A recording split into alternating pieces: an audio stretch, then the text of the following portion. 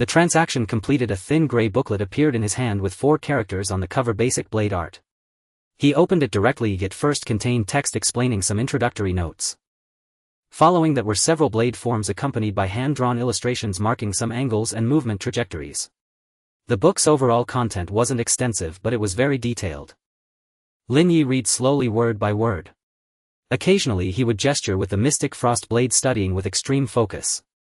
There were 5 basic blade forms: chop, slash, lift, wipe, and snap. Each form had explanations on the point of power application, angle, amplitude, transfer of body weight, and footwork coordination.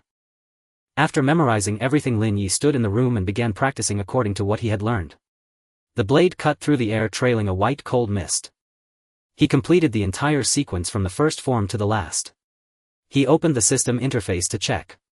Melee Basics Blade LV023100, it went up a leap of a full 5 points. His mood greatly improved and he was filled with motivation. He practiced again. 2 hours later, a light sweat broke out on his forehead. True blade art, even just the basics, consumed physical strength completely, unlike his previous unsystematic practice.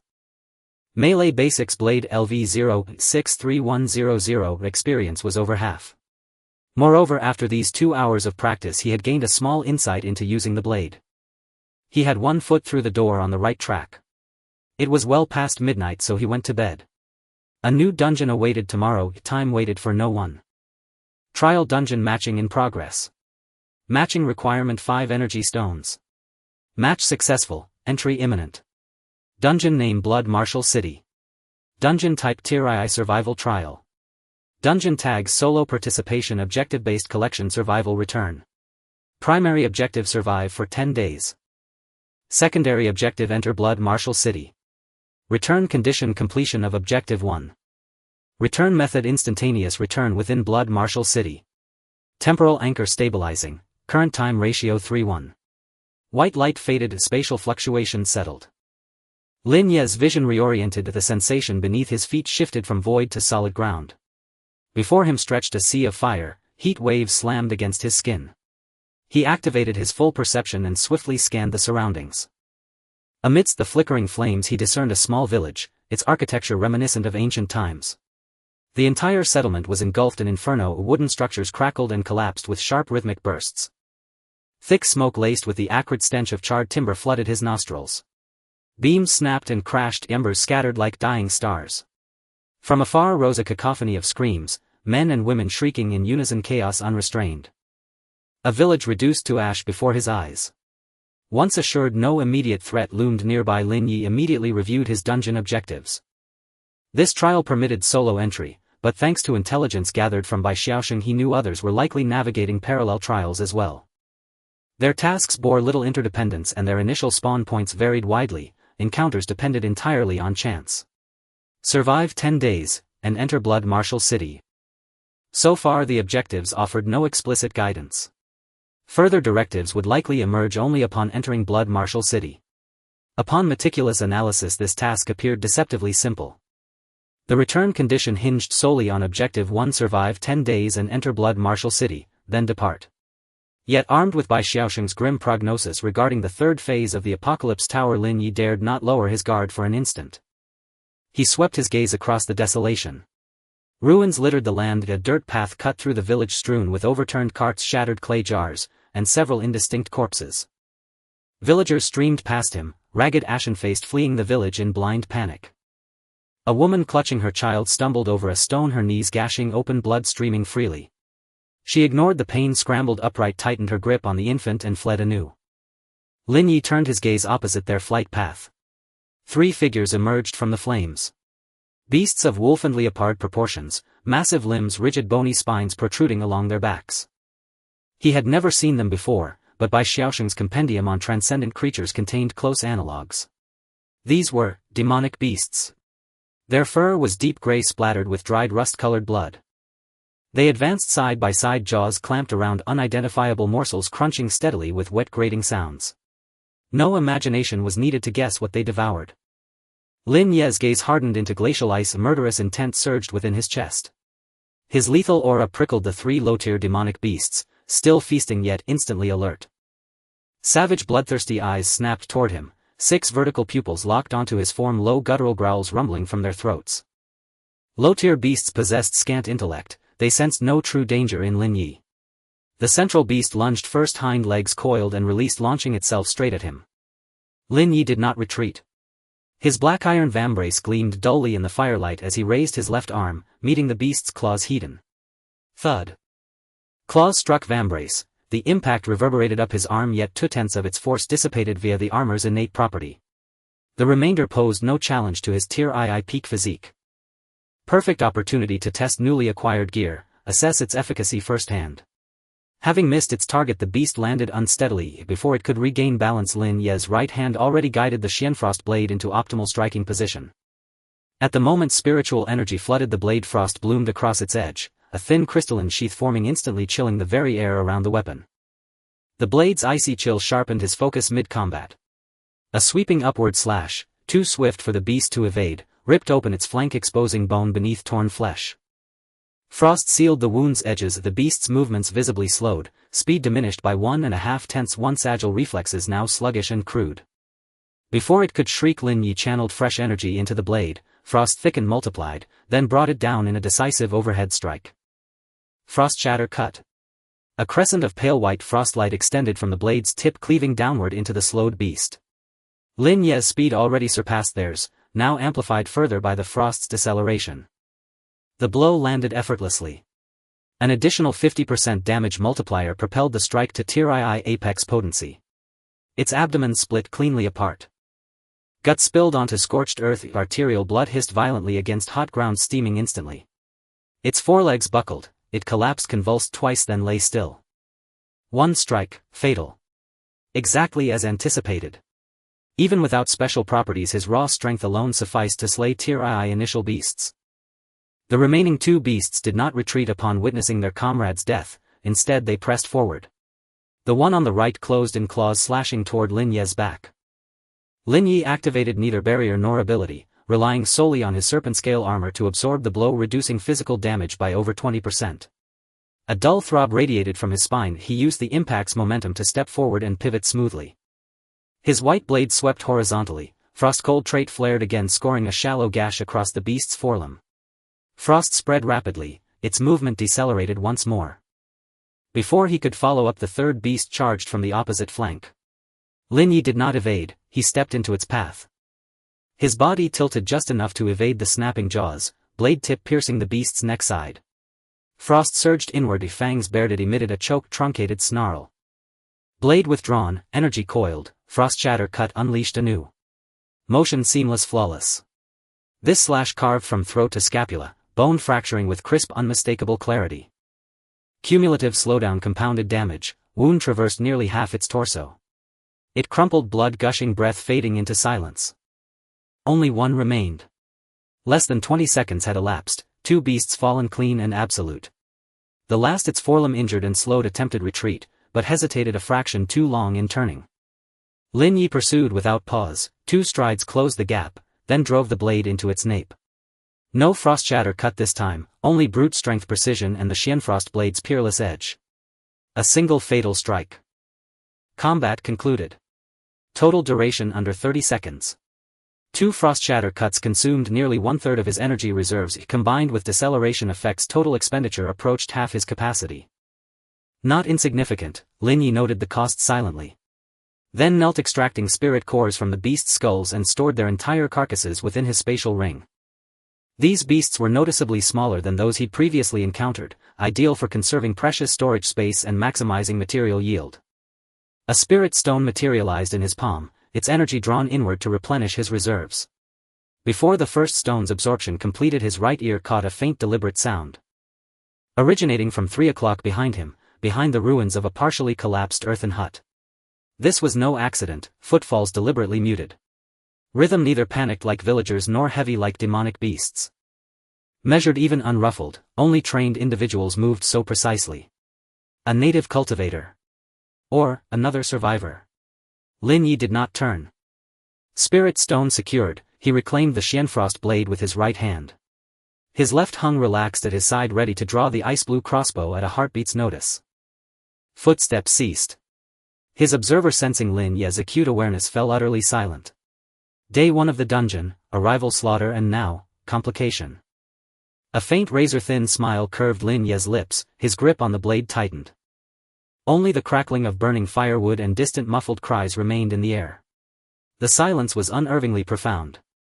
Lin Ye did not turn around, maintaining his posture as if seizing every fleeting moment to recover from his recent exertion. Moments later, 2 figures emerged from behind a half-collapsed earthen wall. Brother, impressive skills. The address left no doubt they were fellow survivors. Lin Ye turned his head toward them. The speaker was a middle-aged man, his voice booming, his face wreathed in an easy, familiar smile. A leaner man trailed behind him, his gaze darting incessantly over Lin Ye's gear, especially the Xianfrost blade, its edge shimmering with a delicate rime of frost. Lin Ye assessed them instantly, ill intent. With that judgment settled, he subtly adjusted his stance and gauged the situation. Tall and burly man at mid-second tier, slender man at early second tier. Both carried weapons. The burly man wore a chest guard, a heart-protecting mirror, strapped across his torso. To take down 3 second-tier demonic beasts, alone. Remarkable technique. The burly man stepped closer, his eyes lingering on the Xianfrost blade as he remarked with admiration, "What a magnificent blade. Brother, this set of gear must have cost you quite a few energy stones." "Not bad." Lin Ye's reply was faint, deliberately strained, as though enduring some unseen agony. Scarcely had the words left his lips when his body swayed slightly, his left hand shot out instinctively to grip the hilt, steadying himself. Acting, he knew it well. That subtle stumble deepened the greed gleaming in both men's eyes. They exchanged a glance as the leaner man silently circled behind Lin Ye's right flank, trapping him between them. "Just survived a fierce battle, your energy reserves must be nearly spent," said the burly man, his smile fading into something sly and probing. "We're survivors ourselves, and our hearts run warm." He paused, the implication unmistakable. "Here's the deal, hand over your gear and storage ring, we'll guarantee your safety. A fair bargain, wouldn't you agree?" Threat, blatant and unmasked. They'd witnessed Lin Ye's earlier battle and concluded his energy was depleted. His inability to unleash abilities had emboldened their ambush. At those words Lin Ye staggered, as if losing his footing. His left hand gripping the hilt suddenly slackened, sliding downward until it came to rest upon the guard. He lowered his head, hiding his expression. "Ha ha ha ha." Seeing his apparent frailty, the burly man relaxed completely, bursting into raucous laughter. The leaner man joined in with a cruel grin, tightening his grip on his longsword. In their eyes Lin Ye's few green-tier artifacts were already theirs. "Now!" The burly man barked low, and lunged. His feet drove into the earth like a charging ox, his demon head cleaver rose high, aimed straight for Lin Ye's crown. Simultaneously the leaner man struck, from behind, his sword darting forward like a venomous serpent, aiming for Lin Ye's back heart. Their coordination betrayed seasoned partnership, not mere chance acquaintances.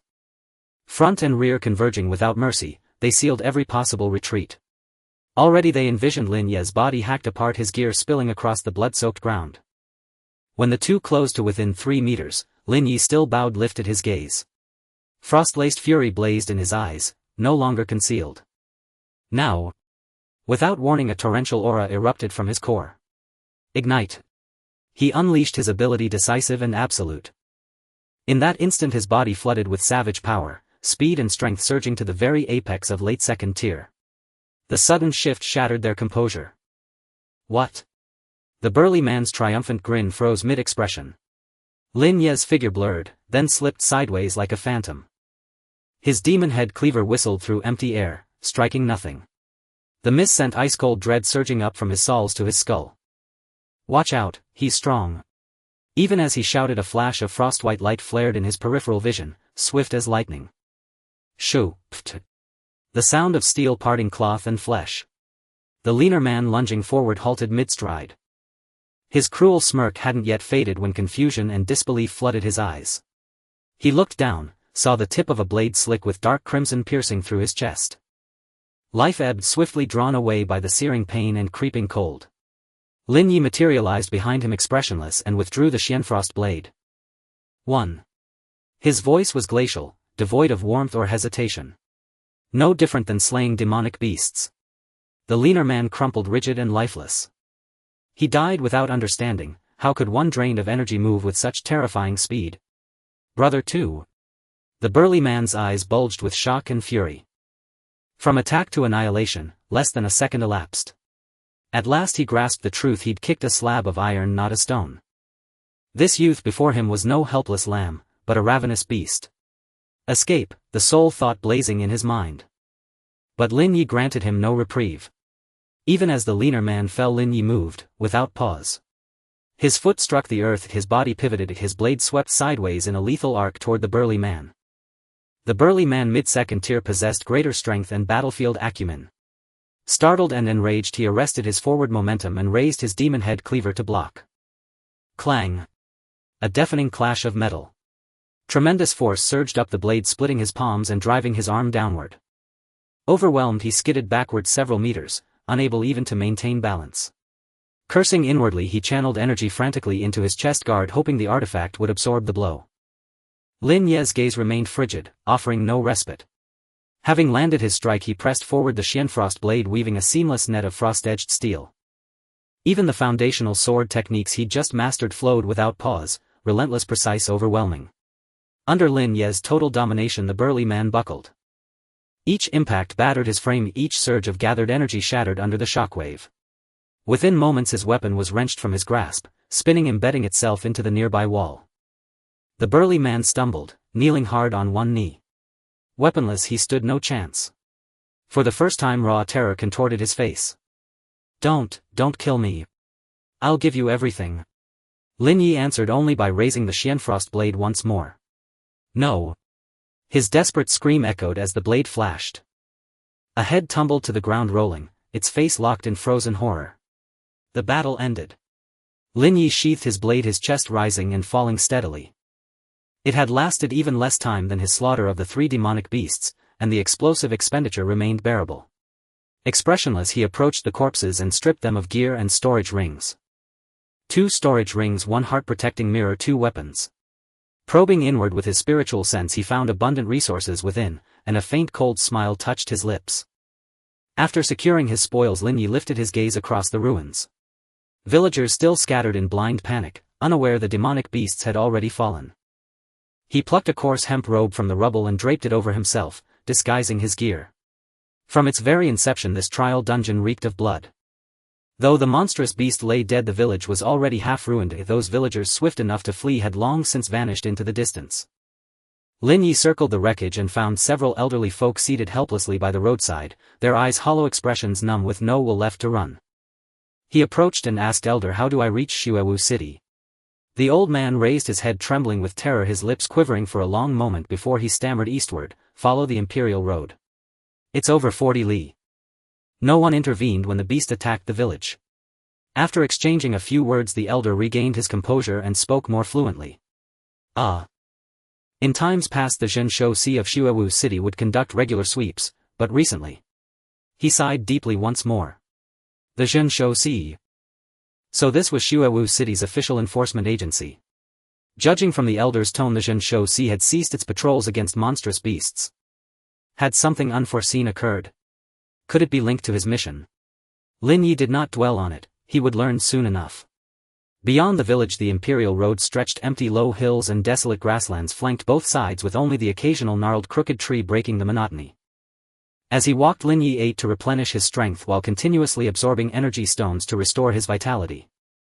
The Imperial Road posed no immediate danger. Along the way he encountered several groups of travelers, refugees fleeing from all directions, hauling families and meager belongings toward Xuewu City. An hour later, Lin Ye halted. Ahead loomed a city, a towering wall at least 3 zhang high, built of bluish-gray stone, its surface stained with broad patches of dark brown dried blood.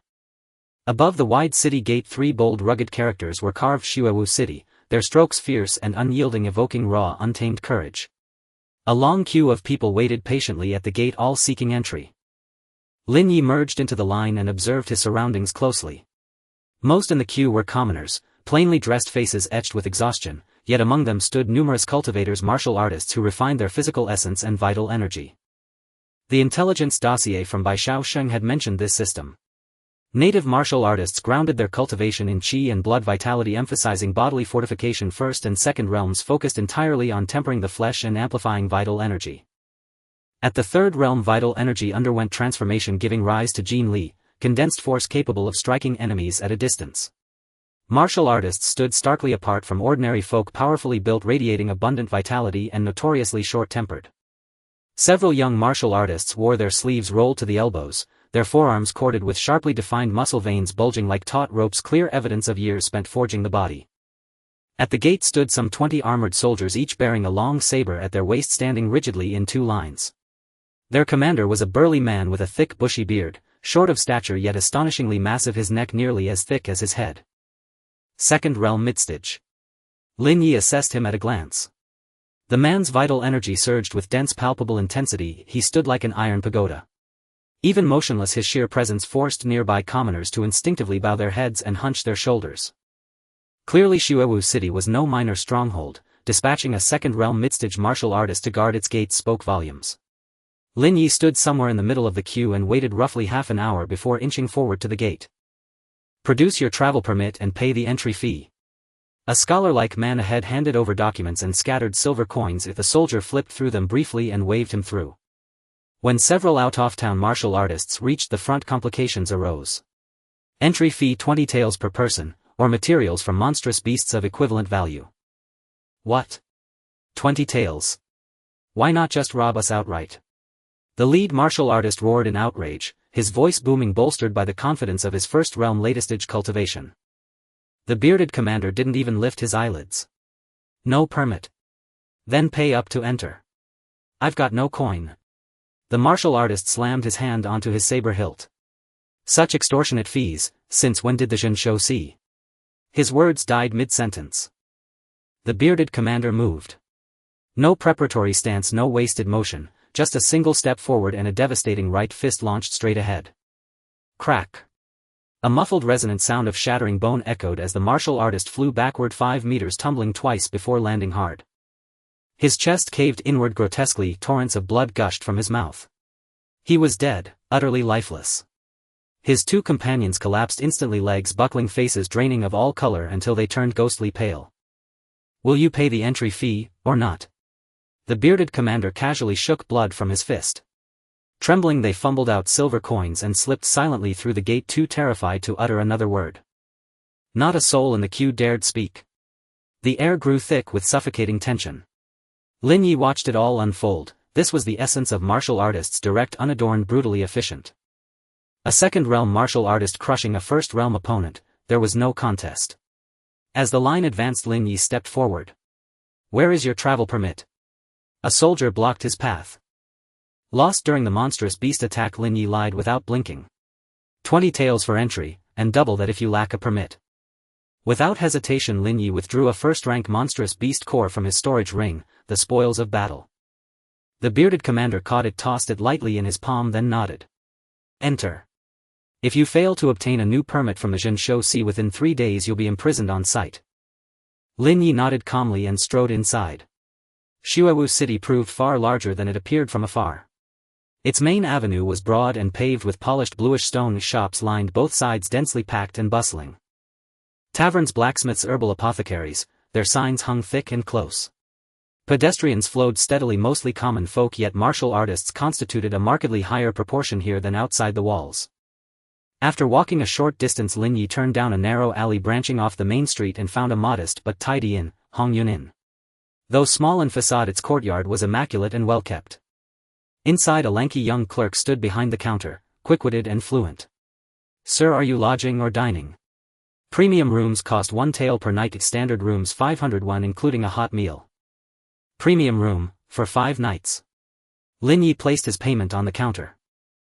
The clerk swiftly collected the payment, logged it in his register and handed over the key, all with a continuous courteous smile. 1 distinguished guest premium room, he called out loudly. Guided by a page boy, Lin Ye ascended to the 2nd floor and entered his room. He closed the door firmly and inspected windows and walls, ensuring absolute security. The chamber was modest in size but elegantly appointed, clearly designed with care. Sitting upon the wooden bed draped in silken brocade, Lin Ye retrieved the 2 storage rings he'd claimed as spoils and began sorting his loot. 2 weapons, ordinary white-iron quality. 3 mid-tier elixirs supplied by the slain foes. 69 energy stones in total. 35 first-rank cores, and various other first-rank transcendent materials. Notably, there was also a chest guard mirror, green tier equipment functionally similar to his own protective decree though cumbersome to use. Yet what intrigued Lin Ye most were the two storage rings themselves, each offering 10 cubic meters of capacity. Now his storage space was ample enough to transport substantial quantities of materials. Once inventory was complete, he turned his attention to his mission. The moment he passed beneath Xuewu City's gate, a system prompt chimed in his mind. Dungeon Quest 2. Enter Xuewu City. Completed 3. Complete the bounty task issued by the Zhenshou Shi, the city's sovereign ruler. Indeed, a new quest had manifested.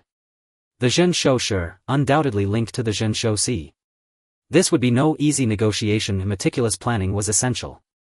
After spending some time in the room, Lin Ye tidied everything up. He pushed open the door and descended the stairs, arriving at the inn's main hall. A few tables of guests were dining and the waiter was busy serving tea and water. Lin Ye found a seat in a corner by the window. "Waiter, bring me a few signature dishes and a pot of fine wine." "Right away, sir." "Please wait a moment, I'll be here shortly." Soon several small dishes and a pot of wine were brought to him. Lin Ye poured himself a cup of wine and took a sip. His gaze casually swept over the diners coming and going in the hall, and he spoke to the waiter as if making small talk. "I see quite a few martial artists in this city. Where can one purchase elixirs and cultivation techniques?"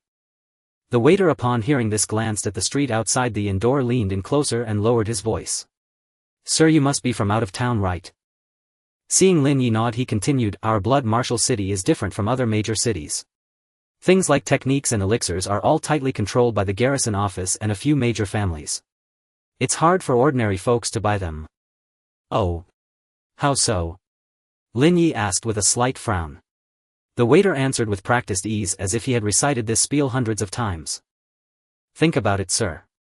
Everyone who practices martial arts in this city wants to get stronger. If techniques and elixirs were available everywhere, wouldn't chaos reign?" The waiter wore an "you know how it is" expression. To go to a legitimate shop like the 100 Herbs Hall for elixirs or the Martial Pavilion for techniques, you need a letter of recommendation from the garrison office. But for an outsider to get such a letter? The waiter shook his head. Lin Ye hadn't expected such strict controls in Blood Martial City. This was troublesome. Just rob them.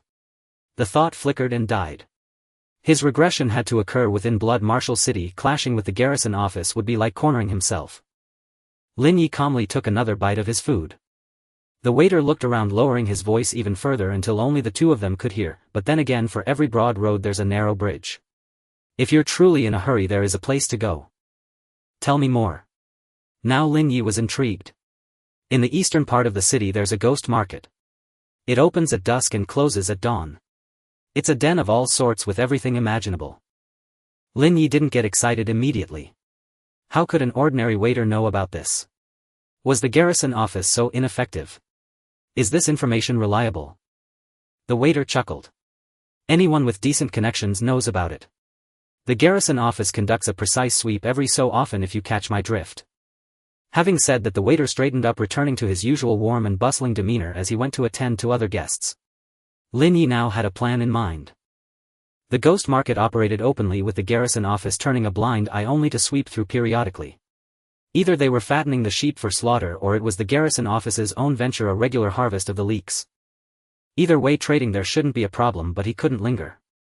After sitting a while longer, Lin Ye wandered around the city to familiarize himself with the layout. When the sky was fully dark, he put on a bamboo hat he had bought. He sheathed the profound frost blade and strapped it to his back to avoid it appearing out of thin air and drawing attention. The further east he went, the more desolate the streets became and the dimmer the light grew. Finally, following the waiter's directions, he turned into an inconspicuous alley. At the end of the alley stood two burly men with their arms crossed, their eyes warily scanning everyone who entered. Lin Ye pressed down on his hat and walked straight in. The depths of the alley suddenly opened up into a sizable underground market. The place was noisy and the air was thick with a mixture of medicinal herbs and unknown spices. Stalls lining the street displayed all sorts of bizarre items for sale. The most common were beast materials and weapons, along with bottles and jars of suspiciously colored contents. Most people inside, like him, hid their faces with hoods or bamboo hats, moving quickly and speaking in hushed tones during transactions. Lin Ye didn't rush to buy anything, instead he took a general stroll first. He then stopped at a stall selling elixirs. The stall owner was a withered old man, and a dozen small porcelain bottles were laid out on his stall. What elixirs do you have? Lin Ye's voice was hoarse. The old man lifted his eyelids. Low-grade blood chi pills, low-grade bone-strengthening pills and healing elixirs. Lin Ye asked about the prices and bought 1 bottle of each. He wanted to see what the system thought of these elixirs and whether they would be effective for him. After putting the elixirs away, he moved to a stall selling technique manuals. The stall owner was a veiled woman with a slender figure. Lin Ye's eyes stopped on a thin booklet titled Wind-Splitting Blade Art. He picked up the manual and flipped through it only to find it contained only the first few stanzas. It was incomplete. He looked at a few other manuals if they were the same. Don't you have any complete blade arts? The veiled woman's voice was cool. All techniques are complete. Pay first then receive the goods. Is that so? He picked up the wind-splitting blade art again. What's the price for this one? 1 Tier 2 Early Stage Beast Core.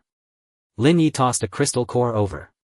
The woman caught it, confirmed its authenticity and retrieved the complete manual from behind her to hand to Lin Ye. Lin Ye checked it, it was indeed complete, and he tucked it into his robe. As the transaction concluded and he was about to leave, the conversation between 2 burly men nearby made him stop. Those bastards at the city lord's mansion raised the price again. Last month it was 1,000 taels, now it's tripled. Give it a rest. Even if they offered more, no one would dare take it. The other man with a fierce look said, this bounty has already killed quite a few martial artists, especially those outside the city. I wonder what all those experts in the garrison office are good for, can't even handle a single beast. Shoo, keep your damn voice down. The 2 men lowered their voices and Lin Ye couldn't catch the rest. A black-scaled demon ape, a tier 3 beast. A bounty from the city lord's mansion. Lin Ye mentally noted these keywords if this was most likely related to his third task. He would go to the garrison office tomorrow to inquire and see what was going on. Having achieved his goal for the night, he left the black market. He then moved at full speed to get away from that den of trouble. He arrived safely back at the inn. In his room, Lin Ye took out the elixirs and identified them one by one. Blood chi pills were primarily used to enhance a martial artist's blood and chi, boosting their strength. However, low-grade ones had minimal effect on a tier 2 martial artist, let alone himself, who was at the late tier 2 stage. To improve with elixirs, he would need medium-grade ones. The other 2 elixirs were more or less the same and wouldn't do much for him. Next was the blade art, that was what truly mattered. He opened the manual page by page, studying it carefully. After he finished reading it all, a notification from the system appeared. Able to comprehend killing technique, void-breaking strike. Requires melee combat basics, blade LV2. A pleasant surprise. The system had reacted to the blade art. Based on his understanding from just reading it, comprehending the killing technique of this art would require cultivating it to great mastery, and even then it was only a slim possibility. But the system offered a shortcut. As long as his melee combat basics reached level 2, he could directly learn void-breaking strike. He hesitated no more. Rising, he drew the profound frost blade and began practicing the stances from the wind-splitting blade art. He didn't channel energy according to the manual, he simply practiced the movements, familiarizing himself with the way his muscles exerted force. Once, twice, 10 times. With each repetition he could feel a subtle, indescribable gap between the trajectory of his blade and the path described in the manual. The power was there and the speed was sufficient, but the transitions between strikes were never smooth, like gears that wouldn't mesh. He stopped, a fine sheen of sweat on his forehead. The results were only mediocre. It wasn't that the technique was flawed, it was that his foundation in the blade was too weak to meet the minimum requirement for practicing the wind-splitting blade art. He surmised that reaching level 1 in melee combat basics would make practicing the wind-splitting blade art appropriate. One must take things step by step. Lin Ye sheathed his blade and lay down on the bed. Tomorrow he would first go to the garrison office to seek information about the task. The night was deep. He closed his eyes, his breathing gradually becoming long and steady, though his mind remained alert. The next morning Lin Ye awoke early. A full night's rest replenished the energy expended in yesterday's battle, restoring both his spirit and physical strength to their peak. Descending to the main hall, he found several tables already occupied by guests having breakfast. Lin Ye once again chose a seat by the window and ordered some simple fare. As he ate, he organized his thoughts. The town guardian, who was also the Lord of Blood Martial City, he wondered if the task awaiting him was the same as what he had overheard the previous night. He also needed to obtain a travel permit as soon as possible. Just as he was pondering this, 3 people entered the inn. The leader was a young man around 27 or 28 years old. Dressed in a well-fitted blue martial artist's garb, he had handsome features and a gentle smile that instantly inspired goodwill. Behind him followed two men, one tall and burly, the other lean and wiry, both wearing expressions of simple honesty. The leader's gaze swept across the inn and finally settled on Lin Ye, who sat alone. Lin Ye's eyes met the young man's, and in that instant he sensed something amiss. A survivor. Almost simultaneously both recognized each other's identity. That distinctive aura, so different from a martial artist's, could not be concealed from one of their kind even with deliberate effort. The young man's eyes lit up and he strode directly toward Lin Ye. "Brother, dining alone?" the young man said with a smile, sitting down across from him. His two lackeys remained standing flanking the table left and right, seemingly casual but subtly blocking Lin Ye's space on both sides. Lin Ye remained impassive, his gaze sweeping over the two followers. Mid-second stage. As for the leading young man, his strength matched Lin Ye's own, late second stage. "Something on your mind?" Lin Ye set down his chopsticks, his tone flat. "Haha, don't misunderstand, brother. It's a matter of fellow countrymen looking out for each other." The young man waved a hand, his smile unwavering. "My name is Zhao Qua. It's not easy to encounter a compatriot in this perilous dungeon. Why not join forces and look out for one another?" As he spoke, his eyes were sincere, his demeanor gentle and refined. But Lin Ye's spiritual sense, honed by the spark, was far keener than that of his peers. He clearly detected beneath Zhao Qua's warm smile a glint of greed lurking deep in his eyes. Targeted again, was he? Interesting. A thought crossed Lin Ye's mind, but his face betrayed nothing. "I prefer to work alone." Zhao Qua seemed to anticipate this refusal and was not discouraged. "Brother, as you can see, martial artists are formidable and demonic beasts are even more ferocious. Going it alone carries too much risk." He paused, then revealed his true intent. "To be honest with you, my brothers and I have just learned of a severely wounded peak second stage demonic beast. Would you be interested?" Peak second stage and gravely injured. Lin Ye raised an eyebrow. Inwardly he sneered. Couldn't they come up with a more original ploy? "Absolutely true," Zhao Qua affirmed. "We're simply afraid the beast might launch a desperate counterattack, so we want another person to lower the risk." Lin Ye looked at Zhao Qua and suddenly smiled. "Sounds tempting, but I have some matters to attend to. I'll need to think it over." He neither agreed nor refused. Zhao Qua's smile stiffened for a moment, knowing he had been seen through, but quickly recovered. "Very well, we won't disturb you. If you change your mind, you can find us at the Joyful Inn in the Eastern District." With that he stood and left decisively with his two lackeys. Watching their retreating figures, Lin Ye picked up his teacup and took a sip. Those two followers, despite their seemingly simple demeanor, had an odd mental state, as if they were under some kind of suggestion, obeying Zhao Qua without question. It reminded him of the long-haired man he had encountered in the Despair Maze. Another survivor wielding mental attacks. He had to be extremely cautious. A late second stage cultivator leading two mentally controlled mid-second stage followers. This was no benevolent encounter. Lin Ye drained his tea in one gulp, rose and left the inn. He headed straight toward the city center. The town guardian's office stood beside the city lord's mansion, its architecture imposing and stern. The guards at the gate were far more elite than those at the city walls, their vitality abundant and temples bulging. In front of the town guardian's office was a training ground with several notice boards. The grounds were crowded with martial artists examining the bounties posted on each board. Lin Ye mimicked their actions, mingling among them and scanning the notices. After a thorough search, his eyes locked onto one bounty. Bounty: Black-scaled demon ape. Description: a second-stage demonic beast of immense strength and thick hide, active in the Tsangqing Mountains. Objective: retrieve the entire corpse as intact as possible. Reward: 2 bottles of mid-grade blood chi pills, 1 mid-grade martial art thunderclap fist, and 3,000 silver taels. Issued by Town Guardian Chen Beiwang. Lin Ye stared at the bounty notice. This was his true target. He accepted the bounty without needing to register, as long as he was the first to complete it. This bounty was highly popular in Blood Martial City, both for its generous reward and the prestige of its issuer. The martial artists gathered around stirred restlessly when they saw someone accept it. They looked at him as if he were courting death.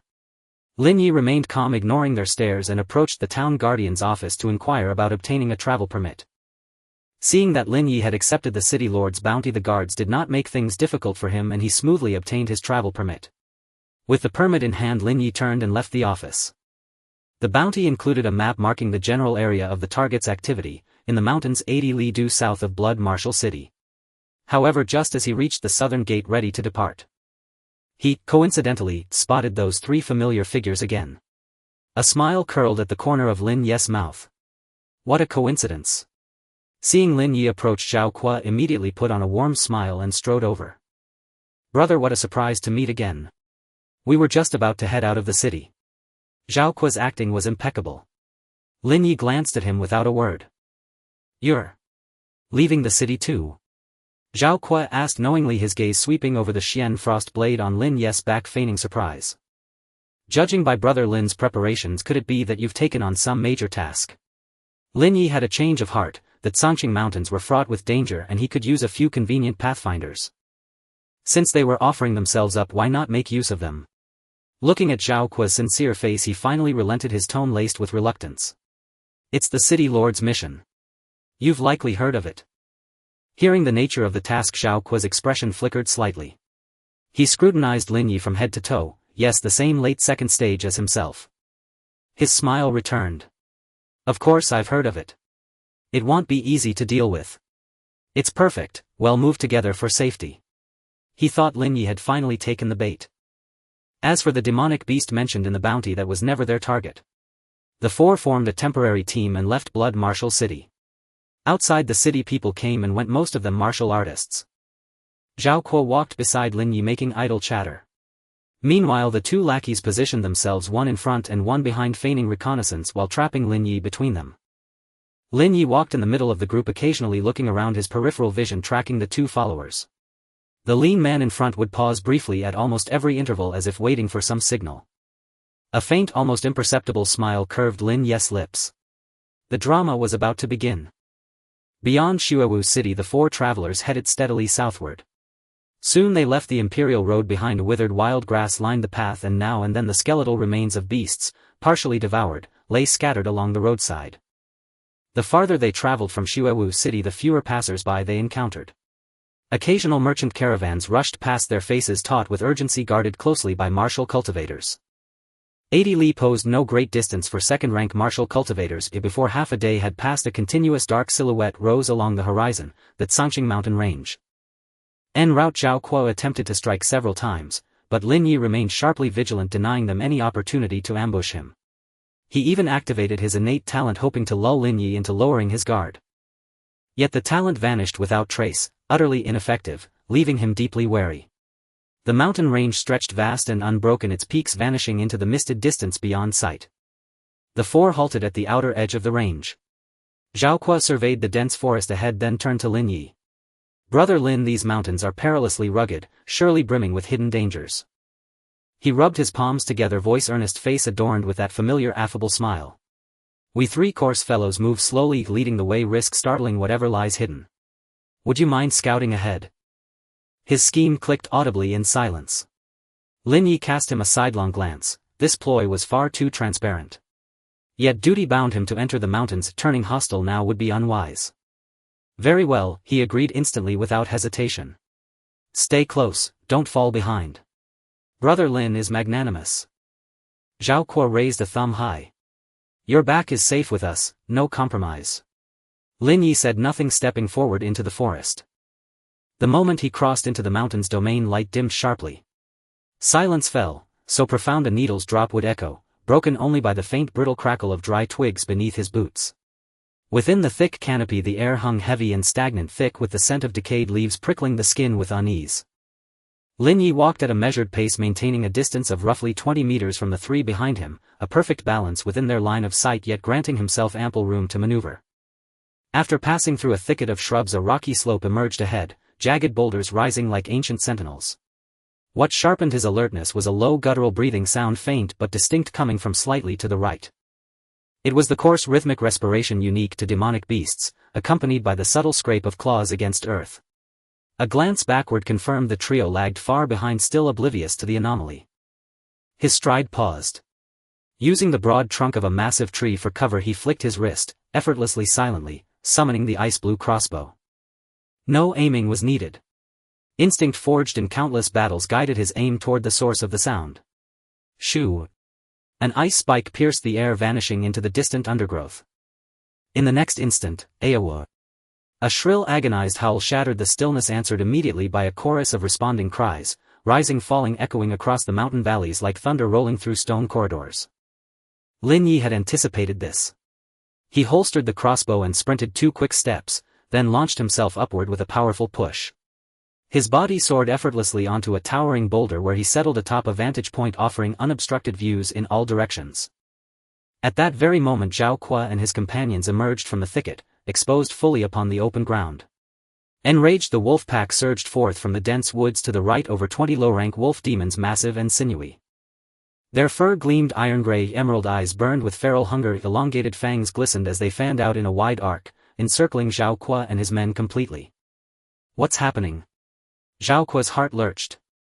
The pack had appeared without warning, trapping them utterly. Their strength was no trifling matter: 3 mid-second rank wolves, 7 or 8 early second rank, and the rest solid first-rank cultivators. Trapped in tight quarters, their mobility crippled, they could not withstand such coordinated assault, even if individually stronger. Brother Zhao, watch out. A wolf pack. Lin Ye called down from the slope, voice strained with apparent urgency. Zhao Kuo looked up, and fury flared in his chest. Lin Ye had already scaled to safety while he himself stood helpless in the center of the encirclement. Lin Ye, get down here and help. Zhao Kuo roared, drawing his long saber. Qi surged through his meridians as he slashed downward at the lead wolf, lunging for his throat. Brother Zhao, don't panic, I'll keep watch from above, guarding against stronger demonic beasts. You focus on the wolves. Lin Ye stood motionless atop the boulder, arms folded, gaze cold and detached. Zhao Kuo clenched his teeth. Watch. This isn't vigilance, it's spectacle. He knew, this pack was almost certainly Lin Ye's doing. Too precise, too convenient. Before they could act, he had struck first. He considered leaping onto the boulder himself, to drag Lin Ye into the fray. But just as he prepared to move, a wave of chilling dread swept over his nape, freezing his spine. That sensation, far more lethal than the wolves' encirclement, confirmed that Lin Ye had orchestrated this. Neither descending nor aiding, merely observing their slaughter from above. Fine. Fine. Fine. Rage boiled in Zhao Kuo's chest, shattering his placid composure. But survival demanded priority, he must first survive the wolves. A wolf demon vaulted high, jaws agape, aiming straight for his throat. Die. Zhao Kuo bellowed, Qi erupting violently as he swung his blade without restraint. A dull ochre aura shimmered across the blade, activating some latent ability. Thwack. The steel cleaved cleanly through the beast's skull, splattering blood across his face. Yet more wolves closed in, relentless, giving no quarter. His 2 mentally subjugated companions fought with suicidal ferocity, shielding him left and right, locked in brutal melee with the pack. First-rank wolves crumpled easily, each slash felling 1. But the early second-rank beasts bore thick hides and tough muscle, even wounded they kept charging, snapping and tearing. Most dangerous were the 3 mid-second rank alpha wolves, agile, calculating, targeting the weakest gaps in his companions' defenses. And those 2 weaker by rank soon bore fresh wounds. Some gashes came from fangs, others from razor-sharp claws, blood welled freely. This was raw attrition, no retreat possible. Nor would Lin Ye permit it. His silent presence above remained a constant chilling deterrent. Wolf corpses piled higher, blood saturated the earth, turning it deep crimson. When the last mid-second rank alpha fell, nearly 20 bodies lay strewn across the field. The remaining wolves, sensing defeat, let out mournful howls, then fled, tails tucked, vanishing back into the shadowed forest. Zhao Kuo and his men collapsed into the gore-soaked earth, gasping raggedly. Lin Ye leapt down from the boulder, surveying the carnage with feigned sorrow. Brother Zhao, you truly possess extraordinary might. You've nearly eradicated this entire pack through sheer force. My deepest admiration. He approached Zhao Kuo, voice dripping with exaggerated reverence. Zhao Kuo lifted his head, eyes bloodshot, pupils burning with unmasked hatred, fixed unwaveringly on Lin Ye. Lin Ye. The name escaped through gritted teeth, each syllable a tremor of suppressed violence, his facial muscles contorted by pure incandescent rage. The refined young master facade had vanished. Zhao Kuo shut his eyes, forcing breath after breath, suppressing the fire, commanding calm. A confrontation now would be fatal. Their chi reserves were depleted, his companions lay grievously wounded. Against Lin Ye, fully rested, poised and merciless, they stood no chance. They withdrew vials, some restoring vitality, others sealing wounds. Lin Ye, however, stood at the perfect juncture. His smile faded slowly. His right hand drifted, unhurried, unnoticed, toward the hilt of his sword. To eliminate lingering threats. Then, suddenly, the temperature plummeted. The wind ceased. Even sunlight dimmed as if swallowed by an unseen maw. Heavy footsteps echoed from deep within the forest, each step shaking the earth, trembling the trunks beside them. Boom! Boom! A colossal silhouette emerged slowly from the gloom beneath the trees. It was a massive wolf far larger than its kin. Its limbs were thick and powerful, standing almost as tall as a man. A layer of sturdy armor plating covered its spine, reflecting a metallic gleam. The iron-backed dire wolf king. It emerged from the shadows of the trees, and with each step it took, the rotting leaves and gravel beneath its paws trembled and jumped. Its heavy footfalls were like drumbeats pounding relentlessly against everyone's chests. Its emerald gaze swept past the wolf corpses strewn across the ground and the three figures of Zhao Kuo who sat slumped in a pool of blood. It locked directly onto Lin Ye, who stood by a massive boulder. Its gaze was not as savage as that of other wolf demons, it held only a hatred so dense it felt almost tangible. Lin Ye's heart sank heavily. Is this aimed at me? He hadn't even made a move just now, so how could it be? He remembered now he had acted. The ice bolt from the frost blue crossbow. The scream of pain after that attack must have been significant. The way the dire wolf king looked at him was clearly born of deep-seated enmity. Ugh. The dire wolf king threw back its head and let out a long howl. The sound was deafening, piercing the stifling air of the forest and drilling straight into their eardrums. Before the howl had even faded, a sudden rustling arose from the dense woods all around. Over a dozen remaining wolf demons emerged, their eyes glowing a ghastly green. They fanned out in a semicircle, sealing off the entire rocky slope completely. Zhao Kuo's face turned deathly pale. He had just fought a bloody battle against over 20 wolf demons, depleting most of his internal energy. His two lackeys were covered in wounds. The medicinal potion had just begun to take effect, and now this new wave appeared along with a wolf king at the peak of the second stage. The only silver lining was that the most powerful wolf king, for some unknown reason, had its sights set on Lin Ye. For now it ignored them. Lin Ye's entire focus was on the dire wolf king.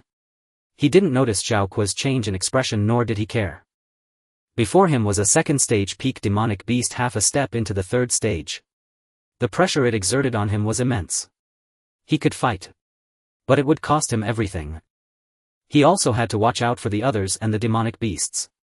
The situation was extremely perilous. The dire wolf king let out a low growl. The remaining wolf demons behind it, as if receiving a clear command, bypassed Lin Ye and charged straight at Zhao Kuo and his two men. It wanted to kill this human alone. A flicker of cold ruthlessness flashed in Lin Ye's eyes. The higher the rank of a demonic beast, the greater its intelligence, and it knew how to employ tactics. Damn it! Zhao Kuo's curse was drowned out by the wolves' howls. Over a dozen wolf demons rushed straight at the trio. The two lackeys dragging their injured bodies were forced to engage. The wound on the lean man's left arm had not yet fully healed. Gritting his teeth, he channeled his energy and flames erupted from his weapon. With each strike, a mist of blood sprayed into the air. Following orders, the burly man shielded Zhao Kuo's right side. A hole had been bitten into his shoulder and blood streamed down to his elbow. The three of them were locked in a chaotic melee with the wolf pack. The two battles raged on separately. There was no cooperation, no trust, only the ground beneath their feet equally stained with blood. The dire wolf king waited no longer. It kicked off the ground with all four limbs. Its massive body exploded with a speed completely at odds with its size, like a gray lightning bolt hurtling straight for Lin Ye's face.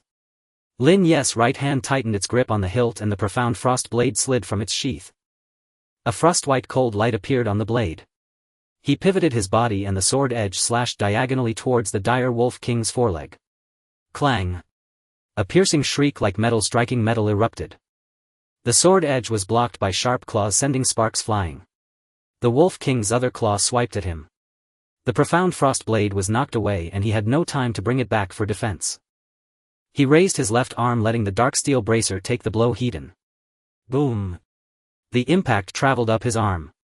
Even with the bracer absorbing 20% of the force, his feet were driven back, carving two deep furrows in the ground. In terms of raw strength alone, Lin Ye was outmatched. He quickly regained his balance and retreated rapidly to create distance. But the dire wolf king was on him instantly. Its jaws snapped shut and the air exploded with a loud crack. Lin Ye dared not meet it head-on. He dodged continuously using nearby trees for cover and struck back with a reverse slash aimed at the joint of the Wolf King's right foreleg. The armor plating there was narrower, leaving some gaps exposed. The blade finally cut through skin and flesh. But the wound was shallow, only slicing through a layer of skin. Stung by the pain, the dire Wolf King violently shook its head, snapping a thick tree in two. A hit landed. Lin Ye regulated his breathing, holding the profound frost blade horizontally before him. The blade's frost-cold property took effect. The dire Wolf King's movements visibly slowed, transforming from a lightning-fast pounce into a charge that could be predicted. But it was far from being an easy opponent. Its speed had dropped now, but its strength and defense remained undiminished. Its claws slammed into the ground, gouging out pits half a foot deep. Lin Ye was forced to constantly weave and dodge among the few remaining massive boulders, his blade skimming along the iron armor, searching for any gap he could exploit. Blood was seeping out, but they were all superficial wounds. The dire Wolf King bore 7 or 8 gashes, none of which truly threatened it. Lin Ye, on the other hand, was steadily losing his stamina and energy. The battle between the two was incredibly fast, their fighting location shifting constantly. Over on Zhao Kuo's side, the three of them huddled together, supporting each other. Whenever someone left an opening and a wolf demon seized the chance to attack, the others would help defend. Through mutual cooperation, they managed to hold their own against the dozen or so wolf demons for a time. But this was not a sustainable strategy. The previous fight had drained them too much if they were on the verge of collapse. Seeing that Lin Ye and the Wolf King were getting farther and farther away, having already moved to the other side of several giant boulders, a porcelain bottle appeared in Zhao Kuo's hand containing a single drop of spirit milk. This was one of his trump cards. It could instantly restore his body to its peak condition and heal all wounds. He only had this one drop. Pain flickered in Zhao Kuo's eyes, but then he hardened his heart, uncorked the bottle and swallowed it in one gulp. The next moment his previously weakened body was instantly restored to its peak and his aura surged powerfully. He then unleashed a series of abilities, killing several of the attacking wolf demons in quick succession, greatly relieving the pressure. On Lin Ye's side, he continued to spar with the Wolf King, leveraging the frost property. Its speed had dropped to 70 or 80% of its peak, but when its massive frame bore down on him, it still brought an intense feeling of suffocation. He took a deep breath. He couldn't drag this out any longer. Burst. He activated the ability. His stamina and spirit felt as if a hole had been torn open, draining rapidly. At the same time, a surging violent force instantly flooded his limbs and bones. Muscle fibers tightened to their limit and blood flowed faster. His speed, strength and perception were pushed to the upper limit of the late second stage, nearing its peak. The dire Wolf King opened its massive maw, viscous saliva hanging from its fangs, its head diving down. Lin Ye kicked off the ground with all his might. Instead of retreating, he advanced, his speed far exceeding before. Keeping his body low, he slipped right between the dire Wolf King's outstretched claws, heading straight for the area of its belly not covered by iron armor. For the first time, a flicker of confusion passed through the dire Wolf King's emerald pupils. This prey was diving right under it. The maneuver caught it completely off guard, allowing Lin Ye to slip beneath its belly. The space was cramped, above him stretched a deep gray expanse of abdominal skin unarmored by iron scales.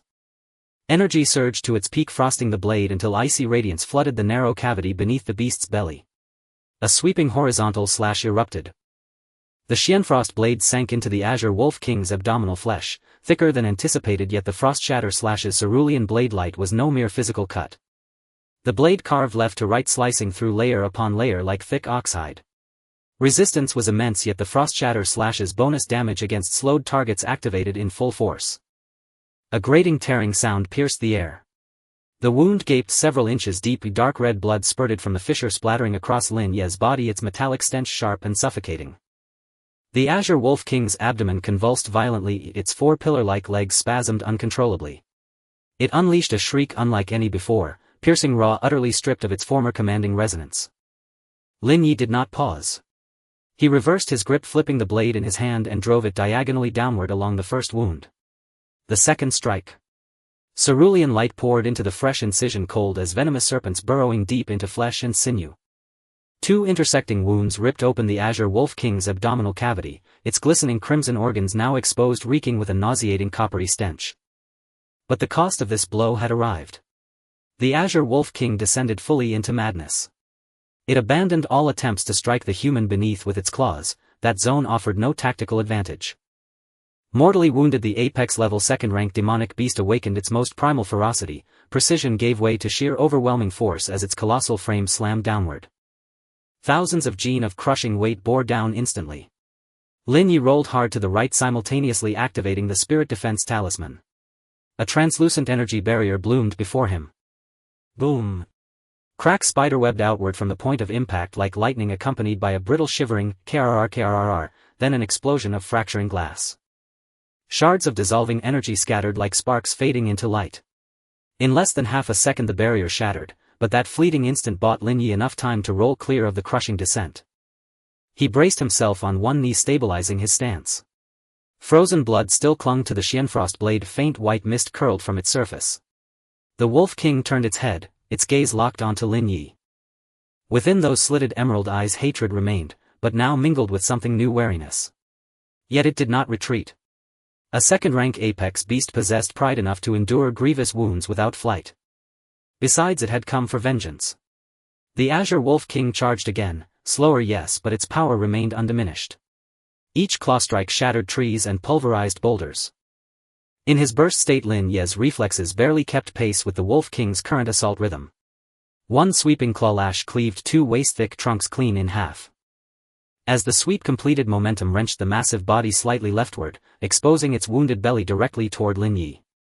He seized the opening without hesitation, stepping forward. Spiritual energy surged through him like floodwaters, breaking a dam, flooding the Xianfrost blade. Its surface blazed, a dense cerulean blade light extending half a foot beyond the edge. Frost shatter slash. Hum. The blade light rent the air. It struck true, slamming into the Wolf King's open abdominal wound. 50% bonus damage layered atop already shredded flesh and muscle. This time the cut plunged terrifyingly deep. Aoo! The Azure Wolf King screamed, an unprecedented guttural wail, and staggered, its legs buckling beneath it. Its hind legs collapsed as the colossal form toppled rightward. The abdominal wound tore wide open, blood and frozen shards gushed forth, splashing across the earth. Even its internal organs spilled into the open air. Lin Ye did not relent. He vaulted onto the collapsing body, using it as a springboard to land on its opposite flank. Energy flooded the blade once more, another cerulean light flared to life. The Wolf King twisted its head frantically, fangs snapping toward him, too slow. Slowed and gravely injured, its speed had fallen short. Another frost shatter slash flashed, striking precisely above the abdomen. Deeper still, the blade light and steel vanished entirely into its flesh, cleaving through nearly half its abdominal cavity. Blood gushed forth like a wellspring. This single blow eclipsed the cumulative damage of all prior strikes. The Azure Wolf King's fate was sealed, it could not endure much longer. Yet it refused to yield. A dying demonic beast is the most perilous of all. The Wolf King's emerald pupils contracted to needle-fine points. No longer evading or defending, it braced itself upright on all four limbs, channeling every ounce of strength into its right forelimb. It struck Lin Ye with a single devastating claw blow, far more powerful than any prior attack, charged with suicidal fury. Lin Ye had no time to evade. Spirit Defense Talisman. A translucent energy barrier coalesced before him. Bang! It shattered on contact, crumbling like thin ice. The claw's shockwave punched straight through the fragment, slamming into Lin Ye's chest. Phantom Shift. At the instant of impact, the ability activated, nullifying all damage. Lin Ye anchored himself, channeling every fiber of strength to withstand the blow, refusing to yield even an inch. Disbelief flared in the Wolf King's eyes. How could this human, clearly weaker, endure its deathblow unscathed? Lin Ye exploited that fleeting moment of incomprehension, opening just enough of a gap. His long blade slid smoothly into the Wolf King's throat. Pfft! The tip pierced upward, emerging from the crown of its skull.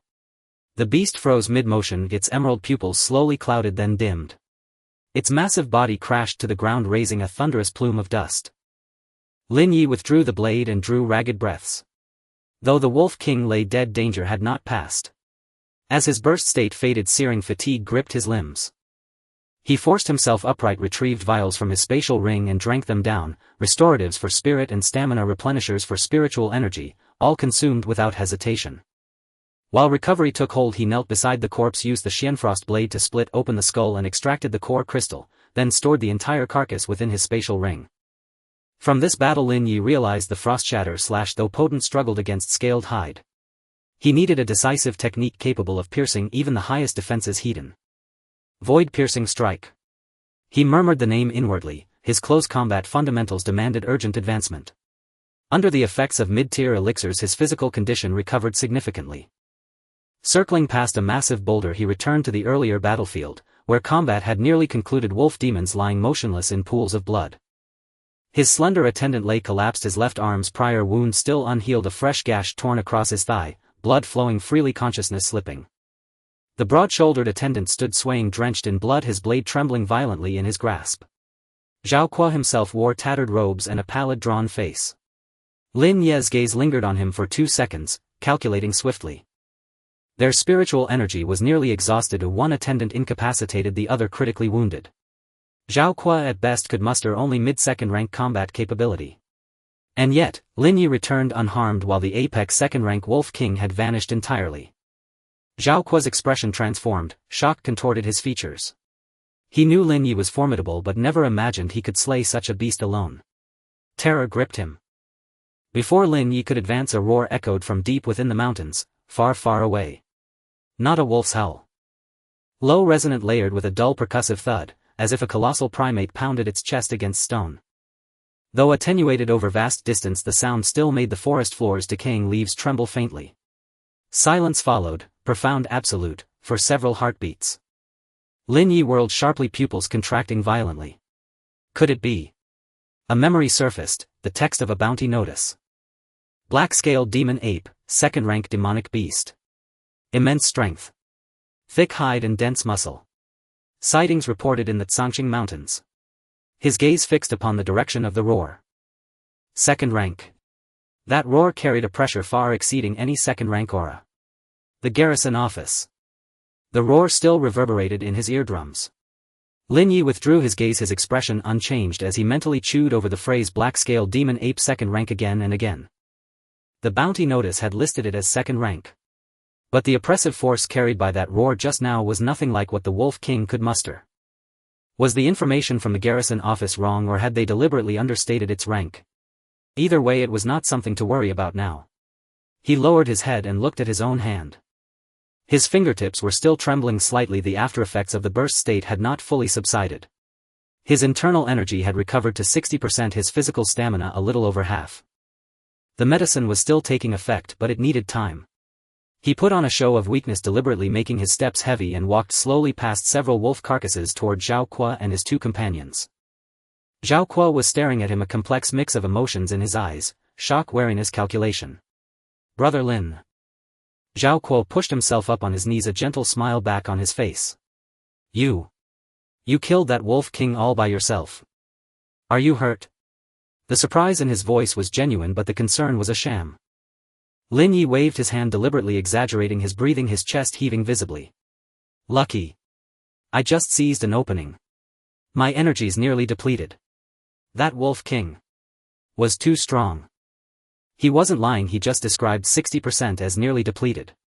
A flicker of strange light passed through the depths of Zhao Kuo's eyes, quickly suppressed. Then Brother Lin should rest a bit more, Zhao Kuo said, stepping closer, his gaze sweeping over Lin Ye's storage ring. You heard that roar just now, didn't you? I'm afraid there are even stronger beasts deeper in the Zhangqing Mountains. He paused mid-sentence. The wiry lackey had collapsed on the ground unconscious. The burly lackey knelt on one knee, blood still seeping from his shoulder wound, but his eyes were fixed on Lin Ye, awaiting orders. Zhao Kuo's smile didn't waver, but his tone shifted. Brother Lin, the black-scaled demon ape isn't easy to find. How about this? After my brothers and I have recovered, we'll help you search for it. He spoke while walking forward, stopping less than 5 meters from Lin Ye. Lin Ye noticed a detail. Zhao Kuo's right hand hung by his side palm, facing himself. His 5 fingers were slightly spread, with an extremely faint light flowing at the fingertips. It wasn't energy fluctuation. If one didn't pay close attention, it would be easy to overlook. Lin Ye acted as if he hadn't seen it.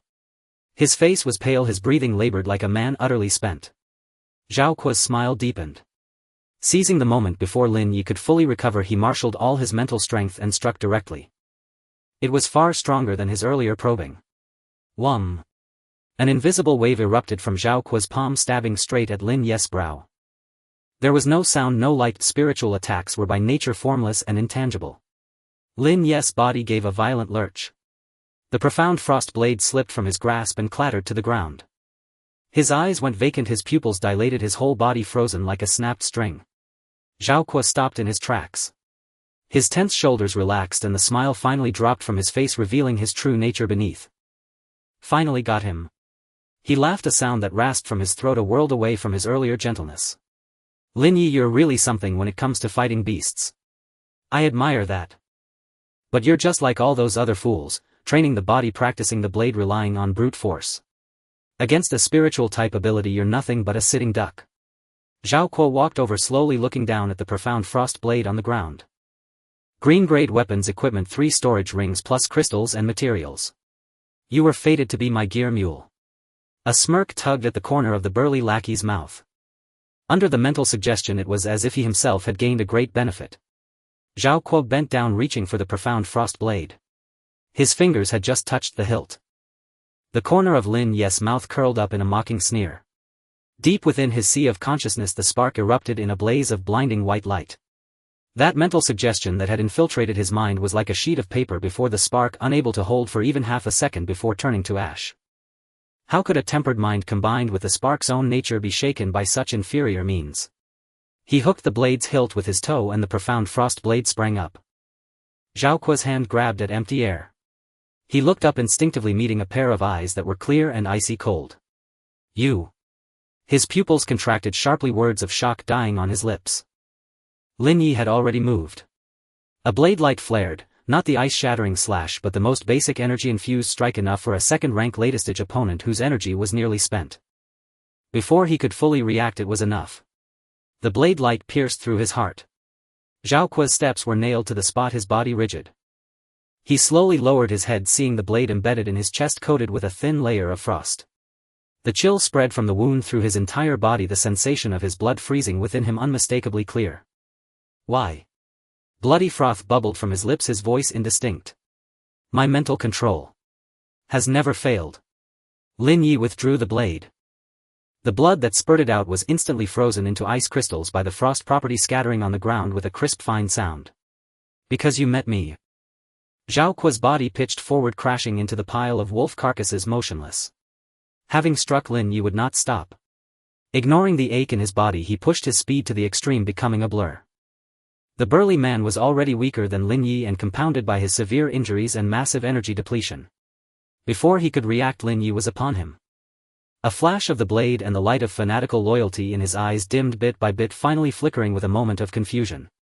That was a sliver of his own consciousness emerging after the mental control dissipated. Finally, the unconscious lackey. Lin Ye eliminated the root of trouble without a shred of mercy. The words "the strong prey on the weak" were something a survivor understood better than anyone. Even if Zhao Kuo hadn't made a move, he would have. It was only a matter of who struck first. From the moment they left the city, the fate of these 3 men had been sealed. The 2 lackeys' storage rings contained little, some energy stones, first-rank materials and a few crystals. The good stuff should all be in Zhao Kuo's possession. When Lin Ye opened Zhao Kuo's storage ring, his eyebrow rose slightly. 240 energy stones, 5 second-rank crystals and 13 first-rank crystals. 4 mid-grade potions, 2 white-grade soft armors, 1 green-grade pendant. Plus a fair amount of second-rank materials. And their weapons, 2 green-grade, 1 white-grade. Lin Ye picked them up to examine them. They were all single attribute and of little use to him. Then came the pendant's information. Heart-calming pendant, green, a spiritual defense accessory that reduces the effect of spiritual-type attacks by 20%. Interesting. A spiritual-type survivor carrying his own spiritual defense equipment. It showed he was well aware of the potency of such abilities and feared being countered by a peer. Not only that, but tucked away in a corner of the storage ring was another item. It was a map, not very detailed, yet it looked strangely familiar to him. He took out the bounty notice and compared them, confirming it was a map of the Tsangqing Mountains. A location was roughly marked on it, deep within the mountain range. Could this be? He compared the mountain range's contours, adjusting the orientation repeatedly, and finally pinpointed the marked location. It was exactly where the roar that had shaken the forest had come from. Zhao Kuo had also been searching for the black-scaled demon ape and had gathered a lot of information, more thoroughly prepared than he was. The lingering echo of the roar had long since faded, but the oppressive presence in the air hadn't fully dissipated. What exactly was Garrison Commander Chen Beiwang plotting? Lin Ye did not linger on the battlefield for long. He collected the spoils of war, dug out the crystal cores from dozens of wolf demons on the ground, and stored over 10 second-tier corpses into his storage ring. As for the other traces, it wouldn't be long before the bloody scent attracted a large number of beasts to come and feast, so there was no need for him to deal with it. He did not rush deeper, but instead circled east along the ridge line for 2 miles, finding a hollow in a withered tree shielded by a boulder. The hollow was not large, just enough for a person to curl up if the entrance was half covered by vines, making it hard to spot from the outside. He crawled in and sat with his back against the tree wall. First he hung the calming pendant around his neck, letting the 2 pendants touch. The icy material pressed against his skin and a faint coolness spread from his neck to his brow. The mental defense increased by 20. Although it was not a necessity for him, an additional layer of security never hurt. He drank a mid-tier recovery potion, feeling the warm medicinal power flow through his throat into his limbs. The after-effects of the explosive response began to fade, the soreness from overstrained muscle fibers gradually calming down. As for energy, he had not used any energy potions. It was only the second day, and once the potion was used up there would be no way to replenish it. He took out an energy stone and began to absorb it. 20 minutes later Lin Ye opened his eyes. His physical strength was restored to 90%, his energy was nearly full, and his mental state was clear. He took out the map he obtained from Zhao Kuo and confirmed the direction before crawling out of the hollow. First he would gather intelligence. If it was truly impossible, he would have to give up. He ventured deeper into the dense forest for half an hour. Lin Ye suppressed the fluctuations of energy within him, minimizing his presence. The light in the forest was dim, the treetops blocking most of the sunlight, with only scattered patches of light falling on the decaying leaves. The air was damp, carrying the scent of humus and moss. Not long after he advanced, an abnormality occurred. 3 shadowy figures shot out from the surrounding trees, silent and incredibly fast. Shadow leopards, second-tier mid-level, known for their speed and ambush. Lin Ye did not release the ice shard / did not activate the energy protection order, nor did he even mobilize the energy within him. He simply tightened his grip on the hilt, preparing to counter with pure strength and basic sword techniques. He aimed to sharpen his sword skills and gain experience in close combat. After landing, the 3 shadow leopards quickly spread out, forming a triangular encirclement, their dark blue vertical pupils fixated on their prey. Lin Ye stood firm with his long knife in hand. His attributes overwhelmingly surpassed those of his opponents, allowing him to respond to any changes with consistency. The left shadow leopard struck first, its form transforming into a black line. Lin Ye slashed sideways with a knife, but his angle was off by half an inch, the blade grazing the leopard's ribcage and only cutting through a layer of fur. He was slow, not in speed but in timing. The right shadow leopard followed closely behind, its claws striking his forearm. The black iron forearm guard reduced the impact, but his entire arm was still pushed off course. He gritted his teeth to stabilize his center of gravity, not activating the energy protection order. The third leopard lunged from directly in front, and he horizontally blocked with his knife, the blade locked against the beast's claws for half a second. The shadow leopard bounced off, leaving a white mark on the chest of his scaled armor. Failing to land a hit, they quickly retreated. Their subsequent attacks grew increasingly fierce, forcing Lin Ye to continuously use his Xian Shuang blade to block and counter. As his experience in close combat increased, his knife skills began to evolve. Initially his slashes carried obvious brute force, relying on strength and speed to compensate for a lack of precision. As time passed, the range of his slashes started to narrow. Eventually the trajectory of his blade no longer traced straight lines but began to form arcs. Just as the 3 shadow leopards pounced, simultaneously attacking from 3 directions with no escape route, Lin Ye's expression changed. It was not a murderous intent but rather a moment of insight. It was as if a door that had been half open for a long time was finally pushed wide open at this moment. The Xian Shuang blade carved out an arc. There was no excess force, no unnecessary movements. The blade followed the shortest path, cutting into the throat of the first shadow leopard. The sensation of the blade piercing flesh was crisp and decisive, with no hesitation, the tip withdrawing as he stepped back half a step. By the time the second shadow leopard lunged at him, his blade was already positioned at its neck. The timing was perfect, the angle was precise, and the force was just right. The third shadow leopard reacted the fastest, sensing danger and attempting to turn. Lin Ye stepped forward, twisting his wrist, the blade sweeping from underneath, tracing a line from its jaw to its throat. The 3 shadow leopards fell almost simultaneously, easily slain by Lin Ye.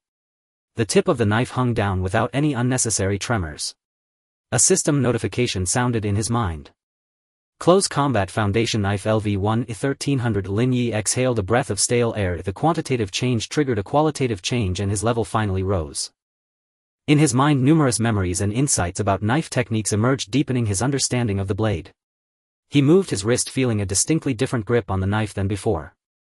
It was not that his strength had increased but rather that his strikes had become more precise. It was akin to a person riding, transitioning from deliberate imitation to effortless execution. The strokes were still the same but the order, rhythm and force all flowed smoothly. He took out the crystal cores, stored the corpses and continued onward. Next he needed to practice the breaking wind sword technique, quickly raising its level to 2 and comprehending fatal moves to enhance his combat power. As he delved deeper, the scent of blood in the air grew stronger. It was not the residual scent of beasts after a hunt but rather the intense smell of blood released in large quantities over a short time. Lin Ye slowed his pace, his hand resting on the hilt. Ahead appeared a camp that had been violently destroyed. The tents were torn into shreds scattered across the charred ground. Several sharpened wooden stakes had been broken in half, with wood fibers exploding outward at the break. It was clearly not the work of blades but rather the result of blunt force smashing. The ground bore drag marks and dried blood stretched from the center of the camp deep into the forest. Lin Ye crouched down, his gaze falling on a palm-sized black scale embedded in the dirt. The scale was thick, sharp at the edges with a surface covered in fine patterns. He picked it up with the tip of his knife, yet felt heavy in his hand. Black scale demon ape. He was uncertain, but this mountain range was becoming increasingly alarming. Not only were there many beasts but their strength was also formidable, and other warriors had entered as well. He stored the scale in his storage ring and stood up, surveying his surroundings. There were no corpses in the camp, only bloodstains and debris. Either they had been eaten or dragged away. Local warriors had come to hunt it only to become prey for the beasts. As dusk approached, darkness enveloped the perilous mountains. In the lush dense forest, branches intertwined, preventing even a sliver of moonlight from penetrating. In the depths of the mountains, roars echoed intermittently as countless nighttime beasts emerged from their lairs to begin their hunt. Lin Ye dared not be careless, seeking a cave uninhabited by beasts before complete darkness fell. After confirming it was safe inside, he moved a boulder to block the entrance, planning to rest here for the night. At dawn he would continue to investigate the task clues. Inside the cave, Lin Ye took out the breaking wind sword technique and carefully studied it again. After his close combat foundation improved, he gained a deeper understanding of the blade. Flipping through the sword techniques, the parts he previously found obscure were now no longer so mysterious. He had truly stepped into the threshold of swordsmanship, and with a foundation, learning became much easier. He unsheathed the Xian Shuang blade, practicing each form meticulously as described in the technique. An hour later the cave was filled with steam from sweat as Lin Ye breathed heavily. This graded sword technique was indeed extraordinary. Just practicing was akin to a battle, exhausting him considerably. Close Combat Foundation Knife LV1 75300. The experience gained was gratifying. In this short time it had increased by nearly a third. Lin Ye did not continue practicing the knife afterwards. Not only was it due to the need to avoid excessive exhaustion but also because he had fought too much during the day. His body and mind were extremely fatigued, requiring rest soon. He held the Xian Shuang blade leaning against the cave wall, closing his eyes amidst the roars of unknown beasts. In the early morning, Lin Ye pushed aside the boulder blocking the cave entrance. The morning mist in the depths of the mountain range was as thick as water, clinging to his skin with an icy bite. Visibility was less than 20 meters, the silhouettes of tree trunks flickering in and out of sight within the white haze. He flexed his wrist, gripping the hilt of his blade. The cold sensation from his palm made him more alert. He extended his perception fully outward. There was no trace of a beast's aura near the cave, and the howls of the night had already faded. After confirming his direction once more, he stowed the map and moved stealthily westward along the ridge. The fog obscured his vision, but it also concealed his form. Lin Ye deliberately suppressed the energy fluctuations within his body, his footsteps avoiding moss and dry leaves, landing on the ground with hardly a sound. Twice along the way he sensed movement ahead. The first time it was 3 early second-stage greyback hyenas fighting over the carcass of some unknown creature. Lin Ye took a detour, circling around from downwind.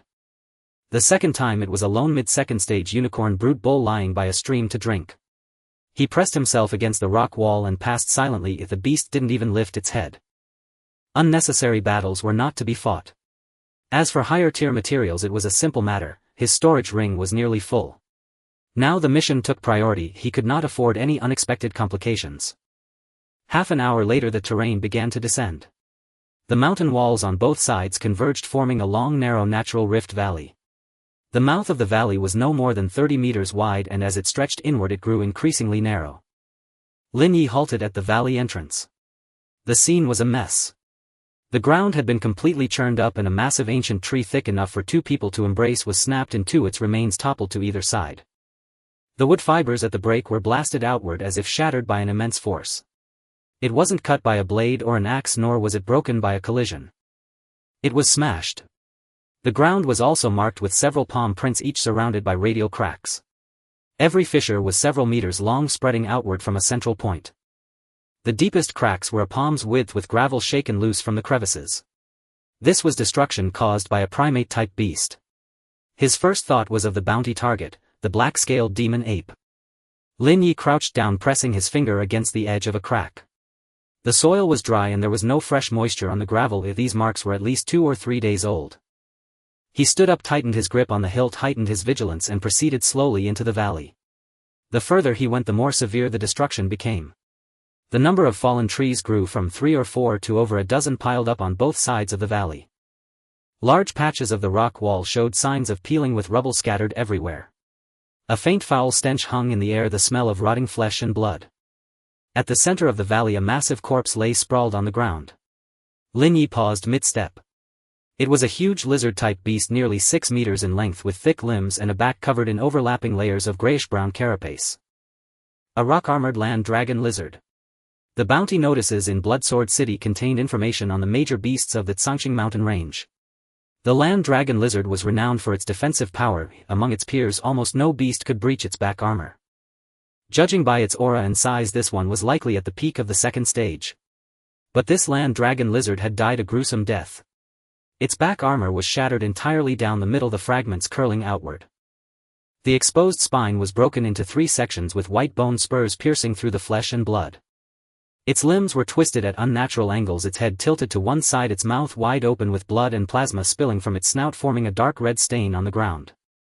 The internal organs and the parts not covered by the rock armor had been eaten, and the crystal core in its head was also missing. Lin Ye furrowed his brow. A peak second stage land dragon lizard had defensive power even higher than the iron-backed Grey Wolf King. He had struggled to cut open the Wolf King's abdomen with his ice splinter slash and a slowing technique, yet the land dragon lizard's back armor was the hardest part of its entire body. Shattered like this. He walked over to the corpse to examine it closely. At first he thought it was pure overwhelming force, but after pushing aside the broken carapace fragments his movement stopped. The muscle tissue around the wounds showed no large-scale tearing. It hadn't been ripped apart by brute strength nor cut by a sharp weapon. The edges of the wounds had a muddy pulp-like consistency, so soft that they had nearly lost all fibrous structure, as if they had been churned from within by some force. Lin Ye reached out and pressed his hand against a remnant of the carapace at the wound's edge. It was cold, long, devoid of warmth. He flipped over a larger piece of back armor, revealing the ribs beneath. The ribs themselves were not broken, but the muscle filling the gaps between the bones was all paste-like. Something was wrong. If it had been shattered by brute force, the muscles would show tearing with stretched and snapped fibers. But here the muscle was pulverized, shattered from the inside.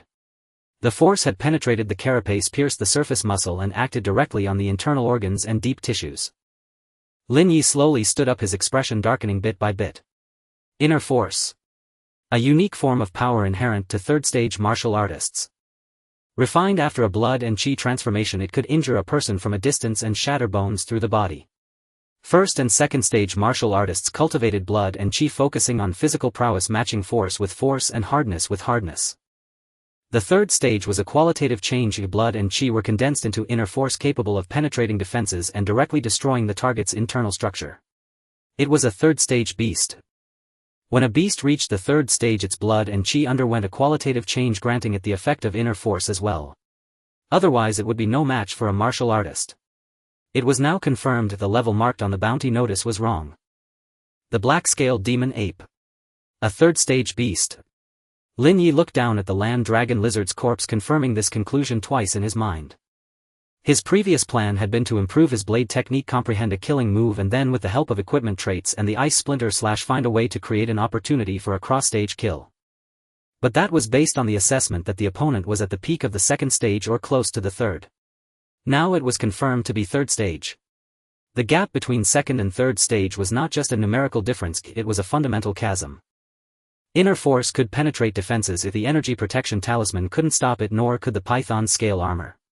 If the opponent threw a punch, even if he blocked it, the inner force would still pass through the blade through the armor and directly shatter his internal organs. Phasing could negate physical damage, but its duration was limited and it consumed a tremendous amount of energy. Rely on phasing to stall. The opponent was third stage, its physical stamina and chi reserves far exceeded his. He couldn't outlast it. Burst could enhance combat power, but it only elevated him from mid-second stage to around peak second stage. He might not even be able to break through its defenses. A peak second stage land dragon lizard was like paper in its hands. A solo kill was impossible. Lin Ye sheathed his blade and turned to leave. After a few steps, his gaze was suddenly drawn to a patch of mud at the valley entrance. He stopped. That muddy area was in the shade against the rock wall, the soil soft and retaining clear marks. Footprints. They weren't beast tracks, they were human. Lin Ye walked over and crouched down for a closer look. The footprints varied in depth, but their progression was neat and orderly. The tread pattern on the soles was from a common short boot style used by local martial artists, with even spacing between steps, clearly indicating they belonged to a skilled martial artist. He followed the direction of the footprints. They entered from a gap on the other side of the valley, lingered for a while near the land dragon lizard's corpse, and then exited neatly along the same path. They had come to look, investigated, and then left. Their pace showed no panic and their stride lengths hadn't changed. This meant that after seeing the traces left by a third stage beast, these people remained very calm. Those who could maintain such composure within the activity range of a third stage beast were either extremely powerful or highly experienced. Or perhaps both. Other strong individuals were active nearby. Lin Ye took another look at the sole pattern and stride of the footprints, committing them to memory. He stood up, his gaze sweeping toward the direction of the thick fog deep within the Rift Valley. The demon ape's lair should be in that direction. He didn't go any further, but instead retreated from the valley along the original path. It wasn't out of fear, it was because he couldn't win. Knowing a fight was unwinnable, he wouldn't fight it. After exiting the valley, Lin Ye chose a concealed route and circled in the direction where the footprints had disappeared. He alone couldn't kill a third stage beast, but this mission didn't necessarily have to be completed alone. The owners of those footprints might just be the variable this time. Lin Ye circled around, following the footprints for about an hour. The tracks grew fresher, the depth of the sole sinking into the earth shifting, and the stride intervals became erratic, now large, now small. Compared to earlier, they were noticeably more chaotic. This indicated that the group's pace was quickening and they were no longer bothering to conceal themselves. Lin Ye suppressed his aura to its lowest point and continued tracking the footprints. Before 10 minutes had passed. Ahead, the fluctuations of blood and chi suddenly turned violent. It wasn't just one person, several streams of energy mingled together, surging and churning. Then a dull rumble echoed from deep within the forest, as if something had slammed into a thick tree trunk. The earth trembled slightly and small stones tumbled down. Lin Ye quickened his pace, his form sliding close to the tree trunks as he advanced. Another boom rang out closer than before, accompanied by the sharp crack of breaking wood. Lin Ye climbed onto a protruding rock, using the terrain for cover, and looked down. On a trampled forest clearing, 4 people were being chased and attacked by 2 massive beasts. He focused his gaze. The pursuers were iron-hide rhinoceroses. Each was over 2 zhang in length, with thick sturdy limbs, bodies covered in dark gray armor plating, and a single curved horn on their heads that gleamed with a faint dark light. Both were at the peak of the second tier. The 4 martial artists were cornered behind a collapsed tree. Leading them was a burly man in his early 30s. The man was powerfully built, his fists wrapped in cloth strips with a visible thin layer of blood and chi condensed on his knuckles. Lin Ye lay prone on the jutting boulder, observing everything with crystal clarity. The strongest among them was the burly man, a peak second tier. Behind him stood a young woman in her 20s holding a longsword at the late second tier. There were also 2 male martial artists, one in his early 30s with a dark complexion also at the late second tier, and another who looked under 20 at the mid second tier. The young man's right arm was already wounded, blood dripping down. The burly man threw a punch at the charging rhinoceros head, his blood and chi erupting violently. Dong! Fist met skull in a brutal collision. The dull impact sent dead leaves flying around them. The rhinoceros was forced back half a step, but the burly man was also shoved backward several paces by the force, his boots carving 2 deep furrows in the muddy ground. Fall back behind me! The burly man roared in a deep voice. The first rhinoceros was blocked, but the second gave them no time to catch their breath. It circled around the fallen tree from the flank, lowering its head to charge at the young martial artist. The young man, his right arm injured, reacted a moment too slow. He tried to dodge sideways but his foot slipped. The rhinoceros horn struck him in the chest. His entire body was sent flying, tumbling twice in the air before crashing heavily into a thick tree trunk 5 zhang away. He spat out a mouthful of blood before sliding to the ground. Zhou Cheng, the young woman, cried out in alarm. The burly man's eyes turned red. He glanced back at the motionless young man, his teeth grinding audibly. But he dared not lose focus. The first rhinoceros was charging again. The young man had been sent flying and their formation was broken. The dark-complexioned martial artist dragged his injured leg to shield the woman, his blood and chi clearly insufficient, both hands gripping his blade, trembling. The woman seized the moment to rush to the fallen Zhou Cheng, kneeling to check his injuries. The 2 ironhide rhinoceroses gave them no time to regroup. The first one pinned down the burly man. The second changed direction, bypassing the middle-aged martial artist who stood in its way, its forehooves pounding the earth as it charged toward the woman and the fallen young man. The burly man wanted to save them, but the rhinoceros before him held him in a death grip. Zhou Taizhan threw a punch, but the rhinoceros absorbed it with its armored head unmoved. His blood and chi were too depleted. The force of his fists was clearly not as heavy as before. The second rhinoceros was drawing closer. The ground trembled. The dark-complexioned martial artist gritted his teeth and lunged forward, slashing his blade at the rhinoceros horn. The edge chipped and he was sent flying sideways by the impact. The rhinoceros charge didn't slow at all.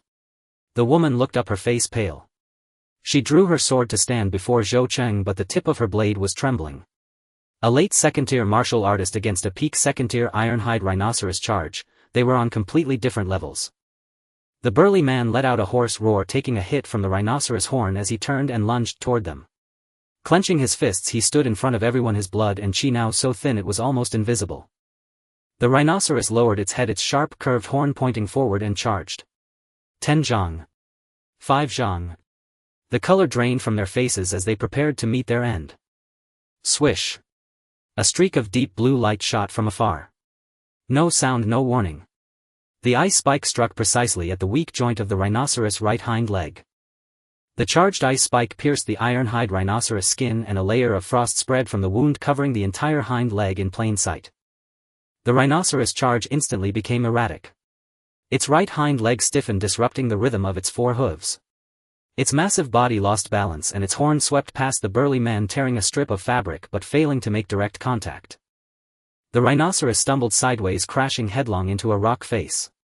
The cliff and the ground shook simultaneously, a testament to the sheer force of its charge. The burly man stood frozen, having already closed his eyes, ready to die. Who?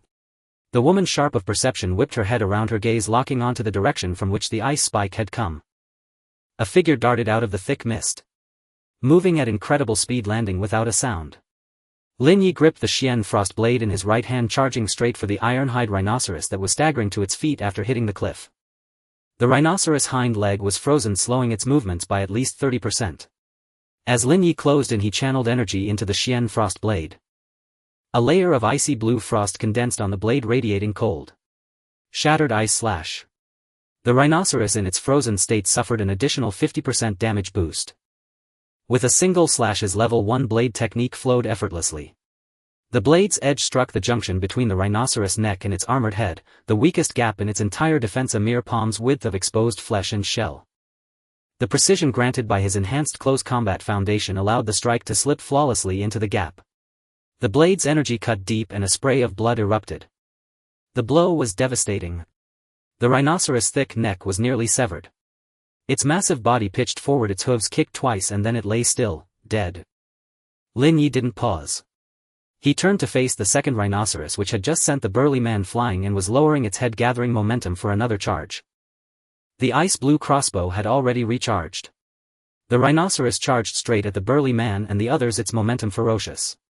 The burly man, too shocked to dwell on the sudden stranger, let out a roar, squeezing the last remnants of blood and chi from his body.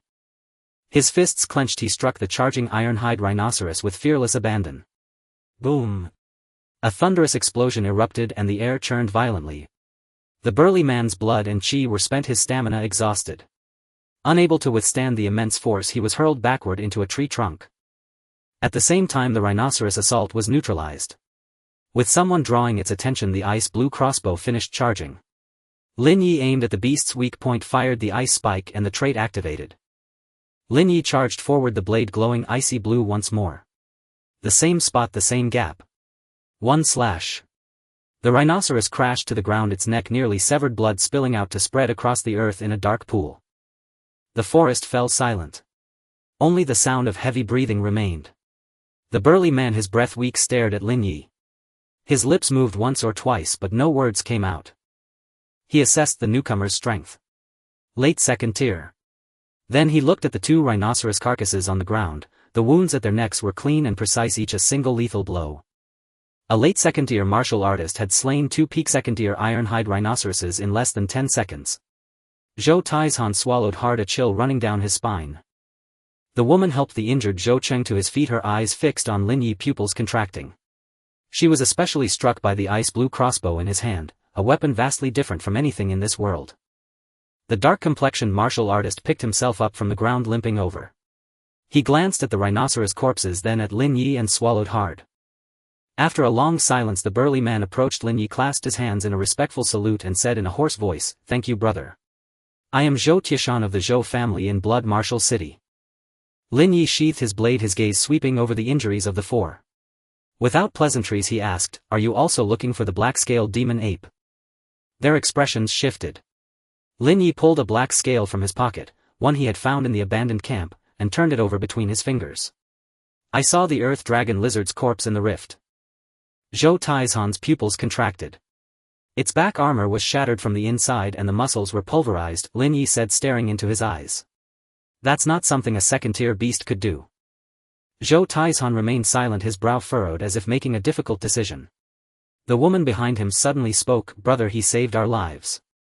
Hearing this and considering their current predicament, Zhou Taizhan took a deep breath and lowered his voice. "The black-scaled demon ape isn't second tier, it's third tier." The moment the words left his mouth, the others in the clearing fell silent.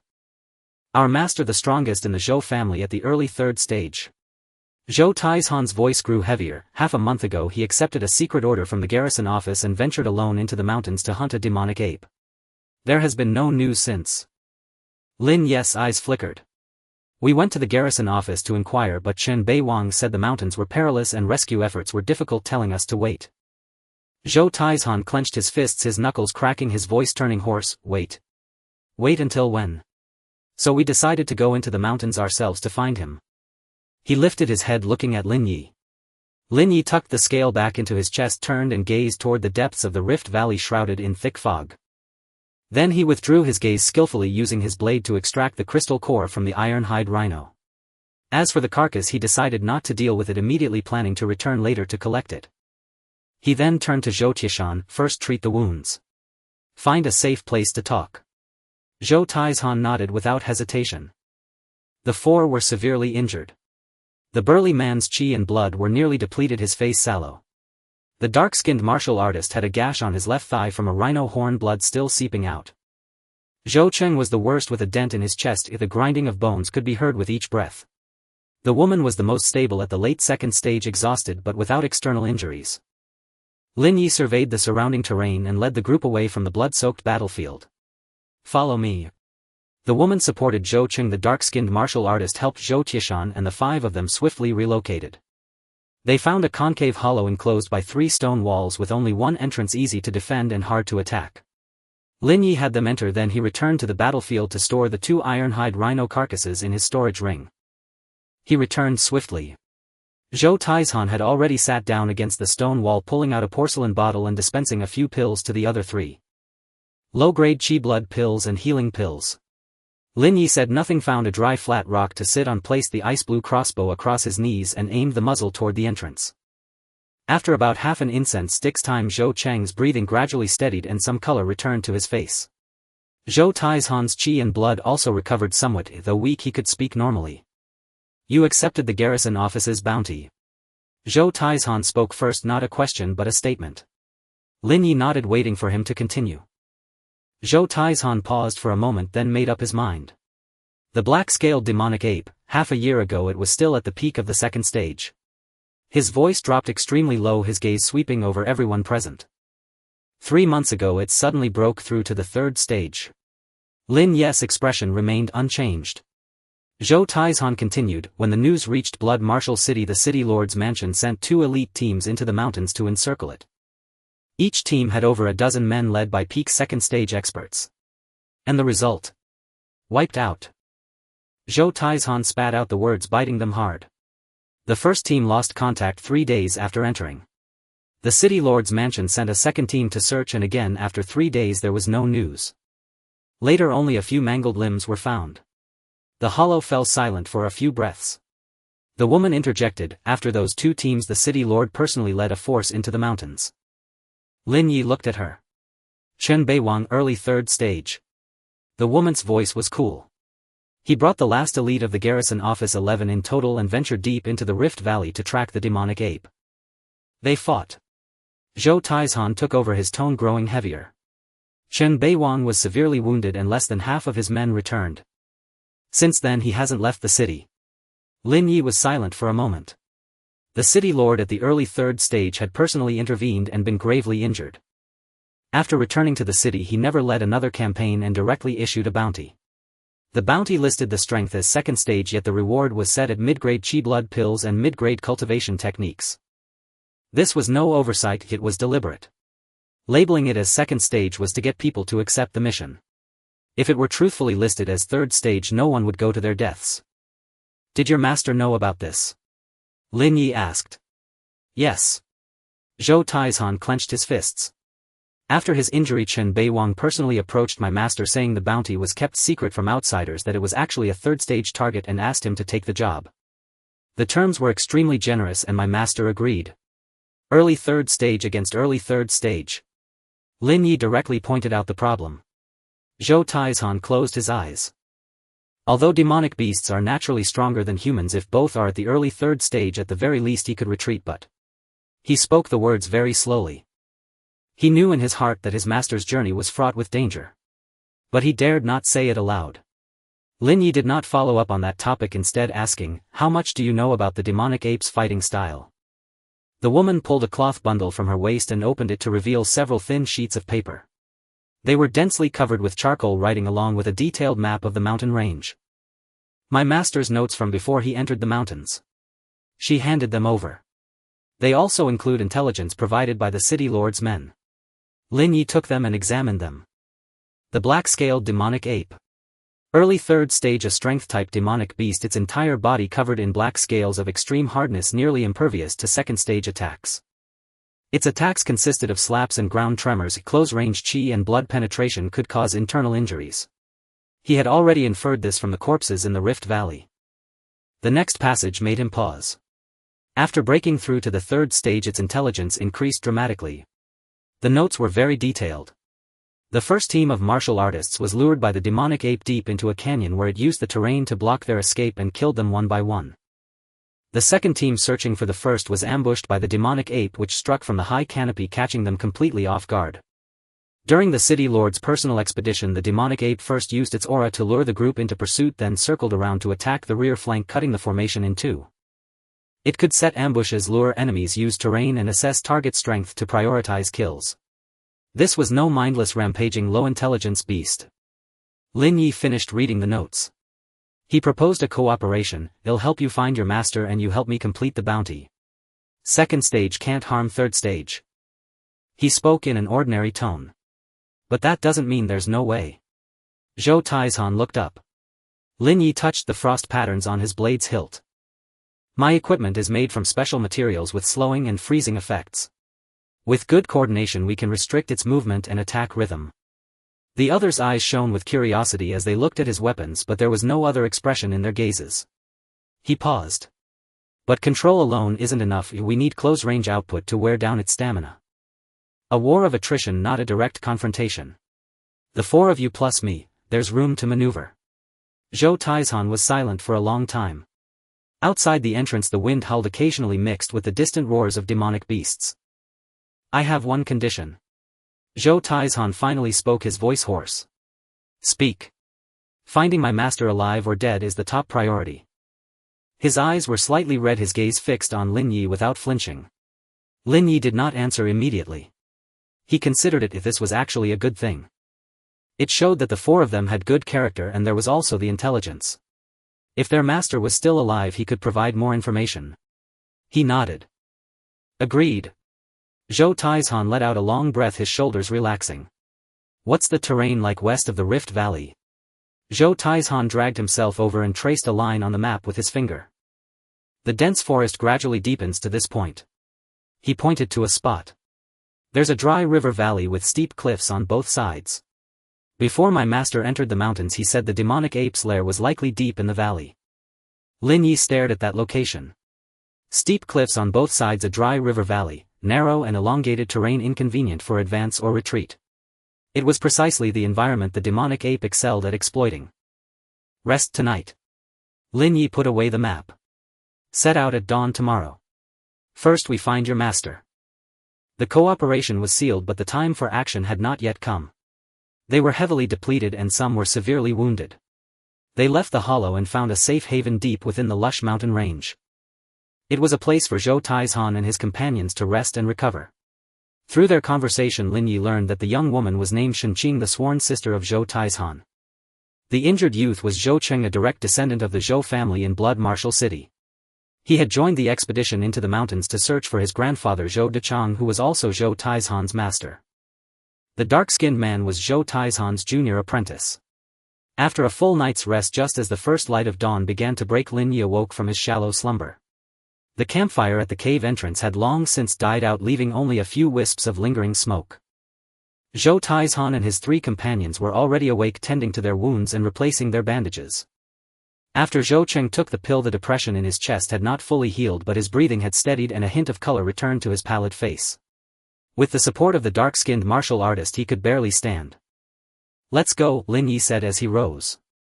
Zhou Taizhan nodded, positioning the gravely wounded Zhou Cheng in the center. The dark-skinned martial artist and Shenqing flanked him on the left and right while he himself took the lead to clear the path. Lin Ye brought up the rear. The five of them formed a simple defensive formation, advancing swiftly toward the dried-up river valley marked on the map. The mountain forest was far from tranquil in the early morning. Along the way they were constantly ambushed by demonic beasts drawn to their blood and chi fluctuations. With a series of shrill squeaks, three ranked Wo early-stage sharp-toothed ground rats burst from the underbrush, charging straight at the weakest member of the group, Zhou Cheng.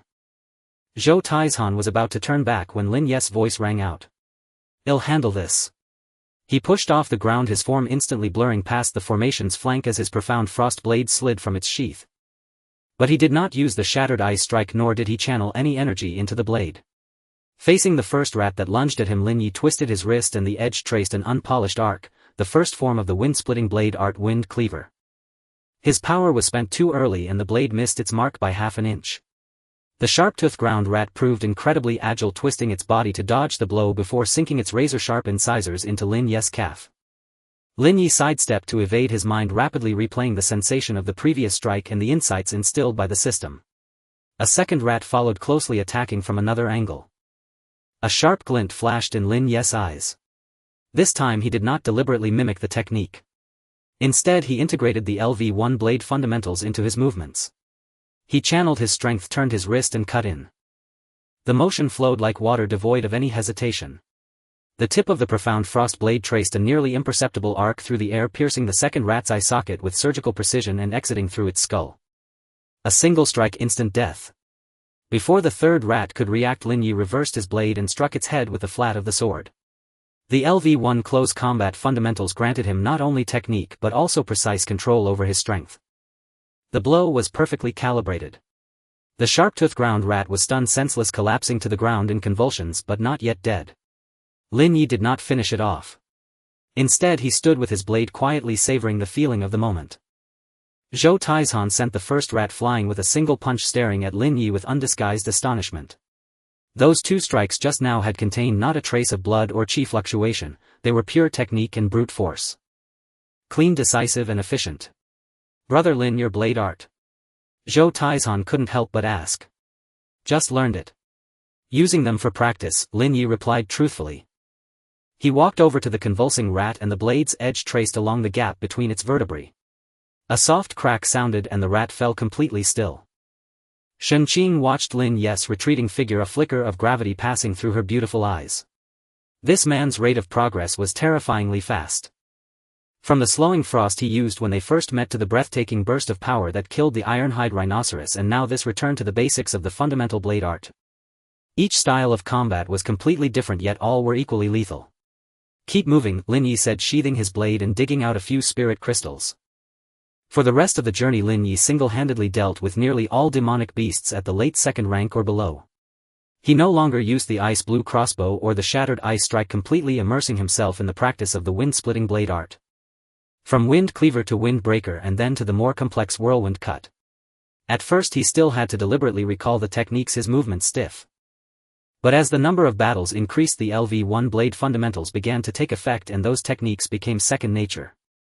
Zhou Taizhan and the others went from initial shock to eventual numbness. They watched helpless as Lin Ye's blade art grew more polished and fierce at a visible rate. "Brother Lin Yu. You are a true genius," the dark-skinned martial artist exclaimed in sincere admiration as he watched Lin Ye dismantle a ranked midstage wind wolf in 3 strikes. Lin Ye did not respond, silently sensing the increase in his blade art proficiency. Close Combat Fundamentals Blade LV1 153,300. After traveling for another hour or so, an intensely nauseating stench of decay drifted over on the mountain breeze. The 5 of them changed expressions simultaneously and halted. "It's up ahead," Zhou Taizhan said, pointing toward a depression obscured by trees. They moved quietly, parting the undergrowth. The sight before them instantly brought tears to the eyes of Zhou Taizhan and his companions. It was a camp that had been utterly obliterated. Tents had been torn to shreds by some tremendous force, their remnants scattered everywhere. Several broken standard-issue long blades were haphazardly stuck in the dirt. The ground was stained a dark crimson, covered in dried blood and enormous ape-like footprints. Zhou Taizhan's lips trembled as he rushed over. He knelt amidst the wreckage and pulled a broken blade snapped in half from the mud. The handle was clearly engraved with the character Li. "It's junior brother Li's blade." Zhou Taizhan's voice was as rough as sandpaper. A few days ago the 6 of them went into the mountains saying they wanted to find traces of Master Shenqing, and the dark-skinned martial artist also had red-rimmed eyes, forcing themselves to remain silent.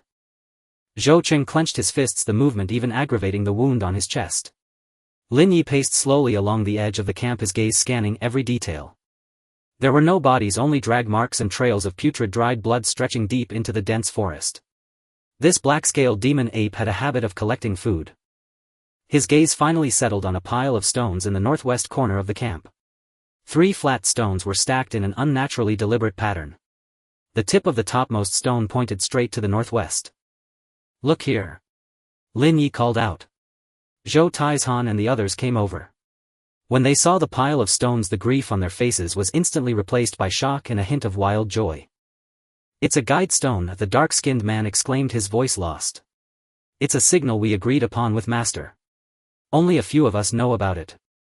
Zhou Taizhan wiped the tears from his face with one hand and rushed to examine the stone pile, trembling with excitement. "Yes. This is the mark. Master is alive. He must still be alive." Lin Ye looked at them, then at the northwest direction the stones pointed to. That was precisely the deeper part of the dried-up river valley marked on the map.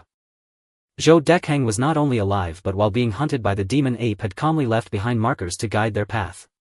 This third-rank martial artist possessed a resilience far greater than he had imagined. "He may be trapped or evading the demon ape's pursuit," Lin Ye analyzed coolly. "This mark is meant for you, but it could also be guiding us to a specific location. No matter where it is, we must go." Zhou Taizhan rose to his feet, his gaze once again resolute. Grief transformed into strength, and the hope of finding his master became their sole conviction. "Let's move." Zhou Taizhan tucked the broken half-blade into his chest and strode in the direction the guiding stone indicated. His steps were heavy, each one as if trying to pierce the earth beneath. Lin Ye followed at the rear, his gaze sweeping over the 4 ahead before settling on Zhou Taizhan's broad back. Hope is the finest stimulant, yet also the most potent poison. The 5 pushed their speed to the limit, leaving trails of afterimages through the forest. Any beast that dared to block their path was torn apart by Zhou Taizhan's ferocious fists. He needed to vent, to unleash the pent-up anguish and rage within his chest.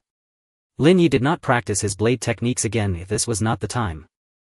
The group journeyed northwest, the terrain growing increasingly treacherous with towering ancient trees that blotted out the sky. The demonic aura thickening in the air grew ever more oppressive. An hour later Zhou Taizhan halted beneath a colossal banyan tree. At its roots an unremarkable stone was propped up by another pebble, its tip still pointing northwest. The master must be ahead, the dark-skinned martial artist exclaimed with excitement. The group set off again, but the atmosphere grew heavier. The deeper they ventured, the farther apart the guiding stones became, and the markings grew increasingly hasty. From neatly arranged piles at the start to simple stacks of 2 stones. Finally only a single barely upright stone shard remained, its tip stained with a trace of long-dried dark red blood. That blood was human. With each cruder marker the hearts of Zhou Taizhan and the others sank further.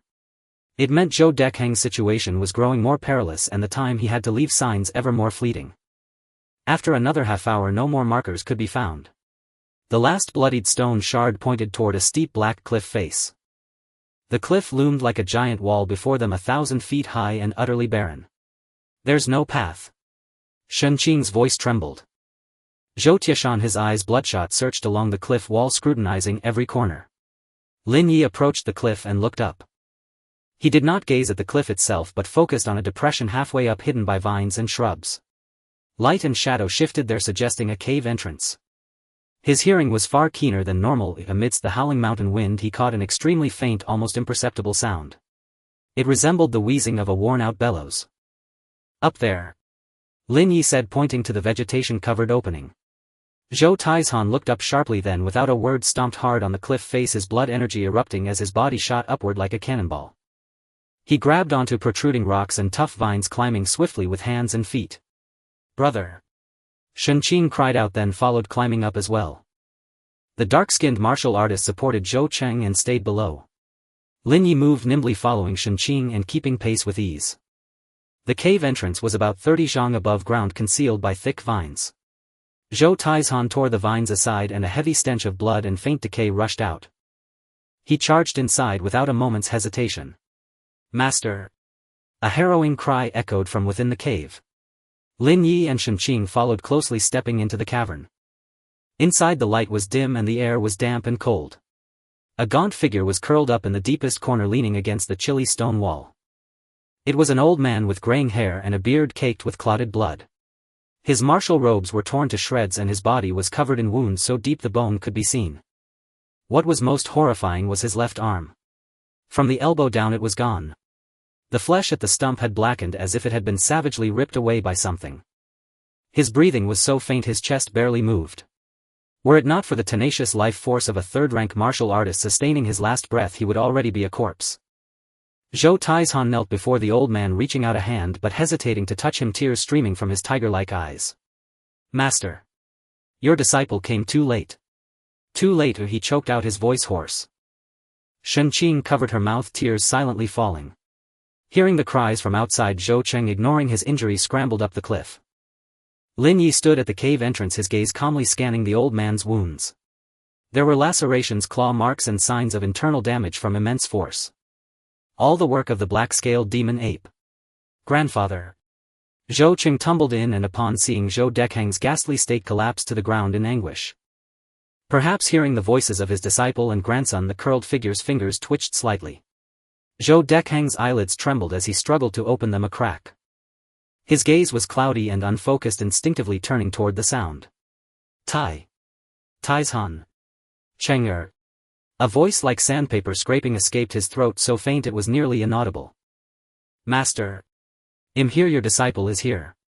Zhou Taizhan quickly leaned in, pressing his ear to his master's lips. The old man with his last strength grasped Zhou Taizhan's arm. "Go. Quickly.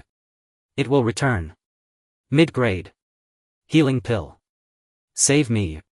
After uttering these final words, Zhou Dekheng's head lolled to the side and he fell completely unconscious. Zhou Taizhan held his master's body frozen stiff. A mid-grade healing pill.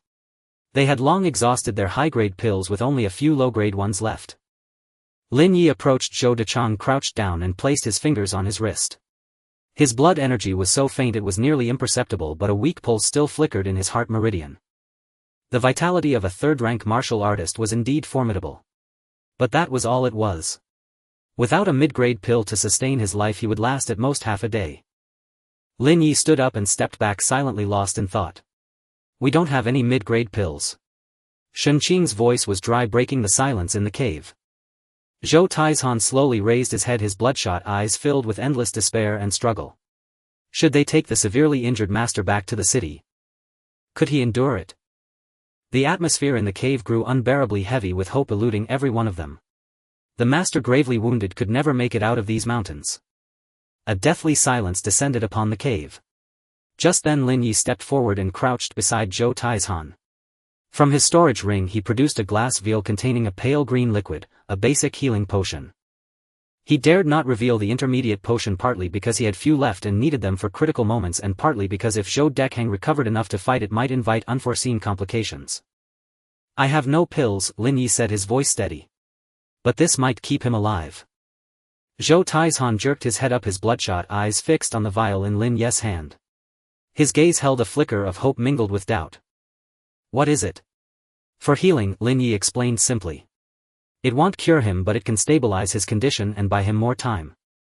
Zhou Taizhan looked at Lin Ye's calm eyes, then at his master who was barely breathing. He had no time to hesitate. Use it. Zhou Taizhan rasped out a single word. Without further ado, Lin Ye carefully lifted Zhou Dekheng's head and slowly poured the pale green potion into his mouth. The potion slid down his parched throat and a gentle life energy quickly spread through his body. Though the wounds that had cut to the bone did not close, the blackened flesh at their edges began to show a faint healthy flush. His breathing, which had nearly ceased, grew deeper. The rise and fall of his chest became clearly visible. It was working. A light blazed in Zhou Taizhan's eyes. He gripped Lin Ye's arm tightly, his lips trembling yet unable to utter a single word. Big brother! Shenqing also exclaimed with joy and excitement.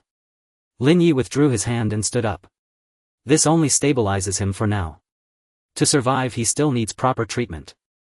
His gaze drifted outside the cave toward the depths of the northwestern river valley. Zhou Taizhan took a deep breath, gently leaned his master against the stone wall, then stood and solemnly knelt on one knee before Lin Ye. Brother Lin, this kindness I Zhou Tiashan will never forget. Get up. Lin Ye frowned. But Zhou Taizhan did not move. He raised his head, his eyes earnest. From this moment on my life Zhou Taishan's belongs to you. Lin Ye looked at him, neither accepting nor refusing immediately. He knew this was a desperate man's promise made with everything he had left. Now let's talk about our deal, Lin Ye said flatly. Zhou Taizhan clasped his fists heavily and rose to his feet. Perhaps the potion was taking effect, or perhaps he had heard his disciple's words. Zhou Dechang, leaning against the stone wall, eyelids fluttered again and slowly opened. This time his eyes were much clearer. Taizhan. Master, you're awake. Zhou Taizhan hurried over. Zhou Dekheng's gaze swept over the group, finally resting on Lin Ye. He nodded weakly. Seeing his master's look, Zhou Taizhan recounted their encounter with Lin Ye, including their agreement. After listening, Zhou Dekheng looked at Lin Ye again and spoke slowly. Listen to me. He panted, his voice still hoarse. That beast is highly intelligent. It toys with its prey. Its scales are impenetrable, ordinary force cannot break through. There is only one place. The back of its neck. There's a palm-sized area where the scales are thin. An old wound. It's fast, and its strength is true third-stage force capable of striking from a distance. Never try to withstand it, Heathen. After speaking these fragmented words, Zhou Dekheng fell unconscious again, but his breathing had steadied considerably. Silence once again filled the cave, but this time it carried a note of gravity. The old wound on the back of its neck. Lin Ye broke the silence, looking at Zhou Taizhan. That's our only chance. He began pacing within the cave, his mind rapidly constructing every detail of the battle. I have a plan. Lin Ye stopped, his gaze sweeping over everyone present. I'll launch a long-range attack with my crossbow first. The bolts are imbued with a freezing effect. Even if I can't wound it, I can slow it down. Brother Zhou, and you. Lin Ye looked at the silent, dark-skinned martial artist. You two will be the main force engaging it from the front. Your task is to tie it down, using every means to make it turn its back to me, exposing the weakness on its neck. Zhou Taizhan and the dark-skinned martial artist exchanged a glance and nodded firmly. Shenqing, you're on perimeter watch. Lin Ye continued his deployment. No second-tier beast would dare approach a third-tier one in battle, but we need to guard against any other traps the creature might have laid. Zhou Cheng, you stay and look after your grandfather. Zhou Cheng looked at his severely injured grandfather and, gritting his teeth, nodded. When it exposes its weakness, it'll strike from the flank. Lin Ye gripped the hilt of his frostmourne blade. I'll deliver the fatal blow. My blade has a slowing effect. My strikes deal significantly more damage to enemies that are slowed or frozen. A hunting plan took shape in Lin Ye's words. It leveraged each person's strengths, pooling the team's power to take down that formidable third-tier beast. Revenge burned in Zhou Taizhan's eyes. Good. Let's do it. With the plan set, no one spoke further. Each found a spot to sit cross-legged, recovering their qi and stamina. Zhou Taizhan distributed the few remaining low-grade pills among Shenqing and the dark-skinned martial artist. Lin Ye retreated alone to a corner of the cave away from the others. He did not meditate. Instead he drew the frostmourne blade. Basic melee blade LV11533300, but the experience was still far from enough. He needed to become stronger. Lin Ye closed his eyes, recalling the techniques of the wind-splitting blade art in his mind. He visualized the speed of wind cleave, the force of wind break, and the tricky angles of the swirling cut's erratic footwork. He moved his wrist and the frostmourne blade traced an icy arc in the dim cave. He used no energy, only pure muscular force guiding the blade to slice through the air with minimal resistance. He practiced over and over, completely absorbed. His movements shifted from clumsy to fluid, gradually becoming instinctive. As he delved deeper into the practice, a strange sensation arose within Lin Ye.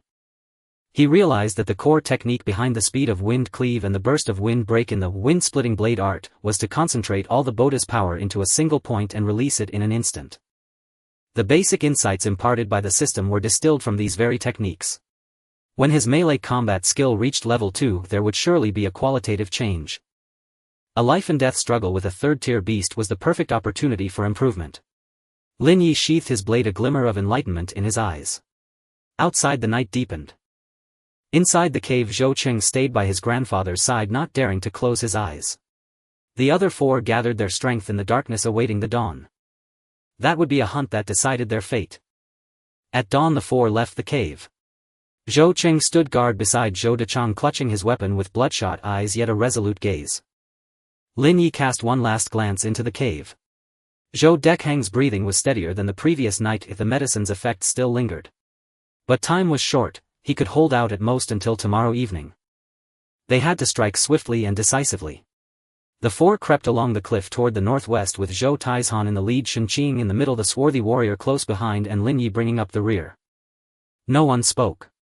The terrain grew steeper, the trees denser, their canopy blocking the sky and casting the forest into dim light. After about half an hour, Lin Ye suddenly furrowed his brow. The surroundings were too quiet.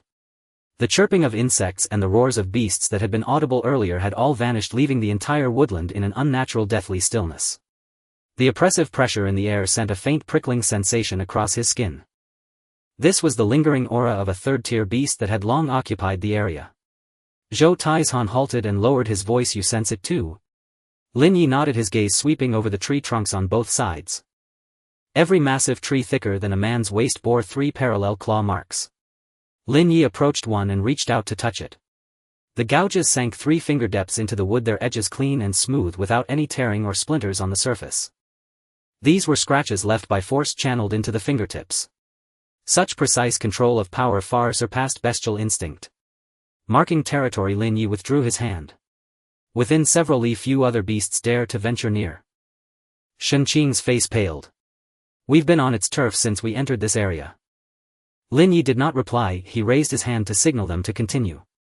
After another quarter of an hour, a muffled roar of water reached their ears. They crested a ridge and the view suddenly opened up.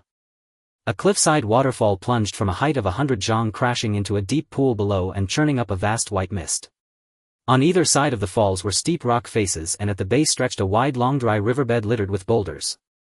On the rock wall behind the waterfall, a massive black cave mouth was faintly visible. Lin Ye raised his right hand in a halt gesture. All four stopped simultaneously, each slipping behind the nearest ancient tree.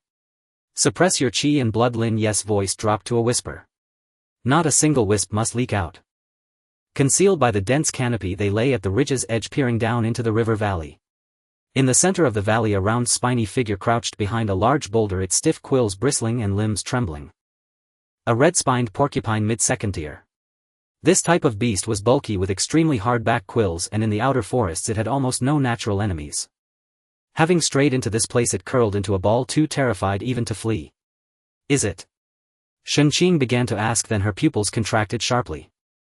A dark shadow descended from the gloom behind the waterfall. Its arrival was utterly silent without warning and caused no fluctuation in qi and blood. It simply materialized in the valley. Its speed was so great that it left only a blurred dusky streak. Zhou Taizhan's breath caught in his throat, his pupils locked onto the shadow's trajectory, but he could only capture a silhouette. He was a peak second-tier warrior with quick reflexes, yet he still could not see clearly. The black-scaled demon ape stood in the center of the valley, less than 10 paces from the porcupine. Standing 3 meters tall with thick limbs, its proportions were eerily harmonious. Its body was covered in dense black scales that gleamed with a cold metallic sheen under the refracted mist light. Its crimson eyes were half-lidded as it looked down condescendingly at the trembling prey at its feet. It did not even bother to crouch. It raised its right palm and casually slammed it down. A dull thud rang out, the sound of the earth itself vibrating under the impact. The red-spined porcupine did not even have time to scream. Its entire body was flattened into a pulp of blood and flesh under that single strike, and its so-called impenetrable quills shattered completely. Lin Ye's pupils shrank as his gaze fell on the ground beneath the porcupine. The hard rock had burst outward from the point of impact, with spiderweb-like cracks extending over 3 feet, sending fragments flying. Force penetrating the earth. The transmuted qi and blood had not only shattered the internal organs from a distance, but had also pierced through the target to destroy the ground beneath. If such a blow landed on a human, neither the python scale armor nor the energy protection talisman would matter. The force would directly penetrate external defenses, pulverizing the internal organs. It was exactly the same way the rock-armored earth dragon lizard had died in the Rift Valley. Shenqing clamped one hand tightly over her mouth, terrified of making the slightest sound. The swarthy warrior's back was already soaked through with cold sweat. Zhou Taizhan's face was expressionless, but his clenched fists trembled slightly. The gap between a peak second tier and an early third tier was immense. The demon ape bent down, grabbing the porcupine's remains by a hind leg to drag them back. In that moment of its bending, Lin Ye's eyes locked onto its nape. Thick black scales overlapped densely across its back and neck, leaving almost no gaps. But when it lowered its head and arched its spine, a narrow gap opened between the scales on the left side of the center of its nape. The skin within the gap was noticeably paler than the surrounding area, tinged with a grayish-white. An old wound where the scales had not fully regenerated. The gap was the size of a palm in an awkward position. Lin Ye's mind raced. He needed to calculate the trajectory of the ice spike and the cutting angle of the ice shard slash to determine the timing for a flanking strike. Someone had to draw its attention from the front to expose the weakness. The window for the strike would not exceed 2 seconds. His eyes turned icy cold. Beside him, Zhou Taizhan sensed something and turned his head to look at Lin Ye. Zhou Taizhan was stunned. After witnessing the overwhelming power of a third-tier beast, this young man's eyes held only the cold precision of a hunter locking onto a prey's vital point. A chill ran down Zhou Taizhan's spine. What sent that chill through him was Lin Ye standing beside him. A normal person's first reaction to such a sight would be to flee. But Lin Ye was calculating how to kill. Just then the demon ape in the valley below suddenly froze. It released its dragged prey and slowly straightened up. Its crimson eyes snapped toward the ridge, toward the spot where Lin Ye and the others were hiding. A ferocious aura swept across, spanning hundreds of meters, carrying the penetrating pressure unique to third-tier qi and blood. The leaves on the giant trees were shaken loose, fluttering down. Shenqing's body stiffened, her face turning deathly pale with sweat beading on her forehead. The swarthy warrior beside her braced himself on the ground, his arms trembling uncontrollably. Zhou Taizhan clenched his teeth. His qi and blood surged instinctively, wanting to resist, but he forcibly suppressed it. Lin Ye remained utterly still. His heart raced, but his breathing did not falter. His spiritual power, tempered by the flame seed, was sufficient to withstand this level of pressure. The 4 lay prone on the ridge, holding their breath, suppressing their qi and blood completely. The standoff lasted for a dozen breaths. The demon ape's nostrils twitched slightly as it sniffed the air. It did not charge. A low growl rumbled from deep in its throat. Then it turned around, hoisted the porcupine carcass with one hand and strode toward the waterfall. Its dark figure slipped through the white curtain of water and vanished into the cave mouth on the cliff. Just as it turned sideways to enter the cave, Lin Ye caught a fleeting glimpse of a faint blue glow deep within, a light that pulsed with a regular rhythm, unlike the sheen of water or the reflection of minerals. There was something inside the cave. Lin Ye slowly exhaled, his gaze growing heavy. It had not pursued them this time, as if unwilling to leave the cave. It was guarding something. The silence on the ridge was shattered, and the four of them almost simultaneously breathed a sigh of relief, their taut muscles now aching with fatigue. Zhou Taizhan and the dark-skinned warrior propped themselves up on the ground, panting heavily, cold sweat trickling down their cheeks and soaking their collars. The figure of the demonic ape had retreated, but the oppressive aura that had pierced into their bodies still lingered. Lin Ye withdrew his gaze and made a retreating gesture to the three beside him. The four moved with utmost stealth, retreating silently along the path they had come, not stopping until they had completely left that area. It seems to be guarding something, unwilling to stray too far from the waterfall, Zhou Taizhan said in a low voice, his face still etched with fear. Lin Ye nodded, recalling the fleeting azure light. This works in our favor. He spread out the map and pointed to a specific terrain. We are here, the demonic ape's lair is here. From the lair to this point there are 3 routes, but they all pass through this area. His finger landed on an elongated mark on the map. A branch of the dry river valley flanked by steep cliffs over 30 zhang high, with the narrowest point less than 5 zhang wide. Lin Ye looked up at Zhou Taizhan. Well, set up a killing ground here. Zhou Taizhan's eyes lit up. Restrict its movement. Exactly. Lin Ye nodded, determination in his eyes. The plan was set, and the four immediately sprang into action.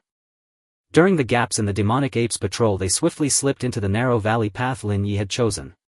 The terrain was just as he described, steep walls on both sides with only one narrow entrance and exit, making passage difficult. Brother Zhou, you and this brother dig a trap here 3 zhang wide and 2 zhang deep. Lin Ye used his foot to outline a rough area on the ground. The bottom must be lined with sharpened stakes and broken stones. Whether this trap would be effective was uncertain, it was only meant to cause some trouble for the target. He then raised his hand, pointing to a stone platform 10 zhang up on the left cliff. Shenqing, that's your position. Keep watch and prepare to push down the rocks above to hinder its movements. After speaking, Lin Ye pointed to a giant tree on the opposite cliff. That's my ambush point. The division of labor was simple and clear. Zhou Taizhan and the dark-skinned warrior wasted no words, drawing their weapons to dig into the hard ground. Shenqing began searching both sides of the valley for pungent herbs to make bait, a common method used by local warriors to lure demonic beasts. Digging the trap was labor-intensive, but the 2 second-rank warriors worked swiftly.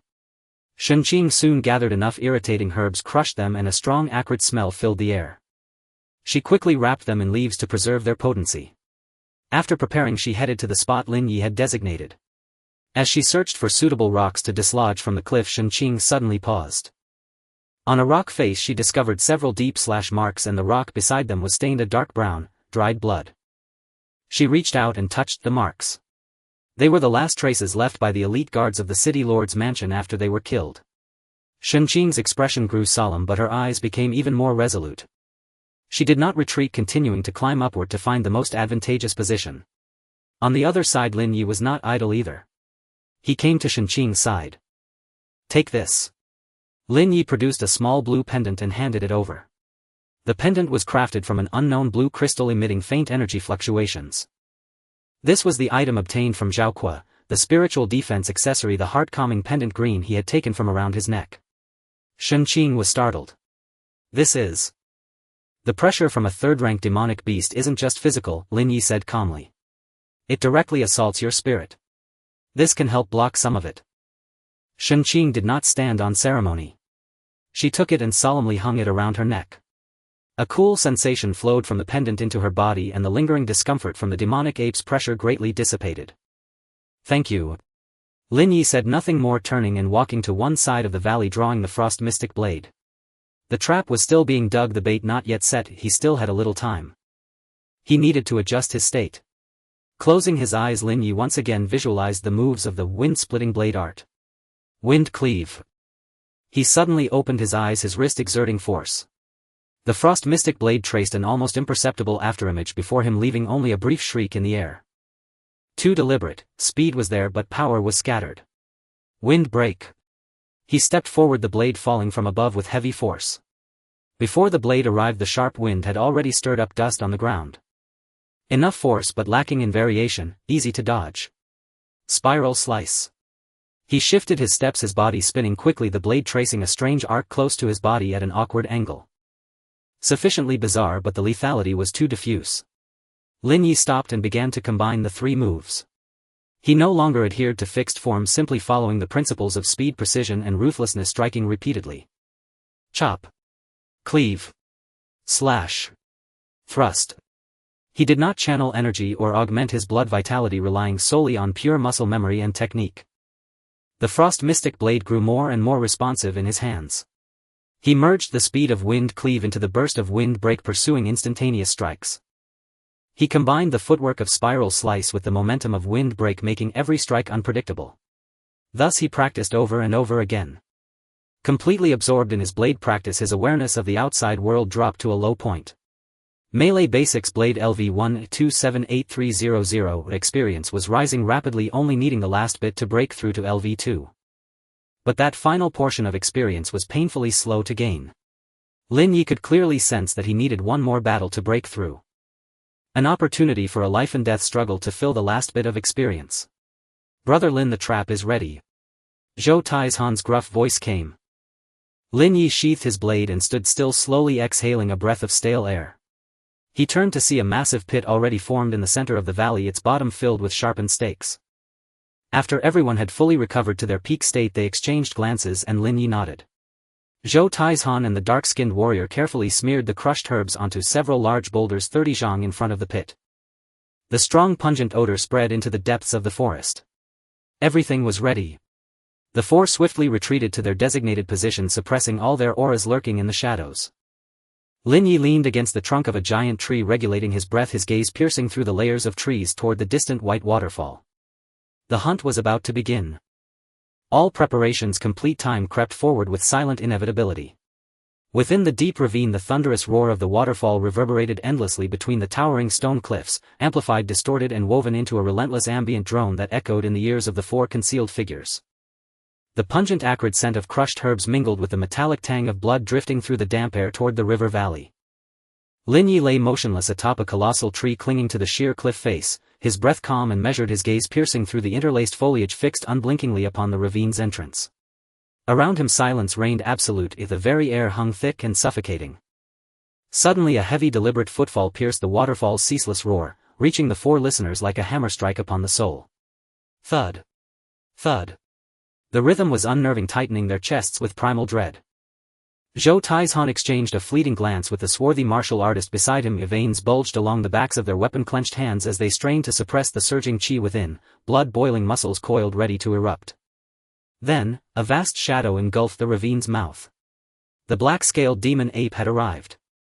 It halted at the threshold, unmoved by the scent, refusing to charge blindly inward. Its crimson bestial eyes swept the surroundings with wary intelligence. Lowering its massive head, it sniffed the ground, nostrils flaring. Its gaze swept across the stone walls flanking the gorge, and lingered a fraction longer upon the boulder daubed with herbal extract, and then unmistakably upon the ancient tree where Lin Ye concealed himself. Zhou Tieshan's heart leapt into his throat. This beast's cunning far exceeded all expectation.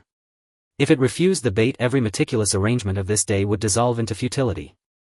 Just as Zhou Taizhan braced for imminent failure, the demon ape lifted its head, and reason fled, its eyes replaced by raw, unfiltered savagery. To it these preparations were not mere traps, they were an affront to its dominion, a grave insult to its sovereign pride. Roar! A guttural earth-shaking bellow rolled from its throat, charged with the overwhelming aura of a third-rank demonic beast. Without hesitation it strode forward on its thick, powerful limbs, stepping fully into the gorge. It had entered. Every hidden warrior tensed. With each advancing step the air itself grew dense, heavy, bent beneath the weight of its terrifying presence. When it reached a point 2 paces directly above the trap, its gait remained unchanged. Yet as it raised its foot for the next step, a subtle, almost imperceptible pause flickered in its motion. It lowered its head, peering intently at the ground before it, sensing something amiss. Had it been discovered? It no longer mattered. This was the moment. A glint of cold resolve flashed in Lin Ye's eyes. His azure ice crossbow completed its 3-second charge, its aim locked unwaveringly upon the ape's skull. He pulled the trigger. VVVVRR. A streak of cerulean light detached from the crossbow, utterly silent, leaving no trace of wind or passage. Empowered by its innate property, the ice spike traversed nearly 100 meters without sound, striking true toward the demon ape. The ape's instincts were razor-sharp. The instant the bolt launched, it sensed danger, its head tilting minutely aside. But it was already too late. Pfft. The cerulean ice spike missed its eye, but struck with lethal precision, embedding itself deep into the ape's left cheek. Then, its innate property activated. An avalanche of bone-deep cold erupted outward. Crack. Crack. From the spike's impact point, white crystalline frost exploded across its flesh, spreading with blinding speed, encasing half its skull and shoulder-neck region in seamless gleaming ice. Its berserk fury vanished in an instant. The frostbind effect had taken hold. Now, Lin Ye's low command cut through the air. Almost before his voice faded, a furious roar erupted from below. Beast, die! Zhou Taizhan surged forward. Crimson chi surged around his fists, coalescing into spectral gauntlets of blazing energy. Without flinching, he charged headlong, straight toward the frozen ape's exposed front. He would use his own body as a shield, to draw its wrath and create the opening Lin Ye and Shenqing needed. Yet the might of a third-rank demonic beast surpassed even his darkest imaginings. The frostbind lasted less than 2 seconds. Grara! A thunderous bellow erupted from beneath the ice, dark scales rippling as a surge of deep crimson chi ignited beneath its hide. Boom! The thick layer of ice encasing its skull shattered inward, exploding into glittering shards. Zhou Tieshan's devastating fist was already inches from its face. Fury burned in the ape's scarlet eyes. It bore no weapon, only raised its right arm palm open wide and met Zhou Tieshan's fist with a single contemptuous slap. At that same instant, Shenqing moved, her form a whisper of motion, her long sword gliding silently toward the ape's exposed armpit, the one spot where its scales thinned, a vulnerability laid bare by its raised arm. There, where armor failed, lay its only weakness. Faced with a frontal assault from a second-rank peak martial artist and a coordinated strike from a latest-stage counterpart, the ape responded with brutal simplicity. Krakum! A deafening impact shook the gorge. Zhou Tieshan's earth-shattering fist collided squarely with the ape's bare palm. No stalemate, no resistance. Zhou Tieshan's face drained of color instantly. An irresistible force surged up his arm, shattering bone-deep wrenching agony through every tendon and joint. He was lifted clean off his feet, hurled backward like a ragdoll. Thud thud thud. His body carved twin furrows 10 meters long across the stone floor before his boots dug in, arresting his flight, only to unleash a violent spray of crimson blood. His face turned ashen. With one casual blow, the second-rank peak warrior Zhou Taizhan lay grievously wounded.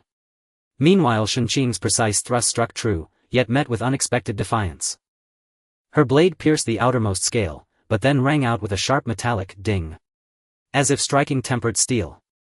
The tip sank no deeper, stopped cold. A violent recoil jolted up her arm, searing pain flared across her palms, and the sword nearly tore from her grip. The ape didn't even glance her way. Instead, it pivoted mid-motion, elbow cocked back, whipping backward with a shriek of displaced air. Shenqing's pupils contracted.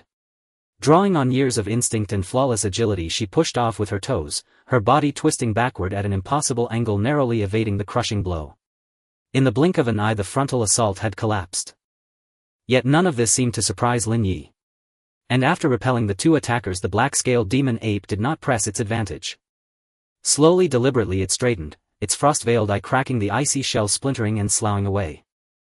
Then it snapped its head upward, its restored crimson gaze sweeping past Zhou Taizhan and Shenqing below, locking with chilling finality onto the figure concealed high above among the ancient boughs of the cliffside tree. It knew, the freezing strike had come from there. Roar! This roar carried no rage, only pure undiluted murder. Its target was set. Abandoning the two insignificant insects below, the ape crouched low, its massive frame sinking, all four limbs planting firmly into the earth, its thick hindquarters coiling like springs of living obsidian. In the next heartbeat, rock detonated beneath its feet, shrapnel exploding outward, while its body became a black supersonic projectile tearing skyward with feral, unstoppable ferocity. Straight toward the precipice, straight toward Lin Ye's ambush perch. A shadow lunged forward with a ferocious aura, the shockwave generated by the explosive surge of a third-rank demonic beast's vital energy. As the black-scaled demon ape ascended midair, Lin Ye thrust both feet hard against the thick trunk of the cliffside giant tree and plummeted toward the valley floor below. Almost the instant he left the trunk, the black-scaled demon ape reached the exact spot he had just occupied, yet it did not descend. Instead, it hovered briefly in midair, its crimson beast eyes locked unblinkingly upon the falling Lin Ye. It spread its scaled palm, furry and dense, and from nearly 20 zhang away struck violently toward Lin Ye. Whoosh! Nothing flew forth, but the air before Lin Ye collapsed and warped as a tremendous surge of vital energy crashed toward him across the void. This force resembled the condensed momentum of a third-rank martial cultivator. It was precisely this qualitative transformation of vital energy that distinguished third-rank demonic beasts from their second-rank counterparts, enabling them to strike lethally across empty space. Lin Ye hung suspended in midair utterly without purchase, yet his gaze remained unshaken. With a single thought he activated his defensive artifact energy ward talisman. A semi-transparent energy shield flared instantly into existence before him. This was the first line of his defensive system. Yet when the invisible vital energy struck the shield, no thunderous impact followed, only a sharp brittle sound, crack.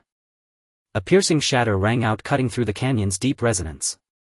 The energy ward talisman, capable of repelling even peak second-rank assaults, had failed.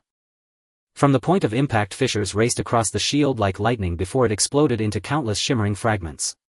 The vital energy pierced through, its power diminished by less than 30%, still roaring toward Lin Ye's chest with devastating force. Phantom shift. At the very moment the shield shattered, Lin Ye deployed his final life-saving technique. His physical form flickered, becoming translucent, insubstantial, slipping between reality and illusion. Pooh! The intangible vital energy passed straight through his body, leaving no puncture wound. Yet Lin Ye's face paled instantly and a trickle of blood escaped the corner of his mouth. What? Shock flooded Lin Ye's eyes. Phantom shift granted immunity to physical trauma, yet it had not fully nullified this momentum-based force. A savage turbulent power surged inward, rampaging through his meridians, corroding his internal organs. This was Jinli, a force operating on the energetic plane far beyond mere physical impact. In that same instant Lin Ye channeled his inner energy to resist, disperse and deflect the invasive force. Even so, he sustained a minor injury. Boom! Lin Ye landed hard, his feet punching two deep craters into the earth. He absorbed the downward momentum, staggered once, then forced himself upright. Meanwhile the black-scaled demon ape crashed down with its massive frame shaking the entire canyon. It did not glance back at Lin Ye, as if deeming him no longer a threat. Turning instead, its crimson gaze swept toward a dark-skinned martial cultivator who had been circling to launch a flanking strike from the canyon's opposite side, just as the man gathered his vital energy for the assault. Impatience flashed in the ape's eyes. It didn't even raise a fist, merely lifted its thick arm and delivered a brutal sweeping backhand. The dark-skinned cultivator's expression contorted in terror. His vital energy erupted uncontrollably, forming a dense layer of protective chi around his body, and he raised his long saber crosswise before him. Tum! His chi barrier shattered instantly. His fine steel saber twisted grotesquely under the impact, then came a sickening muffled crack of breaking bone. The man was hurled sideways, slamming into the cliff wall over 10 zhang away. Rocks rained down as he slumped lifelessly to the ground, his chest caved in at an unnatural angle, his fate unknown. One blow, dispatching a peak second-rank martial cultivator. For a breath only, Zhou Tieshan's ragged breathing echoed through the canyon. He stared at the dark-skinned man's ruined form, then at Lin Ye, blood still glistening at the corner of his mouth, and his face drained of color. The gap was simply too vast. Without hesitation Lin Ye withdrew a pale green vial from his spatial ring and swallowed its contents in one swift motion, healing elixir. Cool soothing energy spread rapidly, suppressing his internal injuries. His gaze remained icy, unwavering, fixed solely upon the demon ape. Now. The ape's sweeping strike had left it momentarily exposed. Lin Ye flipped his left wrist, raising the ice-blue crossbow once more. This time he did not charge or aim, he fired instantly. Whum! A silent needle-thin ice spike shot forth, not at the head but at the thick muscle beneath the ape's armored calf. The ape sensed the attack, but its immense bulk hindered any immediate evasion. Pft! The ice spike struck true, embedding itself deep in the fleshy gap between black scales, and unleashed a wave of freezing energy. Crack! Frost bloomed outward in an instant, though full immobilization failed, the effect triggered flawlessly. The ape's movements visibly slowed, just for a heartbeat. That was enough. Cha! Lin Ye barked low, and drove his right foot down with crushing force. Rock splintered beneath him as energy surged up his arm and flooded into the Xianfrost blade he held. Hum! The blade blazed with sapphire light, a half-foot-long crescent of frigid energy lashed from its edge, plunging the surrounding air into sudden biting cold. Shatterfrost slash!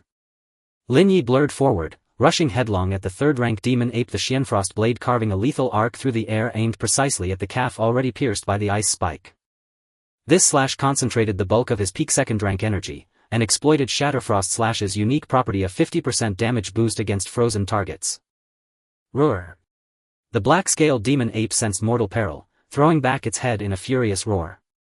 It shattered the frost clinging to its leg and attempted to evade, even as its other massive palm swung down toward Lin Ye's skull. But Lin Ye ignored the overhead strike entirely, his vision narrowed to that single all-consuming cut. Pft! The sapphire blade light struck home, biting deep into the ape's calf. This time there was no clean clang, only the raw wet tear of flesh and scale parting. A wound gaped open, dark red blood gushing forth. 15 movement speed. The Xianfrost Blade's Frostbite trait activated. Success. For the first time since combat began, Lin Ye had inflicted meaningful harm upon the demon ape. Yet before Lin Ye could retreat, the descending palm strike descended. At the last possible instant he wrenched his torso sideways, crossing his black iron bracers before his face.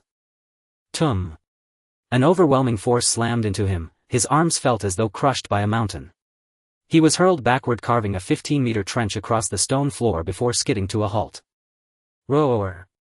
Agony ignited the black-scaled demon ape's fury, its savage aura pressing down upon everyone present. Beneath its hide, crimson vital energy flared violently, radiating outward in visible waves of dark red chi. The canyon's air thickened instantly. Lin Ye felt his limbs grow sluggish, his inner energy flowing with palpable resistance. This was the blood chi domain, a unique manifestation exclusive to third-rank demonic beasts. Wounded, the ape's presence now radiated even greater dread. Its eyes, now fully blood-red, locked onto Shenqing, who had been circling warily seeking an opening. Shenqing's heart clenched, she knew she had become the target. Yet she did not retreat. Instead, gritting her teeth, she seized the ape's momentary distraction, dashing forward with blinding speed, her long sword stabbing toward the old scar on its chest. That scar, left by elite warriors of the city lord's mansion, was one of the few known vulnerabilities on its body. She aimed to force the ape into defense, buying Lin Ye precious time to recover. But the wounded ape moved faster, and reacted more sharply, than she anticipated. Facing her thrust, it neither dodged nor flinched, merely shot out its enormous black-scaled hand. Dang! Shenqing's sword was seized mid-thrust, its blade gripped with perfect precision by the ape's monstrous fingers. The tip halted 3 cun short of the ape's chest, frozen in place. Shenqing's face went deathly pale as she strained to withdraw her weapon, yet the blade would not budge. The black-scaled demon ape slowly lowered its head, its grotesque muzzle twisting into a cruel bloodthirsty grin, mere inches from her face. And let loose a guttural predatory roar. The foul stench of the gale struck her face, making it almost impossible for Shenqing to breathe. The massive face of the black-scale demon ape was inches away, and in its bronze-bell-like bloodshot eyes her pale visage was reflected. She had never felt so close to death. Her sword was tightly gripped, immovable. The ape's low roar made her eardrums buzz and her organs resonate in unison. It's over. Just as the thought crossed her mind, a furious roar suddenly exploded in the canyon. Beast! It was Zhou Taizhan. Shenqing struggled to turn her eyes and saw Zhou Taizhan not far away, his eyes blazing red like blood. Zhou Taizhan glanced at the dark-skinned warrior lying motionless in the distance, then at Shenqing, who was trapped by the ape. A flash of determination crossed his face. The Zhou clan sons fight to the death, never retreat. He roared to the heavens, and an aura infinitely close to the third level's initial stage erupted from within him. Sizzling. Dark red blood energy transformed into visible steam bursting out from the pores all over his body. His already burly body expanded once more, veins bulging under his skin like writhing earthworms, grotesque and ferocious. The Zhou clan's forbidden art, the blood-burning secret technique. At the cost of burning his vital essence, he gained immense power for a short time. Roar! Zhou Taizhan let out a cry that was scarcely human, and his feet slammed into the ground. Boom! A shallow crater burst open in the earth. Zhou Taizhan's figure turned into a crimson blur, charging straight at the demon ape, ignoring his own injuries. The black-scale demon ape sensed the threat and let out an irritable roar, forced to momentarily release Shenqing. Its free left arm swept down with a foul wind, crashing toward the charging Zhou Taizhan. Facing a blow that could crush him into pulp, Zhou Taizhan did not dodge or evade. His eyes were bloodshot, his expression resolute. He would use his life to create an opportunity for his comrades. As the massive palm descended, Zhou Taizhan suddenly dropped low, crossing his arms to actively lock onto the descending ape arm. Crack! The sickening sound of bone fracturing clearly drowned out the roar of the waterfall. Zhou Taizhan's arms bent inward at an unnatural angle, his arm bones were clearly shattered. Yet he didn't utter a single cry. Instead, using the impact, he clamped his deformed arms tightly around the ape's left limb. Arg! Zhou Taizhan's eyes bulged, blood sprang from his mouth, every muscle in his body trembling. He poured all the power gained from the blood burning into locking the ape's arm. An opportunity. Lin Ye, who had been calmly observing the battlefield, felt his heart clench the moment Zhou Taizhan used the forbidden art. Without a word, Lin Ye instantly understood, this was a chance Zhou Taizhan bought with his life. Zhou Taizhan used his own life to create a brief opening for him. Burst. With a thought, Lin Ye's spirit and stamina were instantly drained, transformed into greater strength surging through his limbs and bones. In an instant, everything in Lin Ye's eyes seemed to slow down. The demon ape swung its left arm violently, trying to fling Zhou Taizhan off, but Zhou Taizhan clung to its arm with his life imprisoning it. Now, Lin Ye moved, circling around the ape's front and appearing behind it with incredible speed. He gripped the frost blade tightly, squeezing out the last remnants of energy within him, pouring it all into the blade. Hum. A cerulean blade light burst forth from the frost blade's edge, extending over half a foot. The bone-chilling cold crystallized the surrounding air into fine ice particles. Target, the back of its neck, the palm-sized old wound. Lin Ye leaped high, gripping the sword with both hands, and with all his strength he brought down the final strike from above. Icebreaker Slash. This strike also carried a 50 damage bonus against slowed targets. Die. Lin Ye roared silently in his heart. Squelch. The ice-blue blade light precisely struck the scar where scales had failed to regenerate. Without the scales obstruction, the blade cut cleanly in. Dark red blood instantly gushed out. But the blade had only sunk half an inch before Lin Ye's expression changed. Clang. A dull sound of metal striking metal came from deep within the wound. A tremendous resistance rebounded through the blade. His sword was stuck.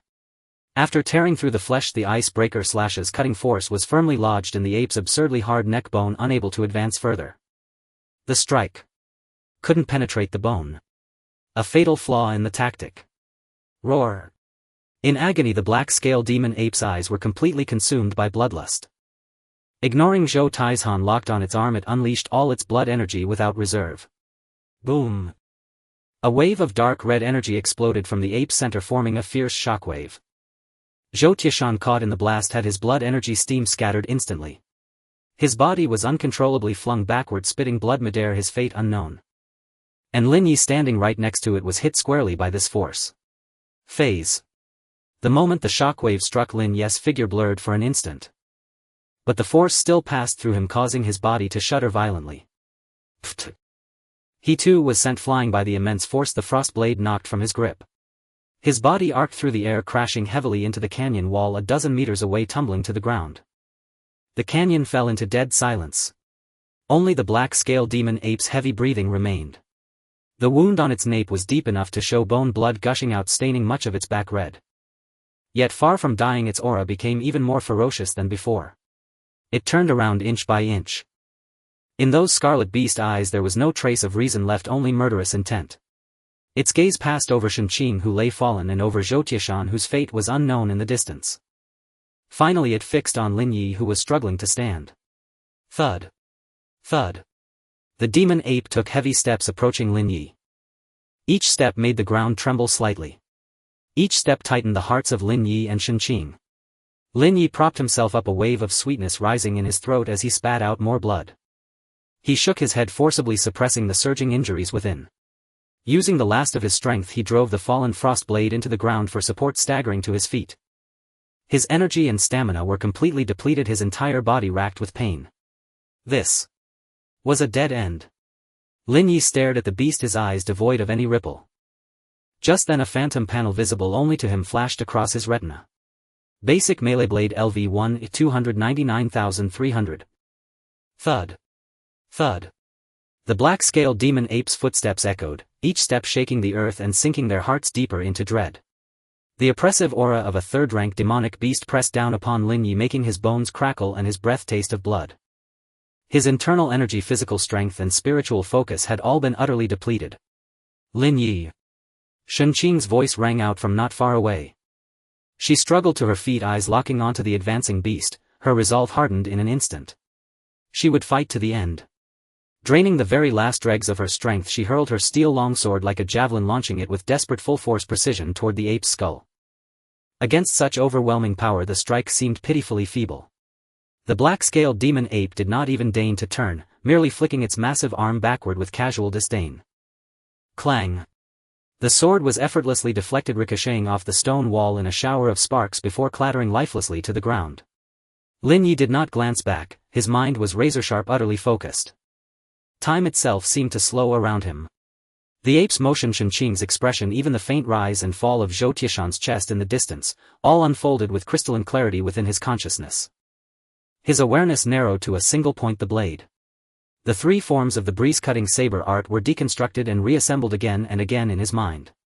Fragments of past battles, slaying demonic beasts, flashed through his thoughts in rapid succession. The tactile memory of steel parting flesh, the resistance of blade biting into armored scales. He recalled the moment just moments ago, when his saber had been trapped immovably wedged in the ape's cervical bone. Under the crushing pressure of imminent death, every fragment of experience and insight began to fuse. He sensed the threshold of breakthrough, just within reach. Yet something remained elusive. What was it? Strength? Speed? No, neither. A sudden flash illuminated Lin Ye's mind, the ape's force, projected across space, striking not the surface but deep within the core. He realized, his slashes had only grazed the exterior, never piercing the essence. A cleaving blow struck a surface, a thrust pierced a point. What if all his strength, all his energy, were compressed into that singular point at the tip of his blade? A revelation surged forth. The blade was not meant only for slashing. When power converged into a single point, it became unstoppable. Crack! As though some invisible barrier had shattered. That final barrier had been pierced. From his system interface, the line Melee Fundamental Saber LV 1/300,300 dissolved into nothingness. Replaced by Melee Fundamental Saber LV 2/1600. Then came the prompt. Melee Fundamentals level requirement met. Learn lethal technique Void Piercing Strike. Yes. Lin Ye affirmed inwardly. In the next instant, a new ability shimmered into existence upon his personal interface. Void Piercing Strike: condense all bodily energy into the tip of one's weapon to unleash a thrust imbued with ultimate penetrative force, dramatically enhancing armor and defense, piercing capability, and exceptionally effective against energy shields. At the very instant the interface refreshed, the black-scaled demon ape loomed directly before him. It raised its colossal palm high, swatting downward like a man crushing a fly, aiming straight for Lin Ye's skull. His transformed ki-blood surged outward in visible rippling waves. The fatal blow hurtled toward him, imminent. Now. Without hesitation he drew 2 vials from his spatial ring and swallowed them both in one gulp. Energy elixir. Restoration elixir. His desiccated body flooded with replenishment, but still it was far from enough. Damn it, I've no time to hold back. A fierce determination flared in Lin Ye's heart. A card, glowing faintly, flashed once in his palm and vanished. This was his final trump card. Stasis card. Upon activation preserves the user's physical attributes exactly as they were at the moment of use, 0 consumption, for 5 minutes. Effective only on transcendence of 2nd rank or lower. Though not activated at peak condition, it would suffice for a protracted battle. Mystical energy surged through his limbs and marrow.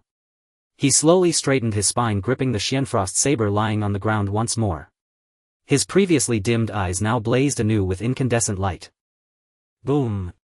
The ape's massive palm slammed down, missing entirely, and cratered the earth, sending shards of stone flying in all directions. Lin Ye moved. Phantom Step. Surge. Both abilities ignited simultaneously, consumption be damned. His figure blurred, reappearing instantly at the ape's flank. Roar. Missing its strike, the ape erupted in fury, spinning and lashing out with a horizontal sweep so swift it left afterimages. Yet to Lin Ye its motion slowed, its trajectory laid bare before his gaze. He pushed off with his toes, his body gliding along a sharp serpentine arc, skimming flush against the ape's thick muscular arm. Frost shatter slash. A cerulean slash of icy light flared, not a wide sweeping cleave but a nimble precise arc, carving cleanly across the ape's already wounded calf. SSSSH. The wound tore open anew, the frostchill debuff layered atop the previous injury. The ape's movement slowed, just a fraction more. Roar. Repeated strikes shattered its composure. Abandoning all finesse, crimson kiblood flared violently across its hide. It would crush Lin Ye into pulp with brute force alone. Yet Lin Ye had anticipated the move, retreating explosively a split second before the kiblood surge erupted. Energy deflect talisman flared into existence, barely absorbing the shockwave. Within the canyon a surreal spectacle unfolded. The colossal black-scaled demon ape raged, each blow trembling the mountains. Lin Ye meanwhile danced flawlessly through the interstices of its onslaught. Each evasion was perfectly timed, each strike surgically precise, carving fresh wounds into the ape's body. On the rare occasions he failed to dodge a glancing blow, inflicted only superficial injury. Suppressing his wounds, leveraging the extraordinary effect of his talisman card and sustaining relentless ability usage, Lin Ye locked himself in a deadly grapple with the beast. He was adapting. He was learning. Accumulating combat experience against a superior tier foe. Second by second time slipped away. The ape's wounds multiplied, its breath grew ragged, its aura waning. While Lin Ye remained perpetually at peak capacity, his gaze burning ever brighter. Opportunity presented itself, only once. In that half-second of rigid exhaustion, as the ape's fist swung wide and empty, its body locked in the aftermath of prolonged exertion. Lin Ye's eyes flashed, now. He ceased evading. His form stilled abruptly, knees bending slightly, torso lowering into an unorthodox yet perfectly balanced stance. Every fiber of muscle and bone, every ounce of internal energy, physical stamina and mental focus, was summoned, converging violently upon the tip of the Xianfrost saber. Hum. The Xianfrost saber trembled violently, the cerulean aura compressing inward, shrinking, collapsing until only a single searingly brilliant point of light remained at its apex. Frost shatter / forcibly condensed. Even the surrounding air rushed inward, drawn toward that luminous singularity. Void-piercing strike. Die. Lin Ye vanished from his position. In the next heartbeat he materialized behind the ape, still poised mid-thrust. That streak of cerulean light launched afterward, yet arriving first, slipped silently into the deep bone-exposed scar upon the ape's nape. No sound. No resistance. That infinitesimal point of absolute cold pierced the dense cervical bone as if it were mist, precisely severing its spinal cord. Gurk. The roar died mid-breath. The massive frame froze, rigid as stone. Cerulean fissures bloomed outward from the nape, spreading across its entire body in an instant. Crack, crack. Bone-deep cold erupted from within, extinguishing every spark of life. The ape's crimson bestial pupils dimmed, light fleeing rapidly from their depths. In its final moment its gaze did not seek the enemy behind, but fixed instead upon the thundering waterfall ahead. Within those fading pupils the waterfall's reflection shimmered, revealing what lay beyond. Boom. The colossal body crashed to the ground, raising a storm of dust. The third-ranked demonic beast, the black-scaled demon ape, was dead. The colossal beast crashed onto the ground, sending up a shower of broken stones. On Lin Ye's retinal display the 5-minute countdown of the status maintenance card reached 0. The mysterious power dissipated and an intense wave of weakness surged over him. This was the aftermath of prolonged ability use. Every muscle and bone in his body screamed with stabbing pain. Lin Ye's legs trembled. His knees buckled and he drove the frost moon blade into a crevice in the hard rock, gripping the hilt with both hands, forcibly propping up his lurching body. A dead silence fell over the canyon, broken only by the distant roar of the waterfall. Not far away Shenqing clutched her fractured ribs, dragging her bleeding right leg as she crawled painfully across the rubble-strewn ground. She crawled to Zhou Taizhan's side and reached her fingers toward his nostrils. Zhou Taizhan's body had taken on an eerie bluish-purple hue and his once bulging muscles had shriveled. The blood vessels on his skin had burst, the aftermath of the blood-burning art draining his vital essence. Both his arms were broken, bent backward at unnatural angles. He was in a deep coma with only a faint rise and fall of his chest to show he was still alive. Confirming Zhou Taizhan was alive, Shenqing turned her head to look at the other side. That dark-skinned warrior lay collapsed in a shallow pit, his neck twisted and broken, his sternum completely caved in. He had long since stopped breathing. Out of their foreman's squad 1 was dead and 2 were severely wounded. Shenqing pushed herself off the ground and turned to look at the figure standing with a blade in hand. This mysterious powerhouse at the late second stage had become the only one still standing in this desperate place. Lin Ye steadied his breathing and released the sword hilt. He took a recovery potion and an energy potion from his storage ring, tilted his head back and drank them down. The potions took effect, restoring some of his mental energy and greatly alleviating the pain racking his body. He pulled out the frost moon blade and strode toward the corpse of the black-scale demon ape.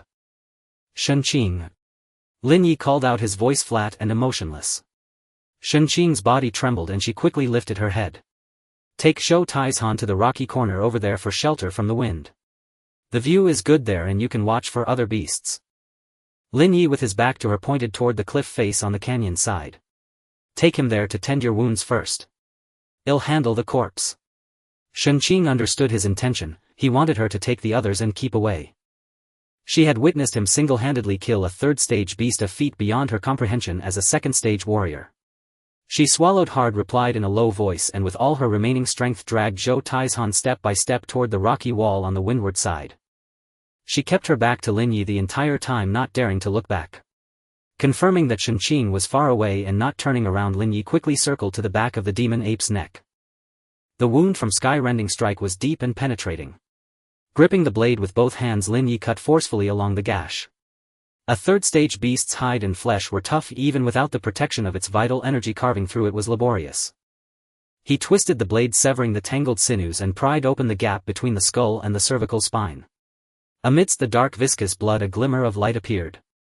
A flicker of movement crossed Lin Ye's eyes. With a flick of his blade tip, an irregular crystal the size of a fist rolled into his hand. He quickly stowed the demon core into his storage ring, his gaze shifting to the massive corpse at his feet. A third-stage beast was a treasure trove, its scales could make armor, its flesh was highly nourishing, and its bones were excellent material for forging weapons. However, the black-scale demon ape was too large to fit entirely into his storage ring. He dismembered the corpse, clearing out the less valuable resources from his storage ring to pack away all the third-stage flesh. After finishing, Lin Ye kicked a few blood-stained rocks over to conceal the jagged edges left by the spatial transfer. It's done. Lin Ye called out. Shenqing, leaning against the rock wall, turned her head at the sound. Her gaze passed over Lin Ye and settled on the empty center of the canyon. The massive corpse that had been there was gone. There were no signs of cut flesh or dragged bloodstains on the ground, not even a single strand of fur left behind. Only the pools of blood remained, evidence that a third-stage beast had once lain there. Shenqing gasped sharply, the motion aggravating her broken ribs, and her face turned deathly pale with pain. The way she looked at Lin Ye changed. Earlier it had been gratitude, and now it was more fear. To have reduced a third-stage beast to nothing in such a short time, leaving no trace behind. This was undoubtedly some extremely sinister and terrifying corpse-dissolving secret art. She lowered her head, biting her lip hard, forcing herself not to dwell on it. In this world, the less you knew, the longer you lived. Lin Ye stepped forward, pulled 2 basic healing potions from his pocket and handed them over. Shenqing recognized them, she had seen Lin Ye use them on old Master Zhou before. They were precious healing elixirs, far superior to ordinary healing pills. She clasped her hands in a fist-and-palm salute, thanking Lin Ye for his aid. She took the potions respectfully, bit off the stoppers, fed one to Zhou Tiashan and downed the other herself. As the medicine took effect, Zhou Taizhan's breathing steadied a little. But the fractures in his arms and the depletion from the blood-burning art were beyond what basic potions could mend. They could only temporarily save his life. Without a mid-grade pill he would surely be left crippled or even have his cultivation level fall. The pungent stench of blood filled the canyon. The light of the setting sun streamed through the gaps in the cliff, stretching Lin Ye's shadow long, while the sound of the waterfall echoed from afar. Shenqing expected Lin Ye to suggest retreating to the cave to regroup with Zhou Dekheng. But Lin Ye did not move. He leaned on the frost moon blade, his gaze passing over the chaotic battlefield and fixing on the direction of the waterfall. During the battle just now, the demon ape's behavior had been extremely abnormal. Facing their foreman siege, this highly intelligent beast, even when enraged and severely wounded, had not chosen to retreat half a step to use the terrain to its advantage. Its last glance before death had also been in that direction.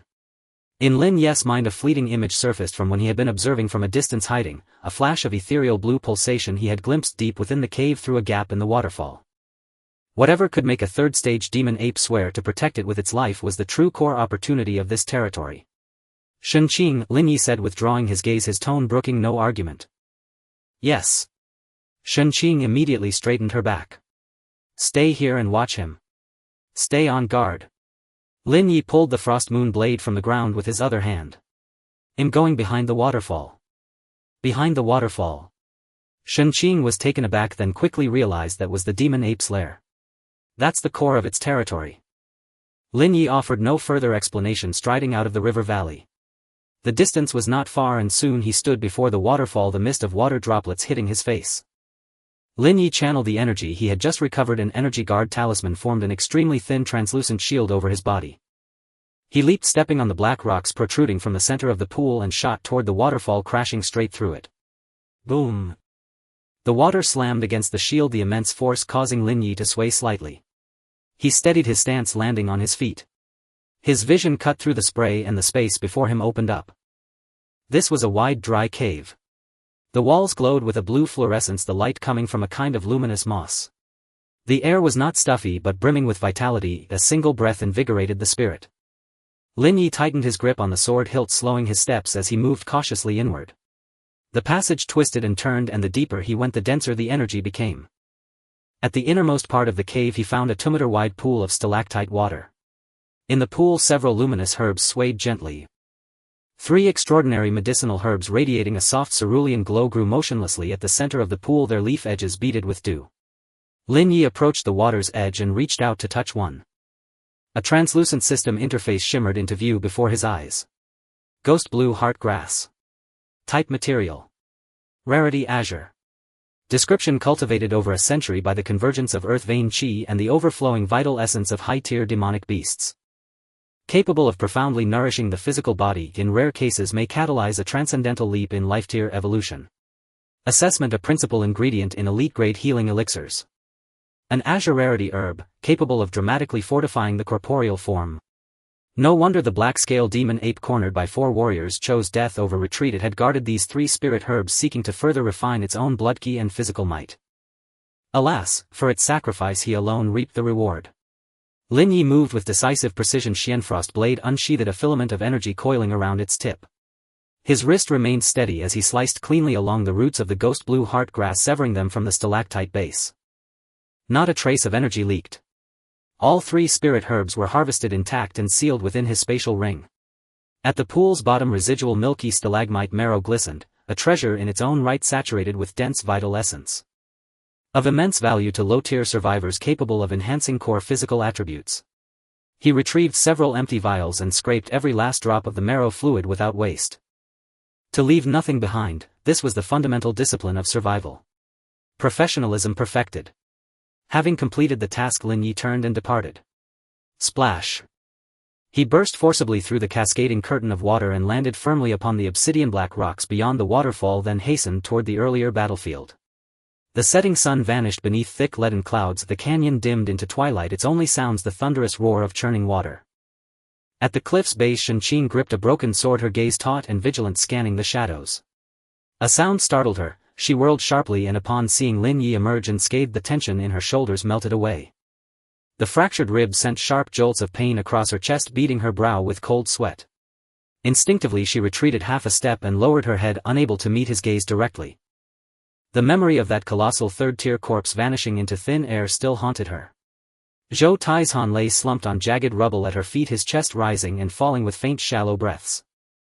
A basic healing elixir could not counteract the catastrophic depletion wrought by the blood-burning secret art. He hovered on the precipice of death. Lin Ye strode forward and halted before them. Lin Ye assessed the situation. The dungeon's time limit was only halfway elapsed. He would remain in Xuewu City. The cultivation arts of this world offered him profound advantages, and even higher-tier pills held untapped potential for his advancement. He required a reliable channel within Xuewu City to acquire mid-tier cultivation manuals and elixirs. Most such resources were tightly controlled by the garrison office and aristocratic clans. If the East City ghost market was too unstable to trust the Zhou family, this was the channel he needed. Lin Ye unfurled his palm, revealing 2 azure fragments no larger than fingernails, the deliberate remnants he'd left behind while harvesting the ice heart grass. For the critically wounded before him, these were miraculous lifelines. He flicked his finger. Both shards, glowing faintly with ghost blue luminescence, landed precisely at Shenqing's feet. Catch. His voice held no inflection. Feed one to him. Take the other to Zhou Dekhang, it will save both their lives and preserve their foundations. Shenqing stood frozen, overwhelmed by a surge of vibrant life force. Merely inhaling once eased the searing agony in her fractured ribcage. What is this? Her eyes widened in disbelief. A fragment of a third-tier spirit herb, Lin Ye replied, concealing the true identity of the ghost blue heart grass. Shen Qing trembled violently. A third-tier spirit herb. Such treasures appeared only as grand finales at Shuewu City's triennial auctions. Yet this man had casually tossed them away, as if discarding mere pebbles. Without hesitation she snatched up one shard and forced it into Zhou Tieshan's mouth, compelling him to swallow. The second she tucked carefully against her skin. The effect was immediate and potent. Within 10 seconds the ashen-purple necrotic aura receding visibly from Zhou Tieshan's skin. His withered muscles swelled anew with vital blood qi, and a faint gritty sound of bone regrowth whispered from his shattered arms. Cough. Zhou Taizhan expelled a gout of foul black blood and opened his eyes. Brother! Shen Qing cried, her voice breaking with tears. Zhou Taizhan gasped deeply awash in an ocean of renewed vitality. He turned his neck slowly, and beheld Lin Ye standing tall, blade in hand. Instantly he understood who had saved his life. He tried to rise, but his arms remained paralyzed. Instead he twisted his torso with desperate strength and struck his forehead hard against the rubble-strewn ground. Brother Lin. No words can repay this debt. My life is yours to command. His voice was hoarse yet unwavering. I require no life debt. Lin Ye gazed down, cutting straight to purpose. I require access to Shuewu City's procurement networks, letters of introduction to Bai Chao Tang and Wu Gu at the highest possible tier. Zhou Taizhan did not hesitate. Brother Lin, rest assured, the Zhou family holds firm ground in Shuewu City. The deputy manager of Bai Chao Tang was elevated by us years ago. The chief steward of Wu Gu owes us a debt beyond measure. He paused to catch his breath. Upon our return I shall pen the letters myself, no one dares obstruct them. Good. Lin Ye nodded. Now these two were irrevocably bound to him. Hurry, the elder patriarch must be retrieved before nightfall. We depart this region immediately. Lin Ye issued the order. Suddenly the wind intensified, whipping up the metallic tang of spilled blood from the earth. With Shenqing's support, Zhou Taizhan rose to his feet, and scanned the surroundings. His expression darkened instantly. We must flee, now. This place is no longer safe. His pupils contracted, eyes alight with raw fear. The black-scale demon ape ruled this territory unchallenged. Its death has scattered its aura. Within moments frenzied second-tier beasts from the periphery will descend to seize dominion. He swallowed hard, lowering his voice to a grave whisper. And, things are far worse than I anticipated. How so? Lin Ye asked. The wound upon the ape's nape, I've seen its like before. It bears no mark of a peer-level beast. It was pierced clean through by some monstrous incomprehensible force. The black-scale demon ape defends its domain unto death, yet it fled here to the outer fringes. There is only one explanation: it was driven out, from deeper within the mountains. Zhou Taizhan clenched his fists until his knuckles whitened, his voice trembling. Chen Beiwang of the garrison office issued that bounty, not for beast materials. He knows a primordial terror stirs deep within the mountains. He lured us here, warriors like us, to die clearing the perimeter to forge a buffer zone against the coming beast tide. Lin Ye's gaze hardened. The system quest was tied to the garrison master. This was no ordinary hunting assignment, it was a lethal trap threatening the very survival of Shuewu City. Retrieve them. Without another word, Lin Ye tightened his grip on the hilt and turned. The three retraced their path, returning to the concealed cave's base. They scaled the cliff swiftly and re-entered the cave. Zhou Qing, waiting at the entrance, exhaled in relief. A third-tier demon beast, even his grandfather had fallen before one. He looked at Zhou Tieshan. Uncle Zhou, you succeeded. Zhou Tieshan's complexion had regained warmth. He raised a hand, silencing the question. We'll speak upon returning to the city. Something is gravely amiss in these mountains, leave now. Zhou Cheng's expression shifted, complex, unsettled, but this was no moment for inquiry. Shenqing administered the remaining shard to the dying Zhou Dechang, forcibly stabilizing the third-tier martial artist's heart-vital pulse. Time pressed. Zhou Taizhan wove sturdy vines to bind Zhou Dekheng securely to Zhou Cheng's back. The group descended the cliff and fled, without pause, without looking back, toward the mountain's outer rim. Above, slate-gray clouds hung low and heavy. Just as they crossed the boundary of that territory. Boom! A deep guttural roar erupted from the deepest heart of the Tsangqing Mountains, low, resonant and suffused with overwhelming sovereign pressure, sweeping like a tide across dozens of miles of wilderness. Lin Ye's sprint faltered. The roar sent a tremor rippling through the embercore within his mind. He turned, and stared unblinking into the mountain's abyssal depths. Beneath his boots the obsidian rock vibrated, subtle, rapid, ceaseless. Ahead in the primeval forest tens of thousands of birds erupted skyward in panicked flight, blotting out the fading light. The roar from deep within the mountain struck like a hammer against every heart.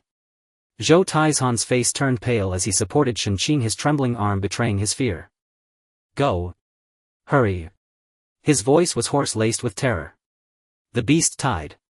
It's really coming. Those disturbed spirit beasts will tear apart everything in their path. He didn't need to warn Lin Ye, the youth already sensed the sudden surge of beastly aura around them. What had been sparse traces now blazed like kindling. From all directions countless malevolent eyes glowed in the depths of the jungle. The group dared not linger. Zhou Qing carried the unconscious Zhou Dekheng on his back. Following Zhou Taizhan and Shenqing, they ran with all their might toward the official road at the mountain's edge. The path grew treacherous, the once smooth earth now scarred with massive hoofprints and claw marks. Many trees were snapped and strewn across the ground, the air thick with the stench of soil and beast. Gray clouds pressed low, darkening the sky prematurely.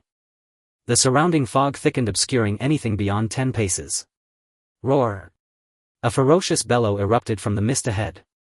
Lin Ye halted mid-stride, raising a hand to stop the three behind him. Fall back. His voice was low, yet it instinctively froze the panicked trio in their tracks. The mist churned violently as three massive monsters burst forth. Their bodies were clad in pitch-black carapaces, tusks protruding, crimson eyes blazing with madness. Iron-armored thornbacks, mid-second stage.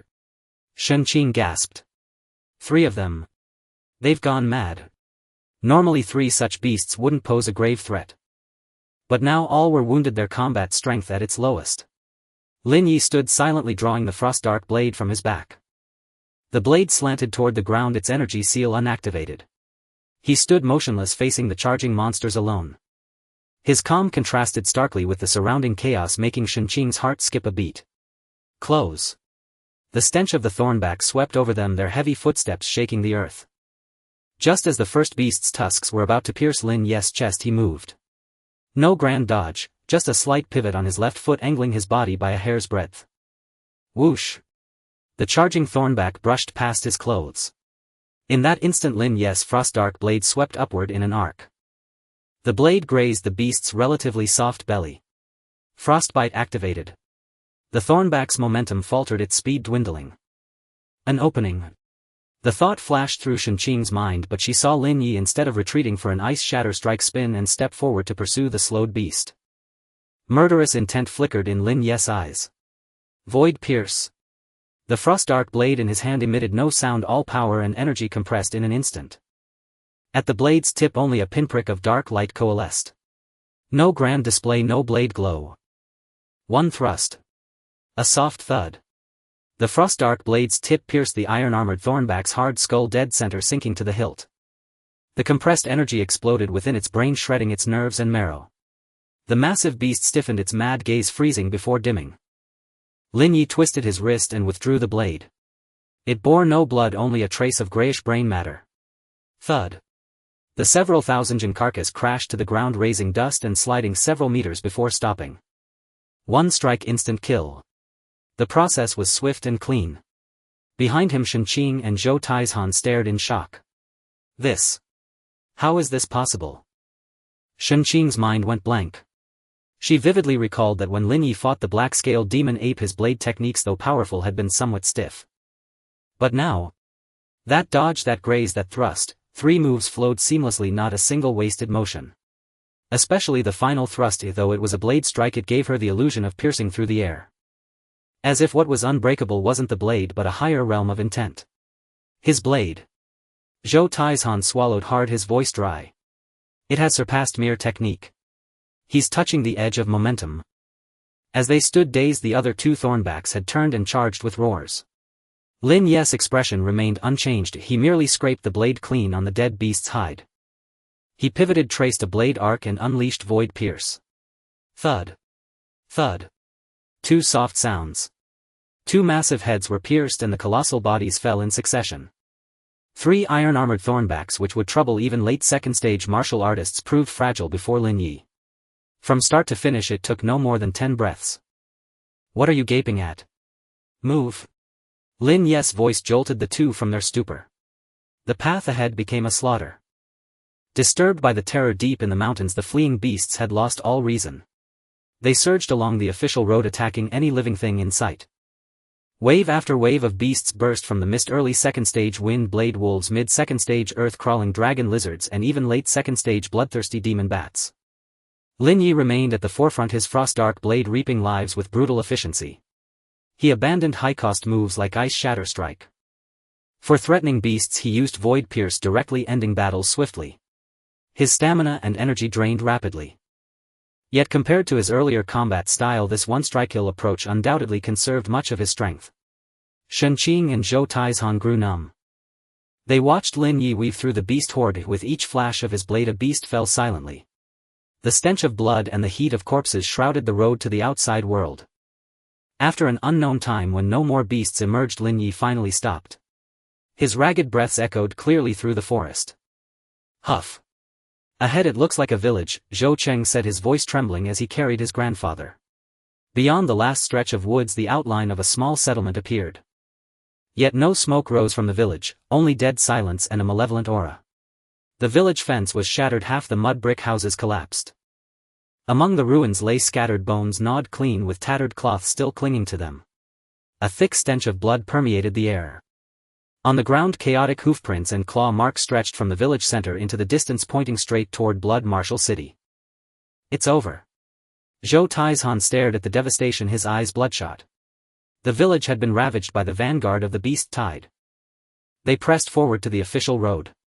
At the horizon the towering walls of Blood Marshal City were faintly visible in the sunset. Yet Lin Ye frowned. On the distant city walls 3 thick columns of black smoke rose straight into the sky. It was the warning signal passed down for centuries in Blood Marshal City. 3 smoke pillars signified the highest state of alert. The setting sun dyed the massive bluestone city walls of Xuewu City a somber crimson. 3 straight pillars of black smoke soared into the sky, piercing through the clouds. On the city walls hundreds of armored soldiers scurried back and forth. Ballistae were pushed to the battlements, their thick coldly glinting bolts instilling fear. The heavy city gate was barely ajar, with refugees and warriors fleeing from the wilderness crowding and jostling, desperate to squeeze inside. Everyone stepped back. Line up. At the gate a row of city guards armed with spears barked orders. The leading officer, his face covered in scars, kicked over a man trying to cut the line. Lin Ye led the way, followed by Shenqing, Zhou Cheng carrying Zhou Dechang, and Zhou Taizhan with his broken arms. The 4 of them were drenched in blood and clad in rags. The officer's spear shot out, barring Lin Ye's path. Halt. By the city lord's decree, the city is under martial law. All entrants must be thoroughly inspected. Lin Ye stopped. His right hand holding the Xianshan blade hung naturally at his side. The bloodthirsty aura accumulated from slaughtering beasts in the wilderness made the officer opposite him inexplicably uneasy. Zhou Taizhan dragged his wounded body forward, fumbling at his waist to pull out a token. Zhou family, Zhou Taizhan, he rasped. The officer took the token, glanced at it, and his scarred face twitched. The great clans of Xuewu City were not something a mere gatekeeper could afford to offend. He immediately waved them through. Passing through the dim city gate, the scene inside was entirely different from 2 days prior. The main road was deserted and all the shops on either side were shuttered and locked. Squads of armored soldiers patrolled the streets, with the clashing of arms and armor echoed eerily through the empty thoroughfares. The air was thick with tension and oppression. Zhou Taizhan halted and turned to Lin Ye. He bowed deeply. Brother Lin, the Zhou family will never forget your life-saving grace. Zhou Taizhan's tone was sincere. Time is critical now, I must take the old master back to administer medicine. Tomorrow I will send the highest letters of recommendation for the 100 Herbs Hall and the Martial Pavilion to the Hongyun Inn. Lin Ye nodded slightly, he needed these. Go. Shenqing also stepped forward, giving Lin Ye a long deep look. Brother Lin, take care. The 3 Zhou family members hurried into a small alley and quickly disappeared. Lin Ye did not return to the inn. Instead he oriented himself and headed straight for the garrison office in the east of the city. Outside the garrison office's tall black-painted gates the number of guards on duty had doubled. After presenting his travel permit and bounty notice, Lin Ye was led inside by a guard. Passing through the front courtyard he entered a side hall. The hall was dimly lit with a few oil lamps flickering weakly. A clerk in a blue official robe leaned back in his chair behind a long redwood table leisurely skimming the foam from his tea with the lid. 4 captains in light armor stood on either side of the table. The guard reported and withdrew. The clerk blew on the steam, took a sip of tea and didn't even lift his eyelids, as if Lin Ye before him were merely a wisp of air. Lin Ye spoke, his voice flat. Turning in a mission. Are you blind? The clerk finally set down his teacup, the porcelain striking the table with a sharp clink. Can't you see the 3 smoke signals outside? A beast tide is coming. The garrison commander is overseeing the battle on the walls and the entire office is preparing for war. He leaned back, his gaze contemptuously sweeping over Lin Ye's tattered clothes. All civilian bounty matters are postponed. Go back where you came from. Lin Ye didn't want to waste time. He untied the large coarse cloth bundle he had been carrying in his left hand. The bundle's surface was soaked through with blood, stained a dark ominous black. Lin Ye hoisted the bundle with one hand and slammed it onto the redwood table. Bang! A dull thud echoed through the hall. The bundle's knot burst open and the cloth slid away. A massive head rolled out. Black scales, protruding fangs. The demon ape's eyes were wide open, its blood-red orbs staring fixedly at the clerk before him. Even in death, the residual chi and blood pressure of the third-tier beast was terrifying. A violent bloodthirsty aura instantly enveloped the entire hall, making the air thick and viscous. The rich coppery stench of blood overwhelmed the room, sandalwood incense. The redwood table groaned under a series of unbearable strains, cracks spreading from beneath the head. The clerk's celadon teacup, struck by the invisible aura, rolled off and shattered on the floor. Scalding tea splashed all over him. Thighs is impossible.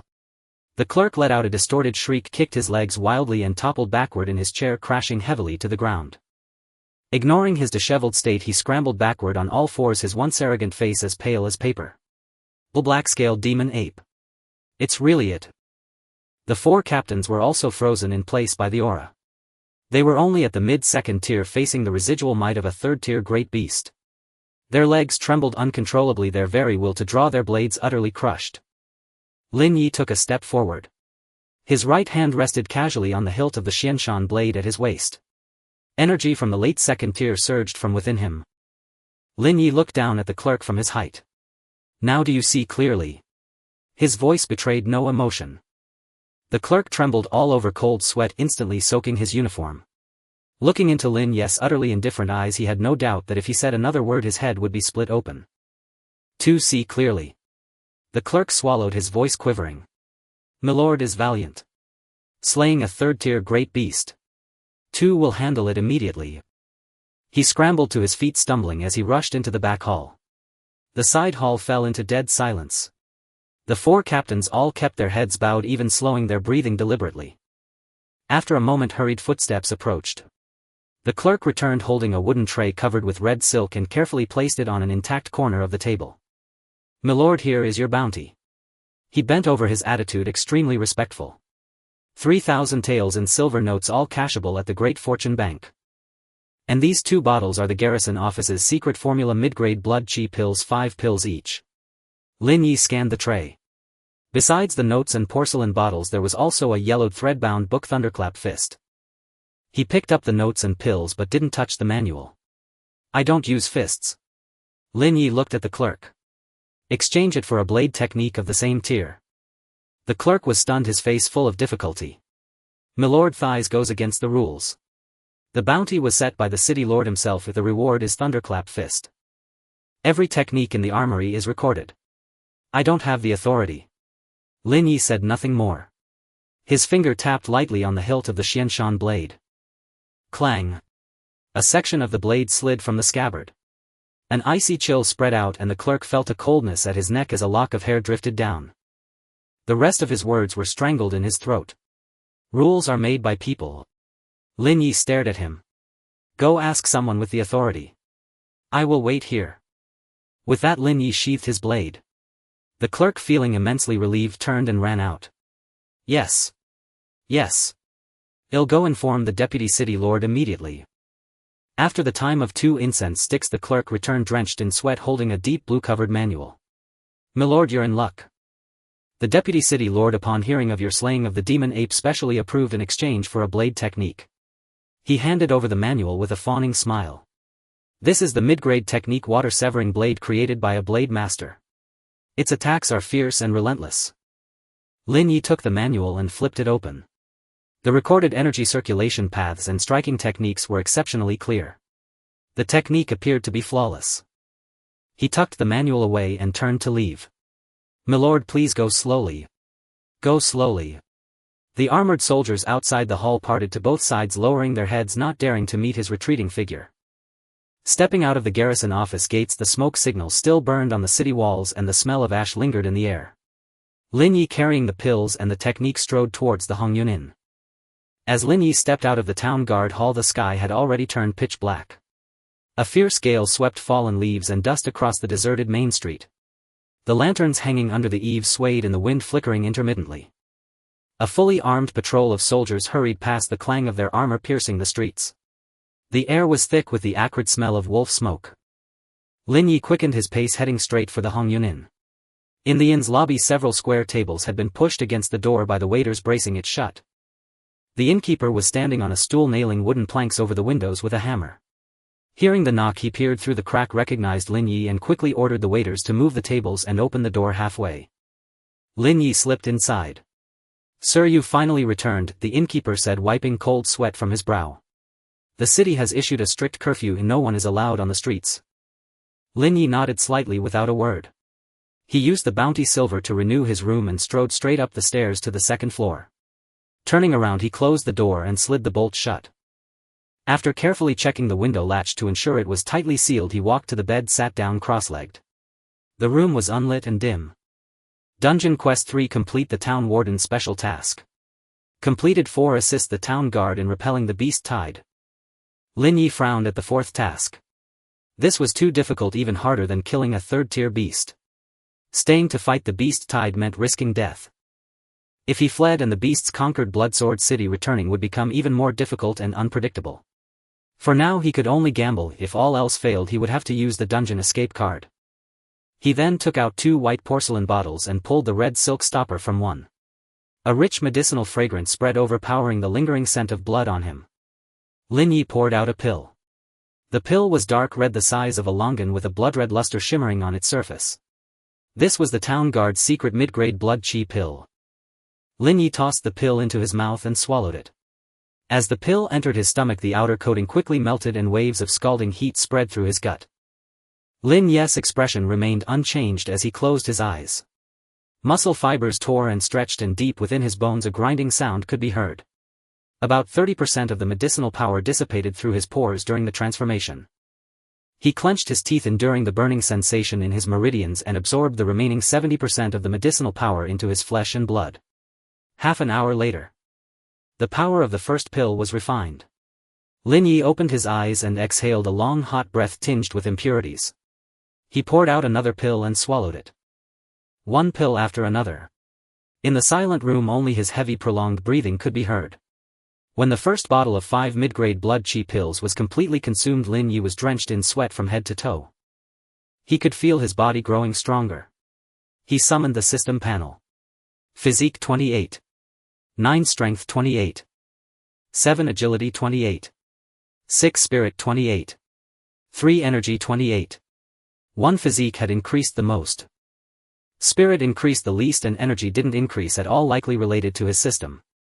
This world still focused on the physical body, at least from what he had encountered. Lin Ye clenched his fists, feeling the surging power. After calming his breath, he reached for the deep blue-covered manual severing water blade technique. Drawing from past experience, he flipped through it page by page, reading carefully. After finishing, a system prompt appeared. Able to comprehend the killing move severing water / requires melee combat blade LV3. Lin Ye's eyes lit up. Just like before, the system had responded.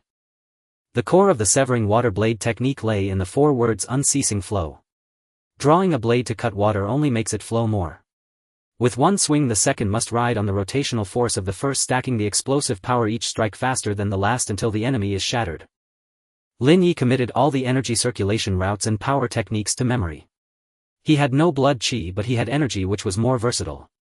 Closing his eyes, he constructed a virtual version of himself in his mind. Opposite him was a black-scaled demon ape. In his mind's eye, the long blade in his hand followed the trajectory of the severing water blade technique, slashing, rotating and striking again. He repeated the deduction over and over. Lin Ye opened his eyes and drew the frost blade from his waist. The room was cramped, so he suppressed the energy within his body. Relying purely on physical strength, he slowly traced the forms of the severing water blade technique in the air. His muscles were memorizing this new method of power generation. As long as he swung the blade in upcoming combat, killing enemies with this power technique, the proficiency of melee combat blade would skyrocket. Once it broke through LV3, the killing move severing water slash would be unlocked. After memorizing the technique, Lin Ye sheathed his blade. He picked up the second white porcelain bottle. Time was pressing. The wind outside grew louder and the distant roars of beasts could be heard. Lin Ye pulled out the stopper and poured the remaining 5 mid-grade blood chi pills directly into his palm. He tilted his head back and swallowed them all in one gulp. Boom! The combined power of 5 pills nearly spiraled out of control. A vortex of heat formed in his abdomen, assaulting his internal organs. For an ordinary second-tier native martial artist, such consumption would cause their meridians to shatter and their body to explode in the next second. But Lin Ye was different. He possessed a mental strength tempered by the ember and a physique of 28. 9. Suppress it. Lin Ye's eyes turned fierce as all the energy within him surged, firmly enveloping the rampaging medicinal power. The two forces clashed violently within his body. Deep in his bones a dull rumble erupted. Under the torrent of medicinal power his marrow underwent a reshaping. Capillaries on his skin ruptured, oozing a fine layer of blood beads. Then his body temperature evaporated these beads into a white mist that swirled around Lin Ye. Time ticked by. The gale outside rattled the wooden window frames, adding to the oppressive atmosphere. When the last wisp of medicinal power was refined into his cells, the white mist lingering around Lin Ye slowly dissipated. He opened his eyes. In the dark room his eyes gleamed for a moment. His vision had improved again and his hearing had become sharper. He could clearly hear the innkeeper's tense heavy breathing downstairs and even the clashing armor of patrolling soldiers 2 streets away. Lin Ye took a deep breath and summoned the panel. Physique 29. 6 Strength 29. 4 Agility 29. 4 Spirit 29. Energy 28. 1. The effect was remarkable. He had officially stepped into the peak of the second tier. A physique of 29. 6 brought Lin Ye's control over his body to a new level. He raised his right hand, spread his fingers, then clenched them into a fist. Pop! A sharp crack sounded in his palm.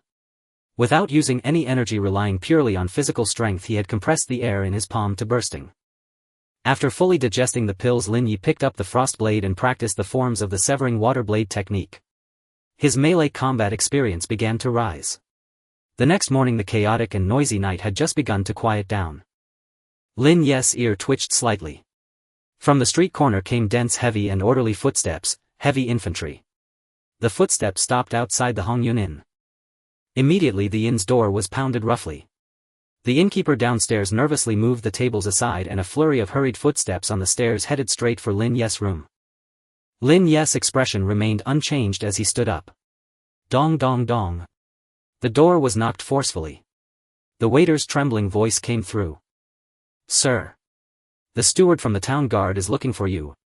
Outside the door a steward in a blue robe was bowing respectfully, his voice carrying through the wooden panel.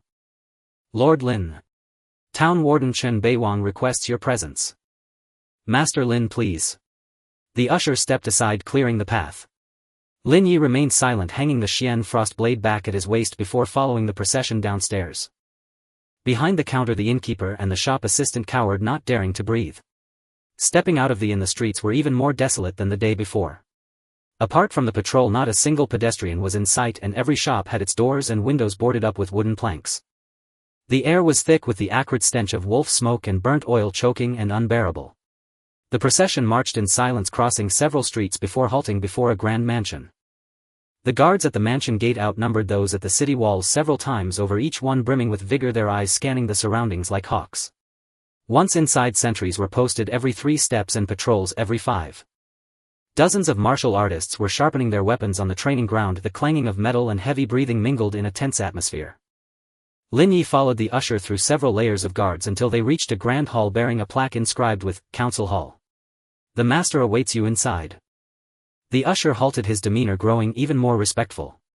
Lin Ye pushed the door open and stepped inside. The hall was sparsely furnished, lit only by a few thick candles whose flames flickered and swayed. Seated on a wooden chair at the main seat directly opposite the entrance was a man. He appeared to be in his 50s with graying temples but eyes that gleamed with sharp vitality.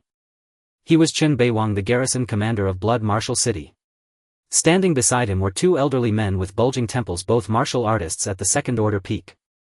The moment Lin Ye entered, Chen Beiwang's gaze locked onto him. "Are you Lin Ye?" His voice was steady and deep, and as soon as the words left his mouth, a powerful surge of force erupted from his body, bearing down directly on Lin Ye. It was the force of a third-order martial artist. This force was overwhelming. Had it been any second-order latest-stage martial artist, they would have been forced to their knees on the spot. A flicker of cold intent passed through the eyes of the two elders behind Chen Beiwang. This was the commander's show of force, a test to gauge Lin Ye's mettle. Lin Ye stood his ground motionless. He channeled the energy within him, his own aura bursting forth to meet the assault. A thunderous clash erupted in the hall as the two forces collided. The candle flames were pressed flat against their holders and several beams and pillars groaned under the strain. The two elders behind Chen Beiwang turned pale, forced back half a step. A second-order martial artist had actually managed to withstand the pressure of a third order. Even if this third order was wounded, he was still third order. The scrutiny in Chen Beiwang's eyes shifted to astonishment, then his aura receded like a retreating tide. Cough. Cough. He doubled over, coughing violently, covering his mouth with a handkerchief. When he pulled it away, it was stained with a patch of blood. Ha ha. Ha ha ha ha. Instead of anger, Chen Beiwang laughed, lifting his head to gaze at Lin Ye, his eyes brimming with admiration. Good. What a formidable second-order peak. My Blood Martial City is saved. Heaven has not forsaken me. He waved his hand. All of you leave. The two elders exchanged a glance, bowed and retreated. Before closing the door, they cast another look at Lin Ye. Only Lin Ye and Chen Beiwang, seated in his wheelchair, remained in the hall. You must be wondering why I summoned you. Chen Beiwang caught his breath, his voice dropping. A warrior capable of slaying a third-order black-scale demon ape is worth meeting in person. Lin Ye did not respond, waiting for him to continue.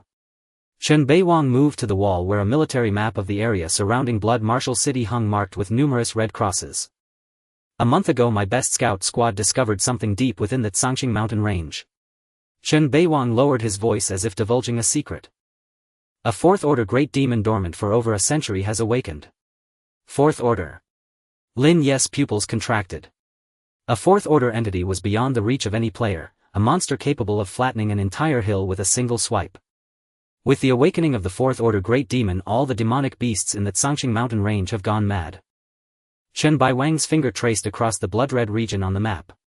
Countless second and third-order demonic beasts have been driven out, surging toward us, forming a beast tide.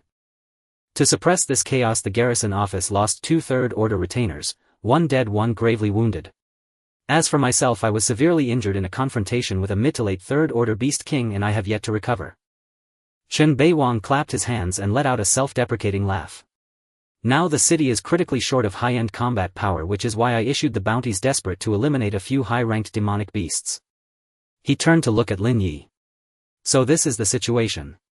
The mystery was unveiled. No wonder there were so many missions targeting third-order demonic beasts. The garrison office had been crippled first. Lin Ye pondered for a moment, then asked, since you knew in advance, why didn't you evacuate the civilians? Evacuate? Chen Beiwang gave a bitter smile. Where would they go? Blood Martial City has 300,000 soldiers and civilians. If they leave the city, their combined life force would stretch out the front lines, attracting 10 times more demonic beasts than a siege. Without the city walls, we would die even faster. Defending the city is our only path to survival. His intent was now crystal clear. I need your strength. Chen Beiwang's tone was earnest. In the name of the garrison commander of Blood Martial City, I implore you to join us in defending the city. Lin Ye looked at him. The 4th phase of the dungeon quest was to assist in the city's defense, something he had to do anyway. But he did not agree immediately. The information about the 4th order great demon had disrupted his plans. With a 4th order demonic beast in this beast tide, is there any point in defending Blood Martial City? Chen Beiwang took a deep breath. 4th order great demons have a strong sense of territory and rarely leave their domain. The main threat this time is from 3rd order demonic beasts. Seeing that Lin Ye remained silent, he quickly offered terms, if you are willing to help. During the beast tide the garrison office's armory and medicine vault will be open to you. Low-grade pills and standard equipment, use them as you wish. If we manage to hold the city, I will personally grant you mid-grade pills, mid-level techniques, and 10,000 taels of silver. What I want is more than that. Lin Ye finally spoke. Chen Beiwang was taken aback. I want command authority, Lin Ye declared. At the very least, my suggestions on city defense must be heeded. He was well aware that in a war of this scale individual prowess had its limits. To survive and complete the mission he needed to transform from a mere fighter into a strategist. Chen Beiwang stared at Lin Ye. This young man not only possessed the strength of a third order but also a mind sharper than most. The hall fell silent for a few seconds. Suddenly a light kindled in his eyes. Very well. He pulled a pitch-black iron token from his bosom and tossed it directly to Lin Ye. This is the deputy garrison token. With it you will be the deputy city lord during the beast tide. You may directly involve yourself in city defense matters. The soldiers at the South City Gate will also be partially under your command. This was the greatest gamble of Chen Baiwang's life. Lin Ye secured the token and looked out the window. The sky grew increasingly overcast, the calm before the storm. A fourth-order great demon. Lin Ye murmured to himself. Though its territorial instincts keep it from leaving the mountains easily, its mere existence is a sword hanging over everyone's head. The difficulty of this dungeon quest was beyond imagination. This was no longer simple survival but a city-destroying war. Within the temporary council chamber atop the South Gate Tower, candlelight flickered, casting an atmosphere of gravity. Over a dozen officers argued vehemently around a sand table. The main beast tide will definitely come from the south, declared a burly deputy commander, spittle flying as he spoke. I propose leading 3,000 elite troops 50 li out of the city, setting up a wedge formation to meet them heat. Surely we can blunt their edge. Nonsense, retorted another scholar officer. Engage them outside the city. Once we're entangled by the beast tide, it'll be total annihilation. Coward. Since when did the soldiers of Blood Marshal City become turtles hiding behind walls? This is tactics, not cowardice. The council chamber erupted in chaos, with no one able to persuade another. The air was thick with anxiety and unease. Just then the door curtain was lifted. Lin Ye entered. He wore no armor, only a black form-fitting outfit with the Frost Moon saber at his waist. The moment he appeared the chamber fell silent. All eyes converged on him, filled with scrutiny, curiosity, and a hint of wariness. Lin Ye ignored the crowd and walked straight to the sand table. Clang! A metallic ring sounded as he tossed the black deputy garrison token onto the center of the sand table, precisely where it marked the position of Blood Marshal City. Though the token was light, its sound weighed heavily on the officers' hearts. The deputy garrison token. To see it was to see the garrison commander himself. The loud-mouthed bearded deputy immediately subdued his arrogance and instinctively straightened his back. From this moment I am taking over the defense of the South Gate. Lin Ye's voice was low yet distinct. He extended a finger and traced several lines across the sand table. First, the moat outside the city, double its depth and width, completed by nightfall. Pour all the stored Greek fire into it. Second, cancel the plan to engage outside the city. All forces are to withdraw to the walls. Combat personnel will be divided into 3 groups: archers, rolling stone and log handlers, and oil pot throwers, rotating attacks to ensure sustained firepower. Third, all second stage late-level martial artists, including you. Lin Ye's gaze swept over the deputy commanders present. Will be concentrated at the city gate section of the wall as a reserve force ready to seal any breaches at any time. No one else is to be redeployed without authorization. A series of commands flowed from his lips, logically coherent and clearly assigned. It was a defensive doctrine no one present had ever heard. The council chamber fell into absolute silence. The core of this tactic was a single word: defense. Extreme Turtles Hell defense. It was entirely contrary to the fierce, aggressive style Blood Marshal City prided itself on. Lord Lin. The bearded deputy commander, Deputy Li, finally couldn't hold back. His tone was laced with skepticism. Isn't this defense too weak? Concentrating all the experts in one place, what if other wall sections are breached? Beasts are mindless if they only attack the weakest point, the city gate. Hold the gate and the pressure elsewhere won't be severe, Lin Ye explained calmly. But this is a coward's way. Deputy Li strained his neck, his face flushed red. As martial artists we should fight beasts face to face, not hide in holes like moles. His words struck a chord with many officers. Lin Ye looked at him and argued no further. The next moment a faint blade hum sounded. A streak of icy blue saber light shot from the scabbard. The blade light moved faster than anyone could react. It made no sound of wind, only moved with extreme sharpness, grazing past Deputy Li's iron helmet. Deputy Li felt a chill on his head. The killing intent froze his entire body. Behind him on the wall hung an ironwood screen. With a soft crack, the ironwood screen, a full 3 inches thick, split cleanly down the middle. The upper half slid off, revealing a smooth cut covered with a thin layer of frost. A severed red tassel from the helmet drifted down before Deputy Li's eyes. The entire council chamber fell into dead silence. Sweat beaded on every officer's forehead. They stared at Lin Ye, their eyes filled with fear. Had that blade been a single inch off, Deputy Li would already be a corpse. Such terrifying control of the blade. Lin Ye pressed the frost moon saber, which had only been drawn 3 inches back, into its sheath. Click. He looked again at the pale-faced Deputy Li. Any more questions about my tactics? Deputy Li's Adam's apple bobbed as he swallowed hard, his legs feeling weak. He forced out 2 words. No. Good. Lin Ye withdrew his gaze and swept his eyes across the room. Execute the orders. With that he turned, lifted the door curtain and walked out. He left behind a room full of officers who dared not utter a word. From this moment the command of Blood Marshal City's south gate had truly fallen into his hands.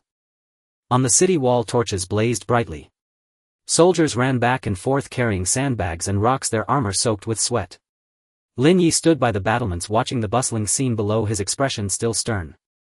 The defense system he designed could wear down low-tier beasts.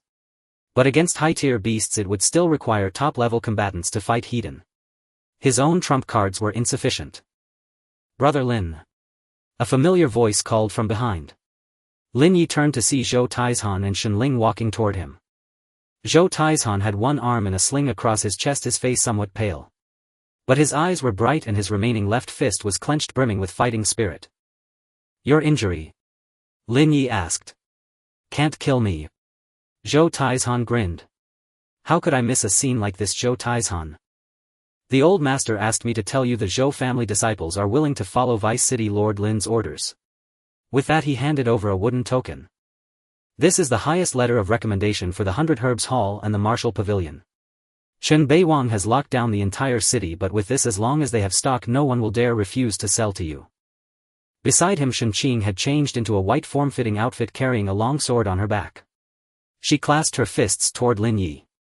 Though the Shen family is small, we are willing to live or die with the South Gate. Looking at their sincere and resolute eyes, even Lin Ye's hardened heart was moved. They were comrades. Taking the wooden token, Lin Ye nodded. Take care. Then he turned and leaped down from the tower, his figure vanishing into the night. A quarter of an hour later he arrived at the 100 Herbs Hall, the largest medicine shop in Blood Marshal City. An old shopkeeper with a goatee was directing a clerk to board up the door. Lin Ye's figure appeared at the entrance. Sir, we're closed today. The whole city is under martial law. Please leave. The old shopkeeper waved his hand weakly. Lin Ye said nothing, simply placing the deputy garrison token on the counter. It was more effective than the Zhou family's letter of recommendation. The old shopkeeper glanced at it, then his eyes widened. He grabbed the token, turning it over and over. His attitude changed, he bowed respectfully. What are your orders, my lord? Mid-grade healing pills, mid-grade blood vitality pills, and pills that can quickly restore physical energy. The pills in the shop had long been collected and safely stored by the hidden owner. The shopkeeper hurried away and returned about a quarter of an hour later with the pills Lin Ye needed. After that Lin Ye went to another shop in the city, the Rare Treasures Pavilion. Using the remaining silver he bought up the few second-tier beast cores the shop had left. As he left he noticed several passers-by on a street corner. Those people seemed to be strolling, but their eyes were fixed on the shop's entrance. Lin Ye recognized them, spies from the garrison office. Chen Beiwang had turned the entire city into a cage. Entry was allowed but exit was forbidden, all resources were conscripted for the war. Lin Ye melted into the shadows and returned to the south gate. When he stepped onto the blue stone slabs of the tower his stride faltered. A subtle yet distinct tremor came from the earth beneath his feet. A low rumble. It was no illusion, the ground under Blood Marshal City began to shake. The vibrations grew faster and stronger. Lin Ye raised his head and gazed southward toward the dark misty Tsangqing mountains swallowed by the night. Night had fallen utterly, no sliver of light remained. It was the 8th day within the dungeon. Blood Marshal City imposed no curfew, for the streets had long since emptied. Every household had boarded up doors and windows with timber. The entire city lay shrouded in deathly stillness. The only places still aglow were the 4 fortified walls, crowded with elite warriors and guarded with unrelenting vigilance. Torches blazed in unbroken rows, casting restless flickering shadows across the ground. The air hung thick with the acrid stench of wildfire oil mingled with damp earth and sour sweat. "Hurry! We're running low on oil, fetch more from the armory. The western trench still has a gap, plug it with sandbags." Officers' shouts echoed ceaselessly along the ramparts. Lin Ye strode along the wall, his expression unreadable. He walked neither swiftly nor hurriedly, yet each step settled with unwavering certainty. Soldiers who met his gaze, however rattled within, instinctively straightened their spines and redoubled their efforts. He needed no words, his mere presence was more potent than any command. Below the rampart stretched the trench he had ordered, dug deep, wide and brimming with viscous glistening wildfire oil that shimmered under the torchlight. A distant wail rose from the city, ordinary folk huddled in hiding, powerless before the encroaching dread. "Brother Lin!" A voice called out, thin yet resolute, behind him. Lin Ye turned. Zhou Taizhan and Shen Ling stood there. Zhou Tieshan's right arm hung in a blood-stained sling, his face was pale but his left fist clenched tight, eyes burning with defiant resolve. Shen Qing wore crisp white robes and bore a sword upon her back, her gaze was glacial, sharp as a drawn blade. Behind them marched a dozen elite warriors, scions of the Zhou and Shen clans. Their faces were set resolute, ready to die if need be. Lin Ye's eyes lingered for a heartbeat on Zhou Tieshan's wounded arm, then passed on, silent, unasking. From his robe he withdrew a small vial and tossed it forward. "Healing pills." Zhou Taizhan grinned, caught it in his left hand, tipped one into his mouth and mumbled through gritted teeth, "Thanks." How could Zhou Taizhan miss a moment like this? Shen Qing bowed formally, knuckles pressed to her chest. "Though the Shen clan is small, we pledge our lives to the south gate, to stand or fall with it." Lin Ye gave a single solemn nod. Then he raised his gaze toward the highest parapet of the gate tower, where Chen Beiwang stood leaning upon a long saber, his eyes sweeping past all others to lock onto Lin Ye's. Neither spoke. Chen Beiwang simply inclined his head, deep, deliberate, weighty. In that gesture alone meaning passed, complete and unspoken. Lin Ye lowered his eyes once more, to the impenetrable blackness beyond the wall. Time bled onward, until midnight struck. A low resonant hum trembled beneath their feet. At first faint, it quickened, growing sharper, deeper, more violent by the second. Torches swayed violently, pebbles rattled loose from the crenels. They had arrived. Every soldier froze mid-motion, gripping weapons with whitened knuckles, staring southward. From the ink-black horizon a single crimson speck ignited, then another, then a third. Soon hundreds, then thousands, of red, green and amber points bloomed across the darkness like luminous seeds scattered across a void. Eyes, of monstrous beasts. Thousands upon thousands, dense as a living tide surging toward Blood Marshal City, a sight that froze the marrow and prickled the scalp. "Huh, huh." A young soldier paled, teeth chattering uncontrollably, his longbow clattered to the stones. His collapse rippled outward. It's the beasts. Mercy, there are too many. We'll die, we'll all die." Panic spread like plague. Hands shook as they hauled boulders, legs buckled beneath oil jars. Even officers' roars drowned beneath the thunderous, ever-nearing stampede. Lin Ye remained motionless at the crenel, his face carved from ice. Then in an instant his overwhelming spiritual pressure surged forth, laced with chilling, battle-hardened, killing intent. Hundreds of soldiers reeled inward, minds jolted as though doused with glacial water. Fear, chaos, vanished in a breath. Silence fell, absolute, profound. Trembling hands stilled, trembling knees locked firm.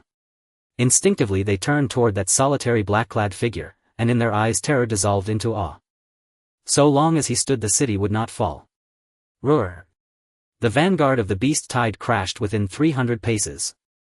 From the gate tower Chen Beiwang bellowed, voice raw and ragged, "Light the fires." Fwhip! Fwhip! Fwhip! Archers loosed blazing arrows, drenched in oil, into the trench below. Sparks kissed the oil, then erupted. Boom! A towering wall of fire leapt skyward, searing heat rolling in waves, bathing the night in hellish crimson light. Over 1,000 claw monkey demons and earthcrawlers at the fore shrieked not once, they vanished in blinding conflagration reduced instantly to charred husks. The air filled with the nauseating stench of burnt flesh.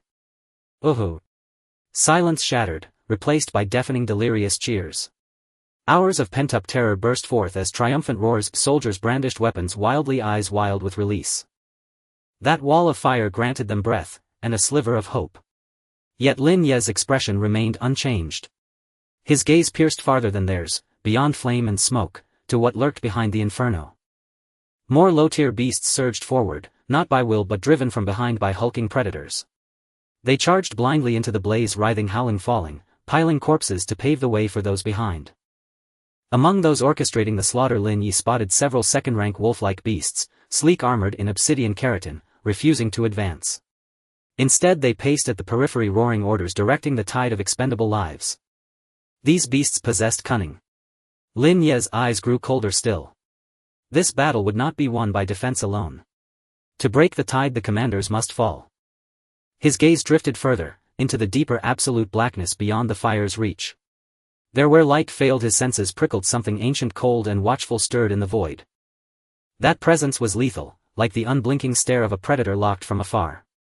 A third-rank demon beast. As the thought formed, the fire wall dimmed, the mound of charred bodies smothering its own blaze. Roar! A deafening bellow tore through the din. A second-rank beast, black-furred bull massive, burst from the pyre's shoulders, heaving flames licking its flanks. Smoke coiled from its singed hide, fur melted away, revealing raw crimson muscle beneath. Its eyes burned crimson, pure unadulterated slaughter. And they fixed unflinchingly upon the black-robed figure atop the wall, the one whose very presence screamed danger. The second-tier beast that had surged through the sea of flames carrying a wave of scorching wind and the stench of charred flesh slammed into the city wall with a thunderous crash. The wall shook violently, sending fragments of stone raining down. This impact was like a signal. The wall of fire dwindled visibly as the corpses piled too high, the flames shrinking before their eyes. More beasts trampling over the charred remains of their kin charged forward recklessly. Squeak. The first to climb up were the claw apes, their claws digging into the cracks between the bricks as they scrambled upward like mad. A centurion roared, his voice cracking with desperation. Hold the line. Loose arrows knocked them down. But there were far too many claw apes. Thud. Thud. A soldier had just impaled one claw ape with his spear when 3 or 4 more pounced from the side, their claws tearing through his throat and chest plate. Blood sprayed forth. He didn't even have time to cry out before he was dragged off the wall. A breach was torn open and several first-tier beasts surged through. The defensive line was on the verge of collapse. Just then a shadow flickered past. It was Lin Ye. He charged straight into the densest cluster of beasts. Facing the charging first-tier claw apes, Lin Ye's expression remained unchanged, his gaze icy cold. He strictly adhered to the rules he had set for himself. The spirit barrier, unused. Phasing, unused. Icy slash, even less likely. Against such rabble, wasting even a shred of extra energy was a waste in itself. He simply swung his blade. Wind cutter. The moment the technique formed in his mind, the frost moon saber traced an arc of icy blue light. With a wet crunch, the 2 claw apes in the lead were severed into 4 pieces while still midair. The cuts were clean, a thin layer of frost forming over them, their blood not even having time to spurt. Lin Ye did not pause, twisting his wrist. Whirlwind slice. A blade of icy blue light swept horizontally beside him. In the blink of an eye, 7 or 8 beasts that had just climbed over the parapet froze simultaneously. Then in perfect unison they split apart, their upper halves sliding to the ground, viscera mixed with ice crystals spilling across the stone. One slash and an entire section was cleared. Lin Ye moved along the wall, each swing of his blade felling a beast. His steps were steady, his breathing calm. Every angle and force of his strikes were precisely calculated, expending the least amount of energy for maximum carnage. The soldiers on the wall watched in stunned disbelief. In their eyes, those ferocious beasts that could easily tear apart their comrades seemed no more formidable than paper before this man in black. That icy blue blade of light weaving through the horde became the only thing that could bring them a sliver of reassurance on this bloody battlefield. Just then a sharp whistle came from above. Several second-tier winged fiends with wingspans exceeding 3 meters bypassed the archers' volleys and dove-like ghosts toward the soldiers operating the ballistae. Without even looking up, Lin Ye reached to his waist and drew the frostbolt crossbow. Locking onto one of them, he began to charge. An ice bolt quickly materialized. 3 seconds later, a deep thrum sounded. The next moment, the winged fiend Midiv came to an abrupt halt. A chill spread wildly from its chest, encasing its entire body in ice within a single second. Freeze effect triggered. The lifeless ice sculpture plummeted straight down, crashing into the crowded beast horde below and shattering into pieces. Lin Ye stowed the crossbow with an impassive expression, drew his blade again and charged toward another faltering section of the line. He was like a stabilizing pillar, appearing wherever crisis struck. Under his relentless assaults, the south gate defense, which had been on the brink of collapse, miraculously stabilized. To Lin Ye's left, Zhou Taizhan let out a furious roar. The muscles of his remaining left arm bulged, his fist wrapped in a thick layer of blood energy. He threw a punch and the air itself seemed to let out a muffled groan. A second-tier beast that had lunged at him took the blow directly to the head. Its entire skull exploded on impact, splattering red and white across the ground. Though gravely wounded and diminished in combat ability, his reckless ferocity burned brighter than ever. On the other side, Shenling's swordsmanship was both agile and lethal. Her figure flitted among several beasts, her blade dancing with precision, always finding the most unexpected angles to strike at their eyes, throats, and other vital points. Every thrust was deadly accurate, wasting not a shred of energy. The three of them, with Lin Ye as the spearhead, carved out a relatively safe clearing amidst the dense tide of beasts. The panicked soldiers regrouped behind them, using rolling stones, logs, and boiling pitch to keep the pursuing beasts pinned beneath the wall. "Lord Lin! Watch your back!" a soldier suddenly screamed in terror. Unbeknownst to them, a squad of over a dozen claw apes had scaled the other side of the tower. They had flanked around behind Lin Ye and his companions, preparing to ambush them. But Lin Ye and the others were pinned down by the beasts in front, unable to turn around. At this critical moment, a thunderous war cry rang out. Deputy General Li, who had been hanging back with a conflicted expression, now had bloodshot eyes. He charged in from the side, wielding a ring-pommel broadsword, leading several dozen of his personal guards.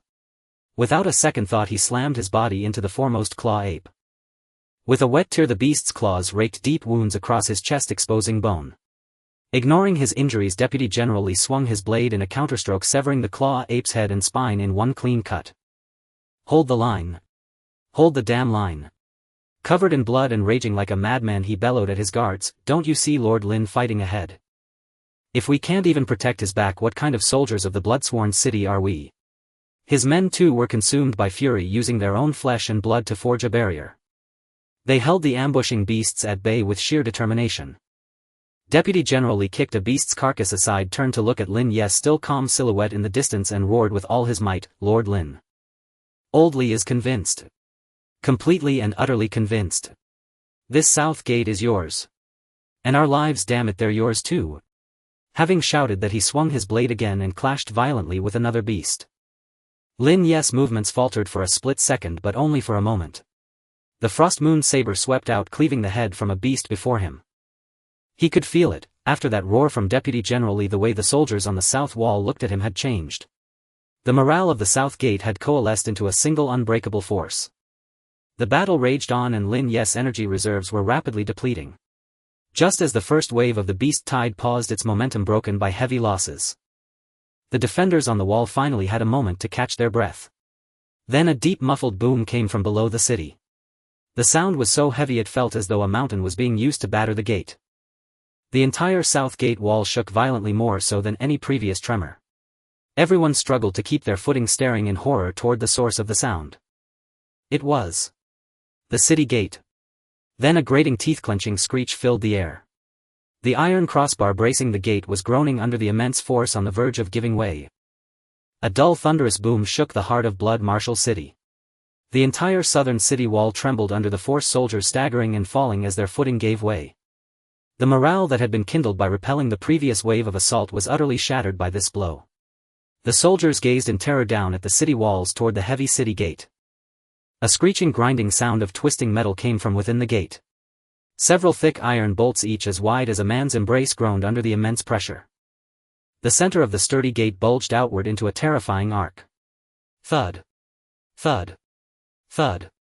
The battering did not cease, each impact more violent than the last.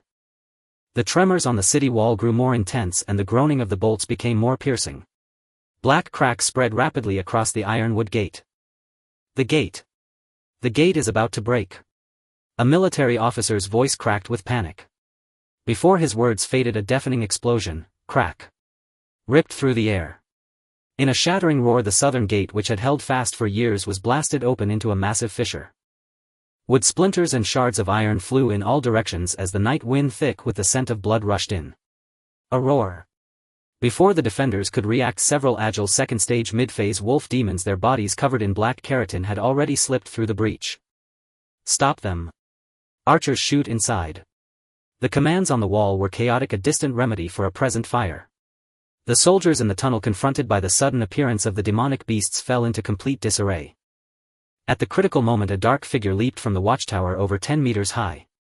Without any superfluous motion, he landed beside the gate passage. Boom! Lin Ye landed, cracking the stone slabs beneath his feet. He paid no heed to the panicked soldiers around him, his gaze fixed on the wolf demons charging into the tunnel. Hold the wall. Leave this to me. His voice was not loud, yet it reached every ear with clarity. One wolf demon reacted swiftly, abandoning the soldiers before it. It pivoted and lunged at Lin Ye's flank, its claws gleaming with an eerie light in the firelight. Lin Ye cast a sidelong glance at it, utterly unconcerned.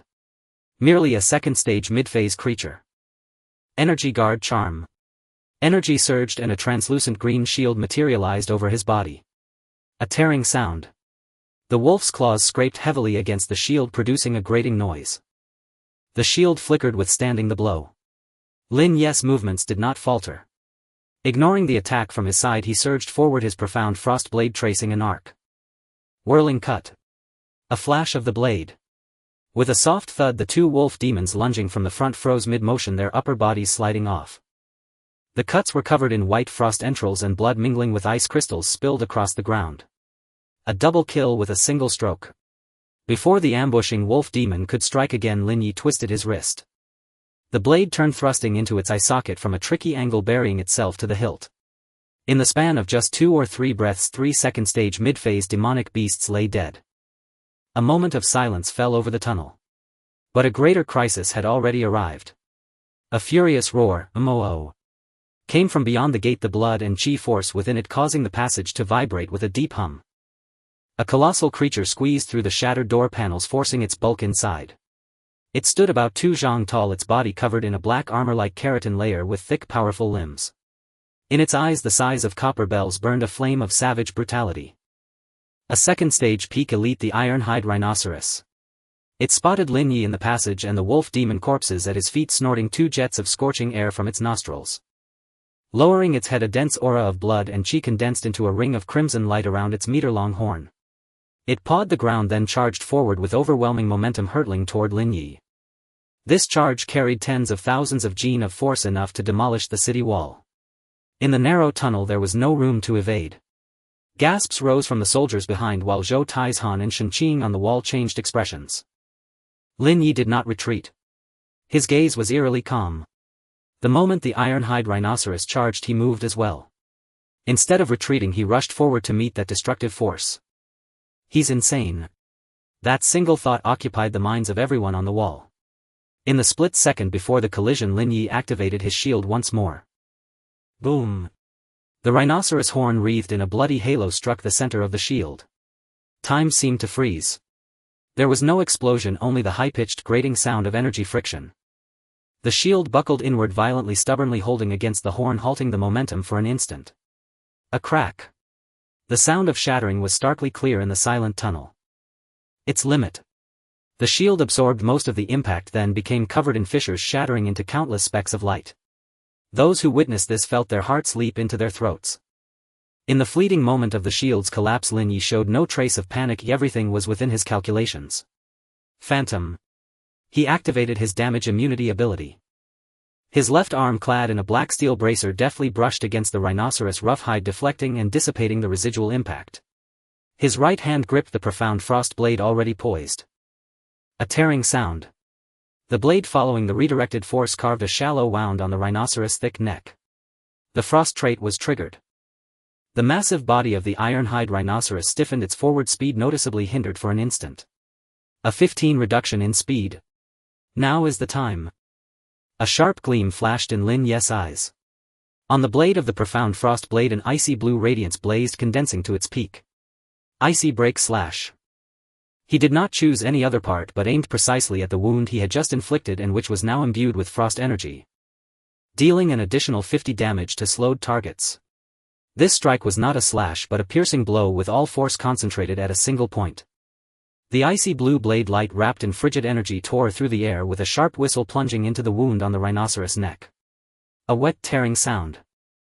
The blade light ripped through muscle-severed blood vessels and burst out the other side carrying a spray of scalding blood. The iron-hide rhinoceros charged forward a few more steps before collapsing heavily to its knees. The savage flame in its eyes dimmed rapidly. A thunderous crash. Its massive body hit the ground kicking up dust and blood mist, its bulk perfectly plugging the breach in the city gate. The entire battlefield fell silent. On the city wall not a sound was heard. All the soldiers stared blankly into the tunnel watching that figure emerge from the dust. Lin Ye stood atop the rhinoceros corpse, the cold air from the profound frost blade crystallizing into white frost. His gaze was ruthless, carrying the aura of one who decides life and death. This battle had taken its toll. Expressionless, he took a low-grade energy potion from his robe, about to consume it. At that very moment. Oh! A terrifying beastly roar utterly without warning came from the depths of the Tsangqing mountain range. This roar was entirely different from the previous ones. It pierced through the clamor of battle and the thick city wall, striking the very soul of everyone present. The pressure it exuded surpassed all second-stage entities. It was the dominance of a higher life level. A third-stage great demon. Lin Ye raised his head, gazing toward the pitch-black mountain range. Before the crowd could recover from that roar, another anomaly occurred. A massive green wind blade over 10 meters wide tore through the night sky with a sharp whistle, descending to strike a defensive arrow tower beside the southern gate tower. With a sharp crack, the sturdy arrow tower was severed at its waist by the wind blade, meeting no resistance. The upper half of the tower, watched by countless horrified eyes, came crashing down. In the night sky, a pair of wings that blotted out the heavens slowly swept over the city wall. The colossal wings swept across the city wall, plunging the sky into sudden darkness. A gale tore up the tattered banners, snapping their poles and hurling them into the night. Lin Ye stood atop the rhinoceros carcass, gazing up at the pair of bluish-gray wings that spanned nearly 10 meters. A wind blade eagle, early third stage. As it swept over the city wall, its invisible blood aura pressed down like an avalanche, a crushing weight upon them all. On the southern city wall, a deathly silence fell. A spear slipped from a soldier's hand, clattering against the stone bricks.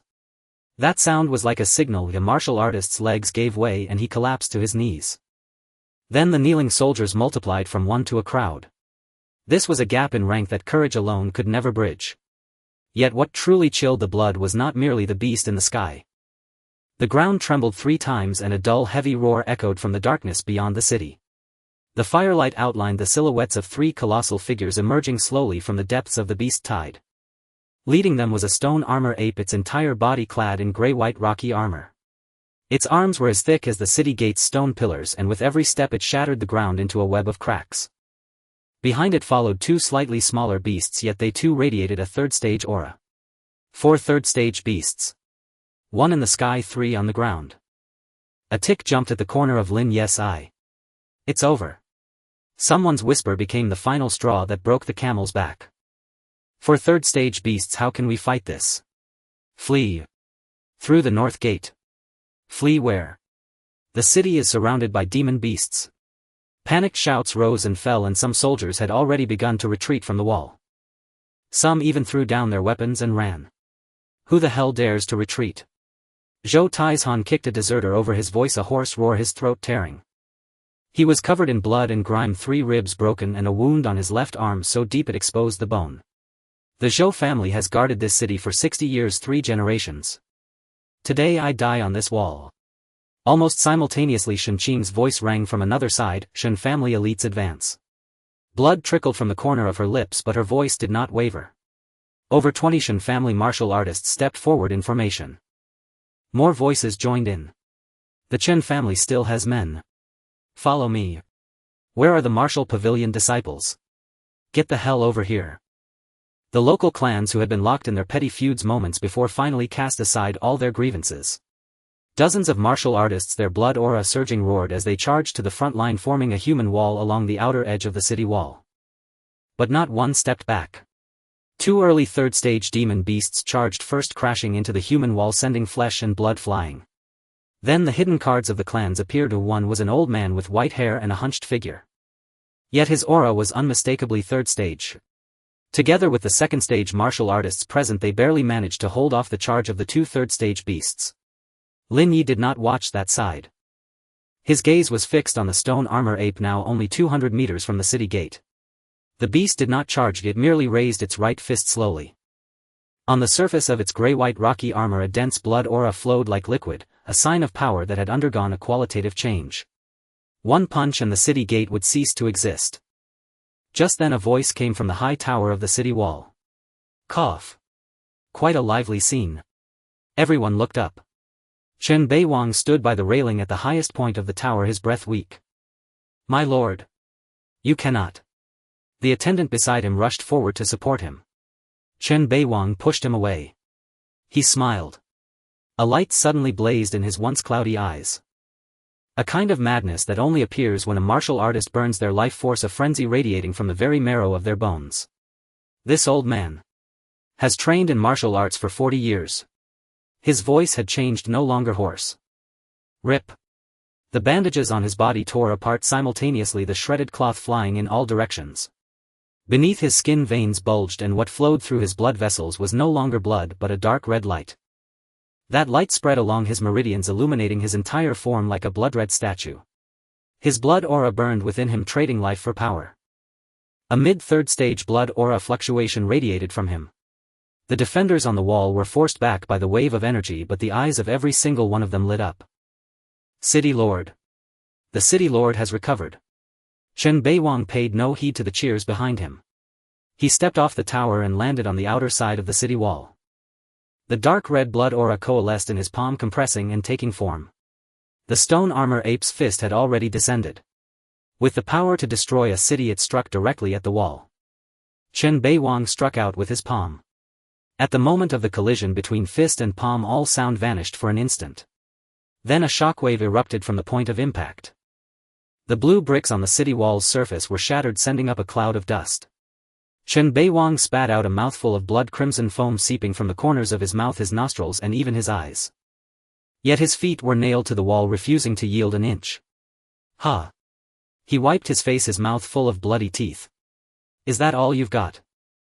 The stone armor ape let out a furious roar and swung its fist again. Chen Beiwang met it, and the two figures clashed on the outer side of the wall. Each impact sent violent tremors through the fortifications. With every punch he caught, he coughed up another mouthful of blood, yet he never took a single step back. Lin Ye watched it all. How long could Chen Beiwang last? 5 minutes. Or 10. A piercing eagle shriek tore through the night, interrupting his thoughts. The wind-blade eagle circled once, then folded its wings, and dove blood aura surging between its feathers. Over a dozen cyan wind blades several meters long shot out, blanketing half the city wall. Get down. Deputy General Li's roar was swallowed by the howl of the wind blades. The cyan light swept across, and the hard stone bricks of the wall split with a resounding crack. Several soldiers who hadn't had time to duck were turned into mincemeat, not even a scream escaping their lips. One attack, over 20 casualties. The ballistae on the wall fired their bolts, but they could only futilely chase the cyan shadow, unable to even touch a feather. The wind-blade eagle circled overhead, diving every dozen or so seconds, each dive claiming a swath of lives. The defenders on the wall could only lie prone, utterly helpless. Lin Ye vaulted off the rhinoceros carcass and in a few swift bounds climbed onto the ruins of a nearby severed arrow tower. The 10-meter-high wreckage gave him an open firing position. He took out the ice-blue crossbow from his storage ring and propped it on the broken tower wall. The wind-blade eagle was pulling up, preparing for its next attack. Lin Ye knelt on one knee, his left hand steadying the crossbow, his right finger on the trigger, his gaze locked onto the high-speed shadow in the sky. The ice-blue crossbow charged, emitting a low hum, and the runes along its arm lit up one by one with an icy blue glow. The wind-blade eagle dove the tips of its wings, cutting through the air with a piercing shriek. He did not move. An ice bolt formed in the crossbow's groove, the biting cold frosting over the tower's top, yet still he did not move. Not until the beast had swooped to within 50 meters of the wall, its wings spreading again for a new volley of wind blades just about to be unleashed, did Lin Ye pull the trigger. There was no loud bang, only a muffled airburst like thunder. A streak of deep blue light tore through the night. The beast sensed the danger and tried to veer, but its diving wing-folded posture made it a fraction of a second too slow. The ice bolt struck the joint at the base of its right wing. Deep blue crystals grew wildly from the wound, sealing over half the wing in the blink of an eye. The wind-blade eagle let out a piercing mournful shriek, its right wing stiff and rigid. Its massive body tumbled out of control in the air and plunged headlong to the ground. A tremendous crash and a deep crater was smashed into the earth outside the city, mud and rubble splashing onto the wall. On the wall everyone was stunned, staring blankly at the smoke-filled pit. After 2 seconds of silence, it was shot down. It fell. The cheers were choked off by movement at the bottom of the pit. Within the smoke the wind-blade eagle struggled to lift its head, the ice crystals on its right wing being shattered inch by the violent blood aura within its body. The freezing was only temporary. A pair of blood-red eyes pierced through the smoke, fixing upon the black-clad figure on the arrow tower ruins. Lin Ye put away the crossbow and drew his blade. He leaped from the 10-meter tower top, his black clothes spreading in the night wind, and descended toward the area outside the city. The moment his feet touched the ground, Lin Ye had already charged forward. The pit gouged out by the wind-blade eagle was less than 100 meters from the city wall. From the depths of the pit came a piercing shriek mingled with the faint crackling of shattering ice. The ice encasing its right wing was being shattered inch by the blood chi surging from within its body. The life of a third-tier beast could not be claimed by a single crossbow bolt. Surround it. Don't let it take flight again. On the city wall, Zhou Taizhan vaulted down. Shenqing Deputy General Li and over a dozen second-tier martial artists followed, leaping down and converging on the pit from all directions. 2 Shen family martial artists were the first to reach the pit's edge, their long blades slashing toward the depths. The wind-blade eagle screeched, spreading its wings wide. The blood chi of the third tier condensed upon the wing surfaces, and a ring of air blast swept outward from its center. Those 2 Shen family martial artists at the forefront felt their chests constrict as they were sent flying. They crashed into a pile of rubble, blood streaming from their mouths and noses, and fell unconscious immediately. As the residual wave of the air blast swept past, Zhou Taizhan shielded his front with his arms, his feet carving 2 deep furrows in the ground as he was pushed back over a dozen paces. Shenqing was knocked back several steps, blood seeping from the corner of her mouth. Deputy General Li slammed half his body against the collapsed city wall, a cracking sound emanating from his ribs, his face turning pale. With that single strike the formation of the encirclement was broken. In the pit the wind-blade eagle pushed itself up on its talons, most of the ice on its right wing shattered. Its blood-red vertical pupils locked onto Shenqing, who had fallen to the ground amidst the chaotic crowd. Its massive beak opened, blood chi churning deep within its throat as a cyan wind blade began to take shape. Shenqing struggled to stand, but her internally injured organs churned and her legs lacked the strength to move. She saw that gaping maw aimed directly at her. There was no time. Yet a dark shadow cut in horizontally, pulling Shenqing away in the instant before the wind blade struck. With no time for further instructions, Lin Ye closed in on the wind-blade eagle's front. The Xian frost blade was drawn, its icy blue cold radiance conspicuous in the night. The blade edge sliced across the giant eagle's neck, carving a half-foot-long gash.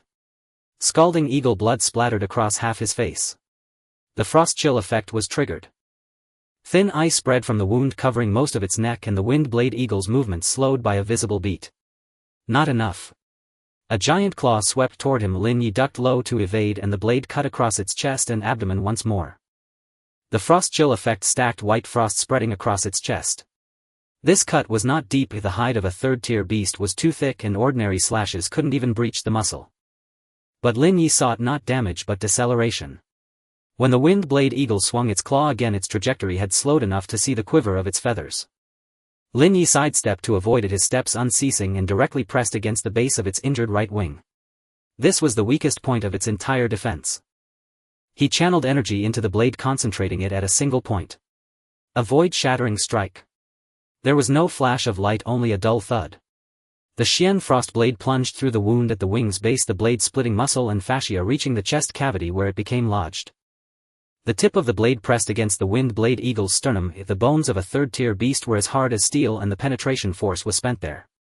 The wind-blade eagle let out a shriek like tearing metal, its body writhing violently. Terrifying force transmitted through the blade, sending violent tremors through Lin Ye's arms, numbing his tiger's mouth and nearly wrenching the hilt from his grip. "Take this!" A thunderous shout came from behind him. Zhou Taizhan was covered in blood, with who knew how many ribs broken and a wound on his left arm so deep the bone was visible. But his eyes were bloodshot, his entire blood chi blazing to its peak. He slammed his fist onto the hilt of the Xian frost blade. The force of his punch traveled through the hilt and into the blade. Crack. The sternum split open with a sound and the blade sank several inches deeper without resistance fully thrusting into the chest cavity. Lin Ye did not waste this opportunity. Gripping the hilt tightly, he poured out his internal energy. A second void-shattering strike combined with the ice shatter/property. Energy surged from the blade, simultaneously channeling the frost chill force. Bitterly cold ice blue spread from the tip, freezing blood vessels, freezing muscles and sealing the still frantically beating heart solid. Crack. The heart within the ice shell shattered. The wind blade eagle's shrieking ceased. Its massive body stiffened for 2 seconds before losing strength and crashing heavily to the ground, kicking up a cloud of dust. A chorus of shouts erupted from the city wall. Lin Ye had no time to listen, he withdrew his blade and turned. The battle on the other side was also at its final juncture. The two slightly smaller third-tier beasts lay dead at the foot of the city wall, the price paid being a white-haired elder lying in a pool of blood and several second-tier peak martial artists whose chests no longer rose and fell. Chen Beiwang was still standing. But the way he stood was more horrifying than death itself. His skin was cracking inch by inch with dark red light seeping from the fissures. His legs trembled, his arms hung limp and blood flowed from the corners of his eyes and nostrils. He was burning his life force. But he had accomplished one thing. A finger-wide crack had appeared on the stone-like armor plating on the stone arm ape's chest. That was a sliver of a chance bought with countless punches and palms at the cost of crippled cultivation and a burned-out lifespan. The stone arm ape lowered its head to look at the crack on its chest, then raised its head to look at the tottering old man before it. It understood. This human had no next attack left. So it raised its fist. 120 meters away, Lin Ye ran without a moment's pause. The ice-blue crossbow slid from his storage ring into his palm, charging. 3 seconds. The stone arm ape's fist began to fall. Lin Ye pulled the trigger. The ice bolt left the string a trail of deep blue light tearing through the air. Unerringly it pierced into that finger-wide gap on the stone arm ape's chest. The frost chill force raged within the crack, halting its attack. The stone arm ape's fist stopped midair. It looked down at its frozen chest armor and let out a bewildered roar. Chen Beiwang had been waiting for this very moment. Ha! The old man at the end of his tether unleashed the last of his energy that night, pushing both palms forward to join together. That force flowed unimpeded through the crack and into the beast's body. The entirety of a third-tier mid-stage martial artist's cultivation burned for life, transformed into a concussive force that detonated within its internal organs. All its viscera were pulverized into pulp. The stone arm ape's raised fist slowly lowered. Its massive body toppled backward, crashing to the ground, and did not stir again. The 4 third-tier giant beasts were at last all dealt with. The dark tide of beasts outside the city seemed to have its backbone ripped out. The assault halted. Panic spread through the horde, followed by a chaotic headlong rout. The first rays of light appeared on the horizon, spilling across the battlefield littered with charred corpses and blood. On the city wall someone shouted first. "We won." One person's voice became 10, and finally the entire length of the wall. Cries, roars and laughter mingled together, indistinguishable whether in joy or catharsis. Lin Ye sheathed his blade and strode quickly toward Chen Beiwang. The dark red light within the cracks of the old man's skin faded, revealing a deathly pallor. His breath was so faint it was nearly imperceptible, and the fluctuations of his cultivation were scattered on the verge of extinguishing. The power bought by burning one's life would in the end demand repayment with interest. His knees gave way and he began to fall. Lin Ye stepped forward and caught his shoulder. Chen Beiwang tilted his head to look at Lin Ye, grinned, revealing a mouthful of bloody teeth. He smiled like an old ruffian who had just won a fight. He raised a trembling hand and grasped Lin Ye's sleeve. "Xuewu City is defended." His voice was hoarse and faltering. He paused, then squeezed out a few more words. "Come with me. To the city lord's mansion. There's something for you." The moment he finished speaking, his eyelids closed and his entire body slumped heavily forward. The beast tide had receded. The air in Bloodsword City was thick with the mingled scents of blood, smoke and medicinal herbs. The breaches in the city walls had been hastily plugged with large stones, and the city echoed with the sounds of weeping and murmuring voices. In this battle the city's garrison had lost more than half its men, and several minor clans had nearly exhausted their resources. In the eyes of the survivors there was sorrow, but what burned brighter was a fierce, unyielding resolve. Lin Ye did not attend the morning's memorial ceremony. He was escorted back to the city lord's mansion by 2 personal guards. Though the guards appeared weak, their eyes remained sharp and vigilant. The mansion was eerily quiet, the pungent smell of medicine stinging the nose. Cracks and scars from the recent battle remained unrepaired. In a bedchamber within the inner courtyard, the stench of blood and herbs was even more potent. Chen Beiwang lay propped against his bed, covered by a thin blanket. His face was deathly pale, drained of all color. His breathing was shallow, his eyes half closed. Only upon hearing footsteps did he force his eyelids open a sliver. "You're here." His voice was hoarse and raspy. Lin Ye approached the bedside, gazing at the old man. "City Lord. Sit." Chen Beiwang twitched the corner of his mouth in a faint smile and gestured for a guard to bring a stool. The guard set it down and retreated to stand by the door. "The city is safe." Chen Beiwang paused to catch his breath, then cast a glance at Lin Ye. "Your contributions were immense. If not for your arrows, the Windblade Hawk wouldn't have fallen so swiftly. And without that final slash and arrow of yours, the stone armor ape would not have been broken. It was merely my duty." Lin Ye sat down and spoke directly. Chen Beiwang stared at him for a few seconds, then chuckled, which immediately triggered a violent coughing fit. A guard moved to assist, but he raised a hand to stop him. After a long moment he pointed to the floor by the wall near his bed. There lay 5 black sandalwood boxes and 1 elongated wooden case. "The bounty rewards are all here. Thunderclap Fist, a mid-grade fist technique, fierce and direct. Your sturdy physique can master it. Mountain-splitting blade art. Ahem, my prized possession. A high-grade blade art focused on the force of shattering and splitting. It will serve you well in the future. 5 vials of stabilizing origin pills, mid-grade elixirs. They fortify the foundation and are invaluable for breaking through cultivation bottlenecks. They are all yours. You have earned them." Lin Ye glanced at the boxes. A mid-grade fist technique, a high-grade blade art, and 5 vials of mid-grade pills. "City Lord, this is too much. You and your people. This was decided by me and the surviving elders. Take them. Stop your hesitation." With the words spoken so plainly, Lin Ye ceased his refusal. He rose and walked to the wall. A guard came over to help him open the wooden boxes and the long case. The boxes were lined with cloth, each containing a single vial of stabilizing origin pills, 5 in total. The pills were perfectly round and fragrant. Within the elongated case lay a beast-hide scroll bound with metal wire, the mountain-splitting blade art. Beside it was a thinner beast-hide scroll, the Thunderclap Fist. Also, Chen Beiwang added, as if recalling something, the demon beasts slain this time, especially the Tier 3 materials, are quite valuable. Several clans in the city covet them, but you contributed the most. You may choose first. I have already settled this with them. Lin Ye did not stand on ceremony. This was his due. My thanks. He stored everything into his storage ring and looked at Chen Beiwang. City Lord, take care. Chen Beiwang did not open his eyes, only let out a faint For the next 2 hours Lin Ye harvested the spoils of war in the City Lord's mansion's rear warehouse.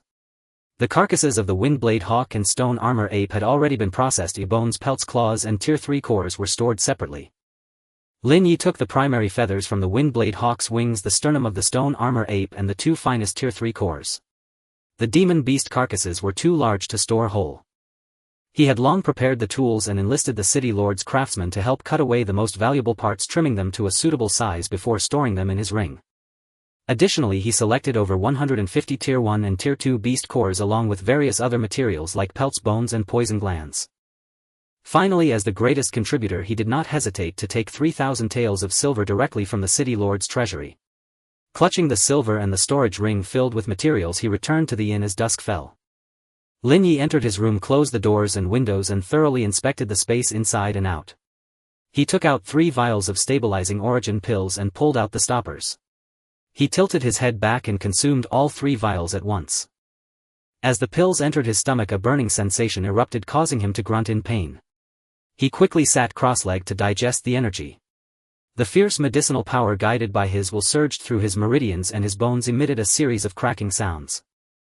After an unknown period, every pore on his body opened and a layer of sticky, foul-smelling black oil seeped from his skin, quickly drying in the heat radiating from his body. The pain subsided and he felt his body become lighter, brimming with power. He could even hear the sound of blood flowing through his veins, a rushing, surging noise. His status panel materialized before him. Physique 30, Strength 30, Agility 30, Spirit 30, Energy 28. 1.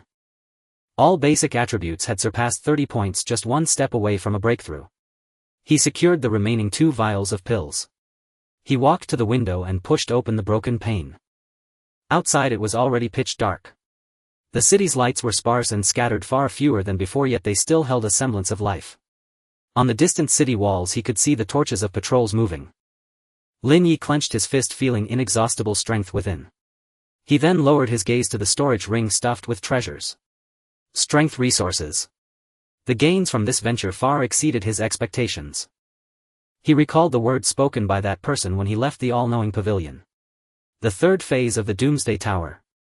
Just then a familiar voice echoed in his mind. Instance Mission 1 successfully survived 10 days. Completed 2, enter Bloodsword City. Completed 3, complete the special task from the garrison commander. Completed 4, assist the garrison office in repelling the beast tide. Completed return condition complete Instance Mission 1. Completed. Return method instant return within Bloodsword City. Lin Ye did not hesitate. Return. A beam of white light suddenly flared from beneath his feet, engulfing his entire being. The scent of medicine in the room vanished along with every trace of him. Outside the window the sky was just beginning to lighten. The white light and sensation of weightlessness faded quickly. Lin Ye opened his eyes. Gleaming white walls, neatly textured wooden floors. The Doomsday Tower, he had returned. Inhaling the fresh air deeply, Lin Ye felt his entire body relax. During these 10 days in the dungeon he had either been fighting or on his way to a fight. Even with his current physique and recovery abilities he couldn't help but feel exhausted. He took off his clothes and headed to the bathroom. The modern amenities gave him a slight sense of unfamiliarity. As the hot water cascaded over his body, Lin Ye closed his eyes, washing away the bloodshed and agitation of the journey. Inside the room he sat on the floor, his back leaning against the bed. He prepared to tally the gains from this dungeon run. Before he could even open the system interface himself, it flickered before his eyes and popped up automatically. Unlike before, the once pale blue transparent interface had turned a ghastly crimson, flashing incessantly before him. A barrage of system announcements flooded the screen, dazzling Lin Ye.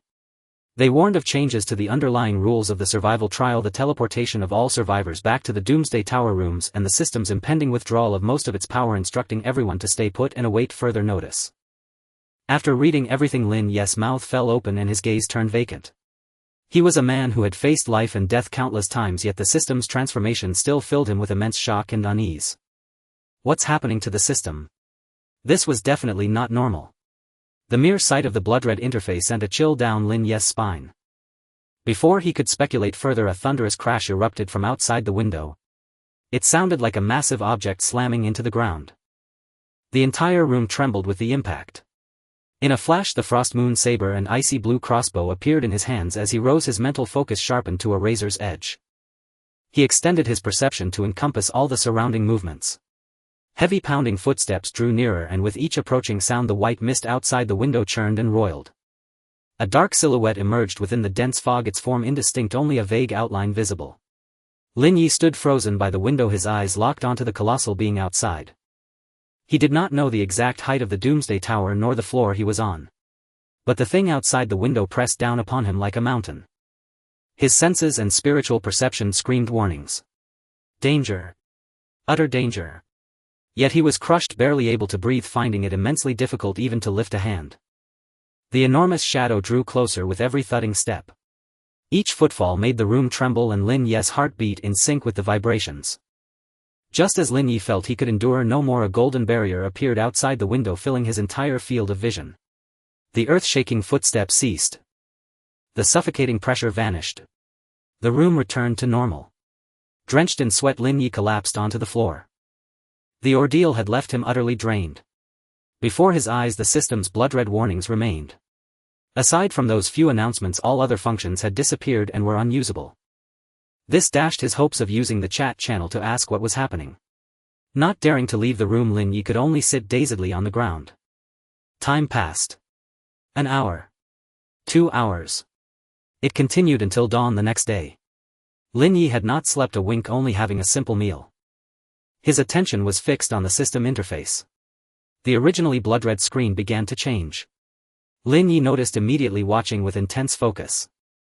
The crimson hue slowly faded, reverting to its original pale blue. Then a series of announcements refreshed on the screen. The announcements declared the birth of the third Saint Realm survivor in the survival trial, the alliance with two other factions to eliminate the enemy, the complete resolution of the crisis, and the end of the trial.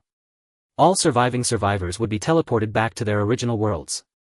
The system was then sorting its underlying database, extracting timeline data, drawing upon the power of primal rules, and reconstructing the chosen world. After the reconstruction was complete, all survivors would be sent back in 10 minutes. Except for their inherent physical attributes, all equipment, resources, energy, abilities, talents, and so on would be reclaimed by the system. A countdown began. 946. Lin Ye sat motionless, his eyes glued to the text on the interface. Even as his eyes grew intensely dry, he did not blink. He feared that the text might change in the next second, that he had misread it. His lips began to tremble, opening and closing silently. The crisis is over. The trial is over. I'm being sent back to my original world. Was this true? No new announcements appeared on the interface. Only the glaring countdown continued to tick away. 5 minutes. 3 minutes. 1 minute. 3 seconds. 2 seconds. 1 second. The familiar light of teleportation flared. Lin Ye's figure vanished from the room. In the next instant the teleportation was complete. Lin Ye could not wait to open his eyes. Before him was the room he had dreamed of countless times during this period, his room on Blue Star. He had truly returned. Back to Blue Star. The trial was over. Lin Ye clenched his fists and swung them fiercely in the air, the sound of whooshing breaking the silence. His physical condition had not diminished. Aside from that, he was left with nothing, just as he had been at the start of the trial. The survival trial was over. But a new trial had begun. They could never go back to how things were before.